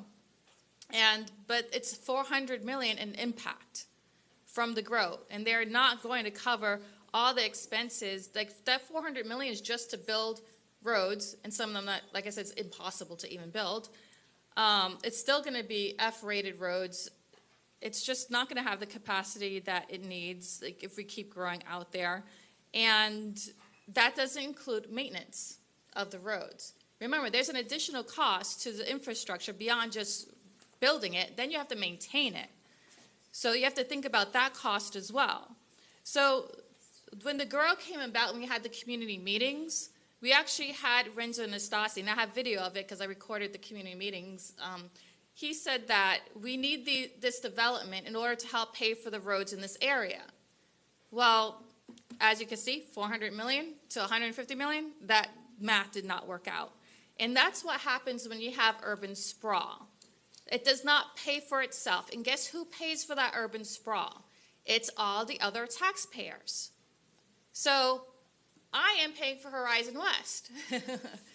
I'm paying for the GROW. I'm paying for what happens in wherever else we're growing. Like, that's not smart. For all this urban sprawl, we're all paying for it. The city of Orlando residents are paying for the GROW. So, it doesn't pay for itself. And, I just watched this, it's called Strong Towns. It's a YouTube video. I'm sure you all know about it. They just had one come out that said the Ponzi scheme of growth. And so, what really is smart is having, I mentioned Baldwin Park earlier, those type of developments, those have a huge tax base. It's not taking up a lot of infrastructure, and that is what we should be building that pays for itself, not the urban sprawl, which then Baldwin Park is paying for the GROW. It's paying for that urban sprawl. And so, we don't have the infrastructure to do these hamlets and villages out in the rural area or the rural cluster because we don't have, so let's say we did. Let's say, just imagine we did build these out in the east area. How are they going to get to work? Because the roads now can't sustain the traffic from the GROW. And now you want to build, because it says 22,000 people you want to put into the east rural area. So that is, you said 9,000 units, so the GROW is about 2,000 units. So that's about 5 new GROWs out in the East Orange County area. Well, if, I was elected and Ted Edwards thrown out of office because he voted for the GROW, it would be political suicide for me to sit here and be like, okay, I'm going to go ahead and vote for 5 more GROWs. Yeah, let's do it. No. Like, that I'm termed out, but if I was running again, I would be replaced. I could say goodbye to my political career here in Orange County if I said, let's do 5 more GROWs. But that's why this plan is saying that we should do 5 more grows in East Orange County. So, I mean, that's just insane. So instead of putting that 22,000 people out in urban sprawl, let's move that 22,000 people into the urban core, next to jobs, next to mass transit, where they actually belong, and we should be building up, and smarter growth where it actually could pay for itself, higher tax base, more affordable housing. I mean, that's what we should be doing. And so, we really have to rethink that. And, I'm not going to vote to approve this without taking these out. And I'm not just talking about just the hamlet and village. There's also thrown in here a rural cluster that's similar to the hamlet and village. And then there's now the suburban mix, which 10 dwelling units per acre. I don't see that in the map in rural east area. I do see it, though, in District 1. And then the rural center, which and someone else mentioned how crazy this is. I mean, so you're going to put an T5 in the rural area. I mean, it's just insane. Sorry to, but it's just crazy. So it's not financially feasible. When we're looking at this, we really need to look at how we're using the taxpayers' money and how we grow and develop as well. We'll take that into consideration. And the process here, I'm a little concerned about where we are right now with I call it a package that we received, because, I was talking during our briefing with Byron, and he's like, oh, we want to bring all the ideas to the board. However, all the ideas were supposed to be brought to the public, to the people. And then the package we got was supposed to be what the people wanted. Not everything. Like, we don't need everything thrown at us, except for the kitchen sink. We need just, like, what the people wanted. And the people did... The people in East Orange rural area have been very, very clear with what they want. They've always been very clear. They want a rural boundary protection similar to Seminole County. They want 1 home per 10 acres. They want to protect the Econlockhatchee River Basin. And I'm glad that now we're getting a protection for the St. Johns River, basin area. And I'm just... even in the south side near in District 4, I'm concerned with that intended area, which is on the other side of the river. So we have the river coming down. We have East Orange, the east rural area, and then, or just the rural area that's called Marketplace. And then we have the south section, which goes and borders up against the rural area, but up against the Econlockhatchee headwaters there. And there's high density, it seems to be intended, it's actually literally called intended, for that area. Yeah, the sector is called intended. So that concerns me as well. Why are we putting high density in the headwaters of the Econlockhatchee River, where there's a ton of wetlands there? So, that's kind of where I am. I just really wanted this package to be something where, it was from the top, from the bottom up. And it's just concerning. So it says density is restricted to the maximum allowed by the future land use map designation regardless of zoning. So that basically says if this passes, all these densities can be placed wherever. That's, well, according to the map, but within those designated areas. That's what it seems to be. So, yeah, I don't want to make a motion to approve or deny, but I do want to make a motion just to amend, to take out the rural cluster, the rural hamlet, the rural village, and the rural centers from the rural marketplace. And I'm not making a motion to amend the suburban mixed area, because that is over in District 1, and I'm assuming that's already a developed place. That's in 2? Well, it's in 1 and 2 then. It's in District 1. So, Commissioner, just to clarify, if you look at policy LMN 477, There is, when you look at the correlation table, table 162 on page 60 of the document, you're going to identify two particular preliminary, or the typologies of suburban residential and suburban mixed. And those are all, they're identified in the policy I just mentioned on page 122 of two existing properties that gained that low-medium density residential at the time of the July 1st, 1991 comprehensive plan adoption.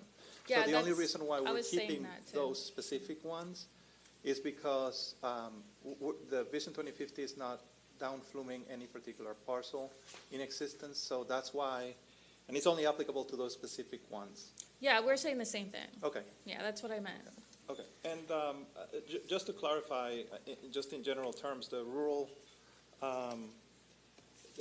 certainly to address your question and Commissioner Wilson's question regarding hamlets and villages, we can do a quick scan and if rural you decide to transmit today. And rural cluster. Okay. Which rural cluster is the same thing as the hamlet and village, just a different, not as fancy a name. And we welcome the engagement, May 30th, Commissioner. We certainly will dive into the details of those particular, what they bring. And again, we'll listen and we will come back.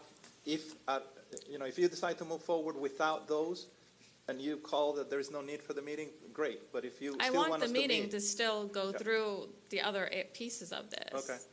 And we can certainly bring quite a bit of clarification because the rural settlements, 1-1, 1-2, and 1-5, all 20 rural settlements with the 5 that are the historic ones in Orange County, we are being extremely careful about keeping an exact language as they are in today's comprehensive plan. The policy in the comprehensive plan today is of protective nature of those particular rural settlements. They were not touched. They're the exact same policy. We're The only saying difference the that you same, see. we're saying the same thing. I Okay. didn't mention anything about those. Okay. I'm just mentioning the rural cluster, the rural hamlet, and the rural village. Very good. And the rural cluster. Sorry, rural center. Okay. Mayor, if I may. And the rural center, perhaps, Commissioner. John, you wanted to add something? Yeah, thank you, Mayor. Just to a point that Alberto is making, if it's the board's desire to transmit this today with amendments, we're certainly welcome to take that feedback. And again, I think, as Commissioner, as you indicated, there may be some policies that, in order for the board to get comfortable with this particular draft, you would not want to include those policies in your transmittal package. And we're certainly welcome to take that as part of the action today. Yes, I would really appreciate that, because like I said, there's a lot of good in here. I want to be able to transmit it, but I won't be able to transmit it approving 5 new grows in East Orange County. Because there's too much good to. All right, Commissioner Bonilla, is that it for your questions? We still have Yeah, several commissioners. I mean, I did make a motion to amend that, but We're I'm not sure. We're not yet at that point for a motion. I haven't called for a motion yet. We're still having discussion. But that would be my desire. Thank you. Okay. Commissioner Uribe. Yes, Alberto and the team, again, I think that, we're not saying it's all bad, but I have a lot of serious concerns. One, first and foremost, transparency. I actually received an email from someone who participated in 20 and 21 and did not hear anything else about the vision collection till Thursday. Okay, so there was never a public meeting, and it's in person. I've received constant emails and phone calls today from my HOAs. My community feels completely sidetracked. They were not a part of this. In 2020, COVID was, it's very impromptu to do. In addition, when I attended some of these meetings online, all the maps and zoning information was not involved in all the meetings. So we didn't even have total information when we were presenting. A huge thing to me, Tallahassee just passed Live Local Act. We don't even know how it's going to affect Central Florida. We have no idea. And so I think we're prematurely even moving ahead on this without having that impact of what Tallahassee is going to impose on our county. And one huge thing that sticks out to me, and it's interesting as we hear about a lot of individuals talking about, having bike and transportation and all that. There's no transportation plan in here. We failed to pass the penny tax. We have no way to pay for all these ideas and this density influx that you want to create in Orange County. So we have no, do we have a transportation plan? We will. But that further tells me I'm not comfortable moving this forward. I think that we have to be transparent with updated maps and zoning. I think we have to provide a transportation plan to the public, because for us to move this forward, and I understand there's negotiation, but all of us up here know what transmittal means. It's one step closer. We've lost half of our negotiation bid once we allow transmittal. But one of the things that huge that is consistent is transparency.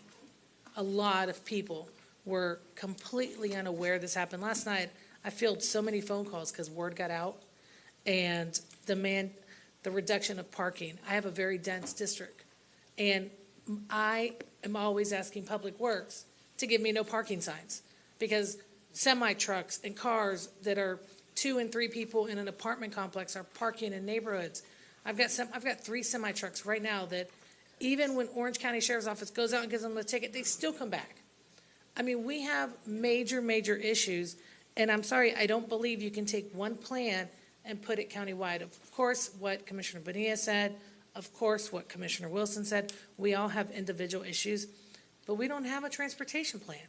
So we're putting these ideas, just like we just did an application in Commissioner Wilson's district that is bringing in another 2,000 units, but there's no public transit there. There's no transportation plan. I'm also, I was actually reached out to, and many of you guys were, by an organization that received a sustainability community grant from Orange County, and they themselves do not support it because this plan lacks any long-term climate migration and equality.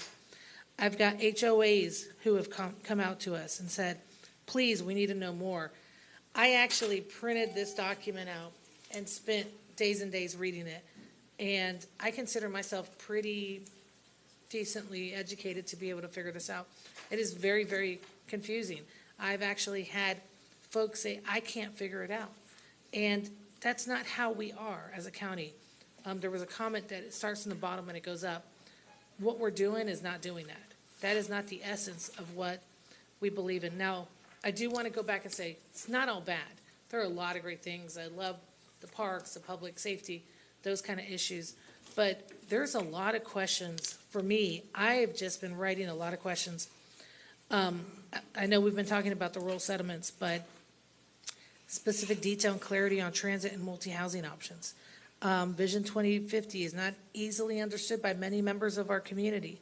And this was 2 years ago. Over and over, we don't know what Tallahassee is going to impact us. Should we wait till session? I don't want to deny this because I don't agree with throwing it out, but I don't feel comfortable moving forward. I think at the least, we need public engagement. At the least, I will agree to have an in-person meeting where I can invite all of my HOAs, all of my neighborhood associations. We need a transportation plan. This is a lot of commitment of density, and we have no way to support it. We just saw a video today of it's going to take 7 years to complete the Avalon Road, but yet we approved 2,000 more units, and there's another 2,000 across the street. And lastly, how are we going to pay for all of this? Where is Public Works going to come in? Where's maintenance going to take care of? Equity is very big to me. I have a lot of older, established communities that are going to be greatly affected by this. If we're making agreements here to keep rural settlements out, keep our communities that are 50 years plus out, because those are the ones that are being affected tremendously. And those are the folks that are writing us because their house is their value. And first and foremost, without a transportation plan, I need to see something here. We didn't pass the penny tax. We can't afford it as it is. We're already having graded roads. But if we don't have some transparency and we don't have the community involved and we don't get input from the people who live here right now, I can't, in faith, support this, because I am not going to be responsible to say I'm going to dictate to my community what happens. I do not believe that everything is bad. I don't think any of us up here do. But I feel very uncomfortable moving forward with this being as it was, when this, how long ago it was done. And a lot, the equity missing, the transportation missing. You know, I've got a lot of questions on your density. Is it gonna go now to people who have land now? Can they change their self-densities? Are they gonna be able, if they have 2 acres, go ahead and make a 6-unit apartment behind their house or a duplex? I mean, there's a lot of questions that we're gonna see because we have inconsistencies in my district of, we don't have cookie cutter communities. My Pine Castle, my Belle Isle, my Edgewood, there's a lot of communities out there that are 1 acre or 2 acres. I mean, what is this gonna look like? And I also worry, as we're filling density, when you talk about connectivity, I wanna know more about what that means. Because there are communities that are being built, that are we gonna just have neighborhoods just being driven through? I have a community meeting coming up right now, where the city of Orlando, these roads have been blocked off for 30 years, and now they're trying to open them and allow traffic to go through their communities. When we talk about mandating sidewalks, and I've got older communities that barely have any frontage, and will literally, I think I have one house that'll be 10 feet from their front door if a sidewalk is mandated in their community. So I'm just sorry, I don't think that one format fits it all. And we really need some significant, real discussions with our communities and engage them. That's how I'm gonna feel comfortable. If we actually have real, I have not one of my HOAs or my community leaders were involved in these meetings. And I will say, we did try to promote it, but I gotta be telling you, that was the same year my kids were learning from home. There was no school. People were concerned, there were no jobs, and I don't think anybody was thinking Vision 2050 as they were trying to survive during that period of time. But I think that we owe it to the citizens of Orange County to at least, and we've heard the echo, I don't think anyone has really, some people have said no, but I think it's no because they're thinking this is it. And there has to be input from us, from our communities. We have to work to bring and engage those people. But I don't feel comfortable moving this forward. I don't want to, I'm not doing a motion for denial. I'm actually asking for us to continue this, to allow some of that time. Because when you talk about transmittal, we can May 5th, we'll finally get Tallahassee's final ruling.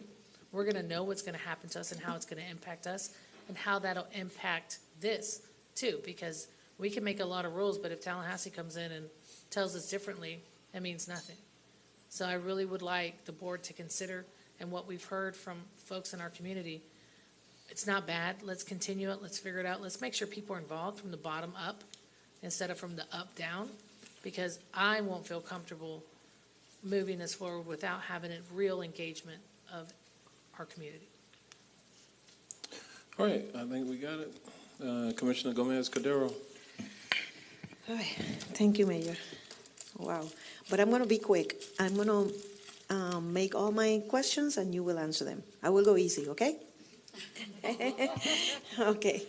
So I agree with Commissioner Uribe about transportation. I was going to mention it, but she already talked about it. How will the cities that we have in the county will, factor into the Vision 2050? Will existing zoning areas automatically be rezoned? Is there any other county taking similar actions? If transmittal, when it comes back for adoption, can we still, amend? Is possible? And I agree that we need to continue the public engagement. I know I have been very engaged because of Kissimmee Farms, and that's something that it's like, I don't know, monthly, weekly, or something that we always talk about it. And then I would like to see, based on what my colleague said, if this is transmittal and it comes for adoption, before we get into adoption, to do community meetings and schedule one in each district, so that way we can cover everything. So those are my questions. Is that good? Sure, Commissioner. Okay. So very quickly, we have been in conversations with different municipalities. The City of Orlando, we have quarterly meetings. We have met with the City of Maitland in different type of meetings, POPCA as well. What we have done is we have created different filters or layers in the mapping of Vision 2050 in the future land use map, mainly along the corridors. to have a much more informed conversation and coordination with the municipalities, where we would hate to see drastic, abrupt changes in terms of from one edge within unincorporated Orange County to incorporated Orange County, and it is more informational than regulatory in any aspect. As you know, each one of the municipalities govern their own policies of growth, as well as their land development codes. So none of this, Vision 2050, it's only for that purpose, informational, and for the purpose of continue to coordinate certain areas of growth. We have, as you know, we have joint planning agreements.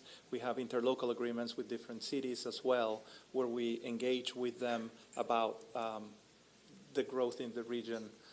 You asked about other counties as well. We started with a regional approach towards finding solutions of affordable housing, as you know, with Osceola, with Seminole, and the city of Orlando and Orange County. We did quite a bit of efforts to help create a foundation for Housing for All, the 10-year action plan that is in place. We continue to have certain meetings. We haven't met in a while, but when it comes to regional strategies that will impact more than Orange County, we want to go ahead and continue to engage with them about strategies that were recommended out of that plan, or even out of the 10-year action plan, Housing for All. So that's ongoing, and we will continue to coordinate with them in that regards. Not sure if I'm missing any other question that you had about regarding setting up meetings and follow-up between transmittal and adoption. We're offering that today. We have been offering that since last time we met, which was December 12th or December 13th, which was the last work session. We certainly are willing, available, and looking forward to any future engagement in person with any specific focus group or any stakeholder groups that you think are necessary in your individual district. So we're here to follow your requests, and we look forward to moving this forward. Only one. And the transmittal, I think that may be it. If you decide to transmit today, any changes that may happen between today and that public engagement effort, we certainly, and any comments from the state reviewing agencies, we certainly will gather those, identify those, and recommend them at the adoption level of both Vision 2050 as well as Orange Code. So yes, that can still happen. Okay, thank you. And the only one that is missing, the zoning areas.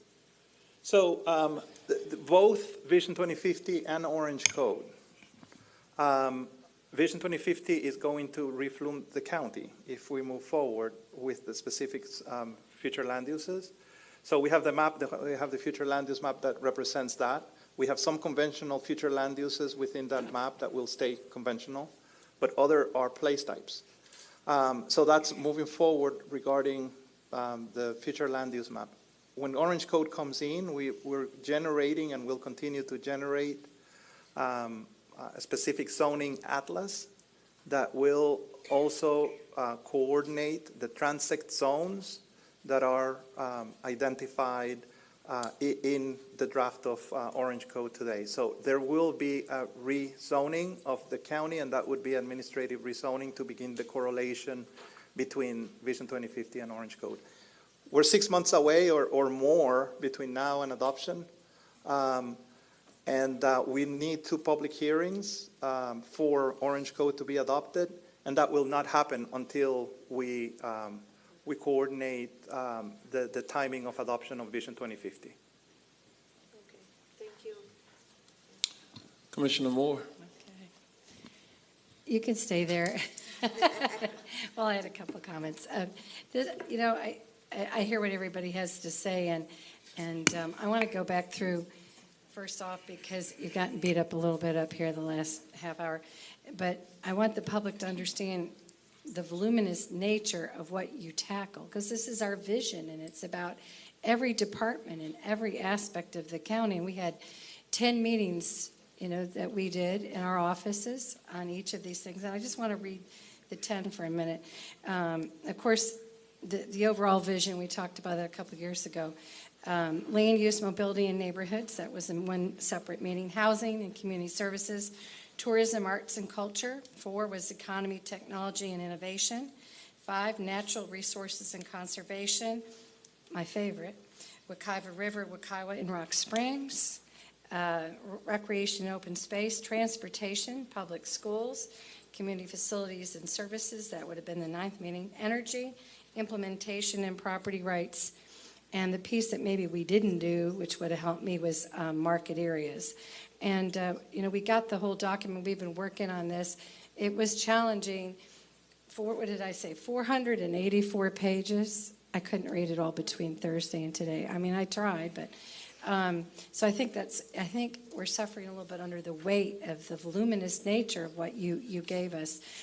You were wonderful. When I asked for meetings, you did them. You showed up in South Apopka, and we talked about taking some rural areas over to residential. It's already happening. Cleaning up the trail. Now I'm getting some affordable housing along the trail. We talked about 10th Street, which is just a terrible situation. Half the streets in the city, half's in the county. We talked about how could we make that a successful commercial area that really celebrates the best of that community. And you, I think, did 2 meetings in Lockhart, and 3 meetings in Lockhart. And they were challenging for my folks. I mean, to sit there and listen. It took the first day to sort of understand the basics, and it's just, again, I'm going to use that word again, voluminous, and then trying to get down to exactly what did we decide? What did you hear from the people? What was the outcome? Nice portion with all those areas and the maps. I told my staff, told Linda, go figure out how to use those maps, Linda, and then print them out and let me start going over them all, because I really still haven't done it. But I'm not 100% sure that everything is in there. But you assured me when we had a briefing that we had 6 months to do so. Correct. I don't think we've quite got the handle on how to approach the community, because it's just, it's so voluminous, I'll say that again, and challenging for people. So I don't want to get lost in the amount of work you all did. This is our vision. I mean, we are blessed to be here today and say we're going to set the table for 30 years. I mean, that is quite an undertaking. So thank you to your staff. I think we just need some help. I need help with the maps. And we talked about, so how are we going to do this with our community? We started having a discussion how we would go back to our community in that 6-month time. And we came up with a concept, but we came up with it. You didn't. Now, I'm going to sound a little cruel, but you didn't come up with it for us. I think that's what we're suffering from a little bit. How do we make this attainable and understandable for our community? So I trust you all. So I was happy with transmitting, and I trusted because you came to Lockhart 3 times. You came to South Apopka. I was envisioning a meeting where I had your staff in different places with the maps, and going to invite all my leaders in. And we'd have kind of an open house, and they could sit there and pore over the maps. Because I think that's where the rubber meets the road. What does that look like? Are you changing the zoning here? Now, for us as board members, I'm reading every jot and tittle and every word of public schools, transportation, recreation, open space. But boy, how to present this to the public to get their feedback is just really a really challenging situation. So I think that's what you're hearing. So I don't want you to leave here today, no matter how the vote comes out, not knowing that the staff did a marvelous job. Maybe we're not there yet. Maybe we haven't explained it to our public, but I'm really proud of all your work. Thank you, Commissioner. Appreciate it. Just a quick response regarding the open house idea. We certainly can organize those type of meetings. We heard you, Commissioner Wilson, loud and clear as well. We will move forward with setting those up. And of course, Commissioner Bonilla, on the 30th, that's a set date. You have our commitment for that. So thank you for all your comments. Okay, let me see if I can pull it all together. I'm going to ask the county administrator if he would come forward, because I think as we come to the end of a fairly long day today, I don't believe that we're prepared to transmit today. So what I'd like to hear from the county administrator is, we have a very, very busy schedule coming up because we have budget work sessions and a number of other things that we're going to have to get through that's going to take up much of our time in the coming months. But if we continue this today to give some time for the public engagement and to, given the feedback you've heard from various commissioners today, to make some modifications in what will be presented for transmittal. When is a date that we could bring this back and be prepared to allow some engagement to occur with our citizens to allow us to make a decision on transmittal? There are some things happening. Obviously, the legislative session is in. The governor has already signed the Live Local legislation. That is signed. We know what that looks like, but there may be some other things that may impact local governments and preemption and the like. So if you take into consideration the remainder of the legislative session, work sessions, budget work sessions, public hearings, and all the other things, tell me when, given the schedule of what we already have, we have a very active schedule. When could we continue this to that works? So in anticipation of this conversation, we started working on the schedule a little bit last evening. Mayor, there are two opportunities, but the first available opportunity is July 25th.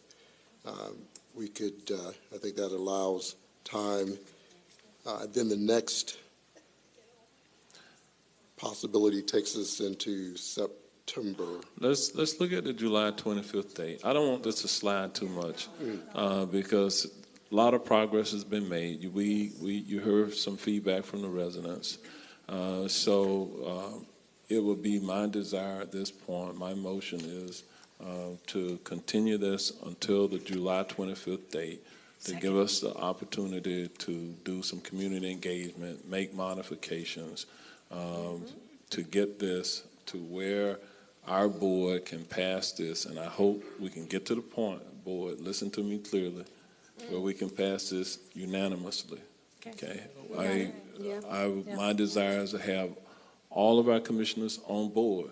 That doesn't mean as we go through this process, you're going to get 100% of everything that you feel. We are working on behalf of our residents. The majority of the ones who are here today gave you some feedback, at least those who are here, that they're in support of this plan. Okay, but representation does matter. The voters of Orange County elected all of us to represent them, and we have to do the best that we. This is absolutely critical. I think they've heard. So the motion is to continue to July 25th. We have a second. If there's no further question, comments, I'm going to call the question. Yeah, I Okay. had Commissioner Bonilla. a question.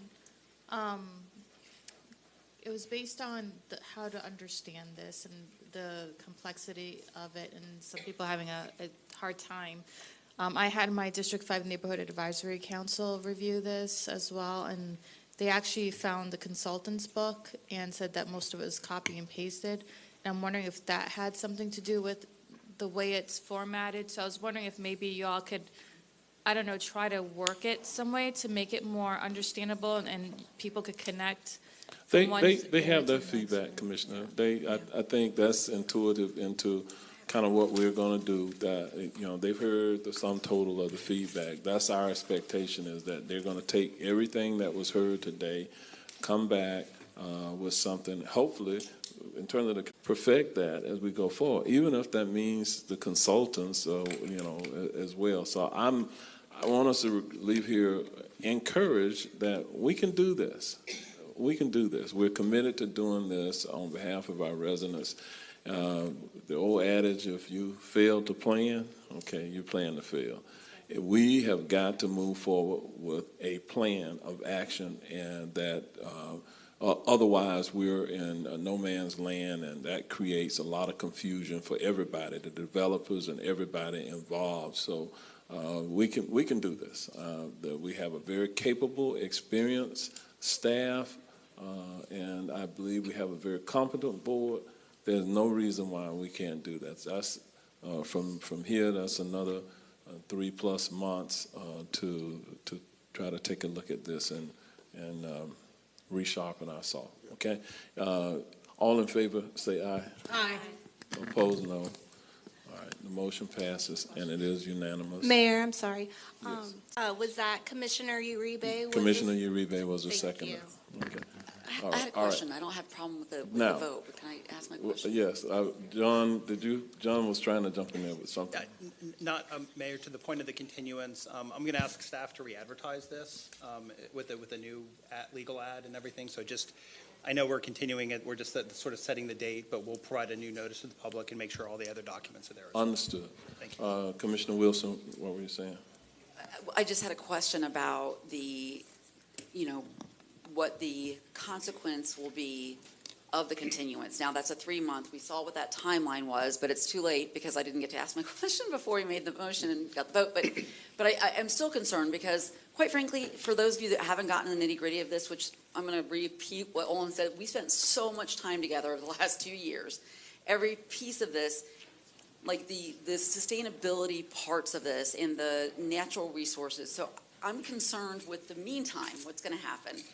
And I want to make sure that I understand that if this is kicked down the line, what then happens for the full picture of implementing the parts of it that I think are critical in protecting some of the resources that we don't get back if we don't protect. Well, it's a work in progress. I think, given the feedback you're giving staff, they've heard you loud and clearly. We don't can have the proceed. tools.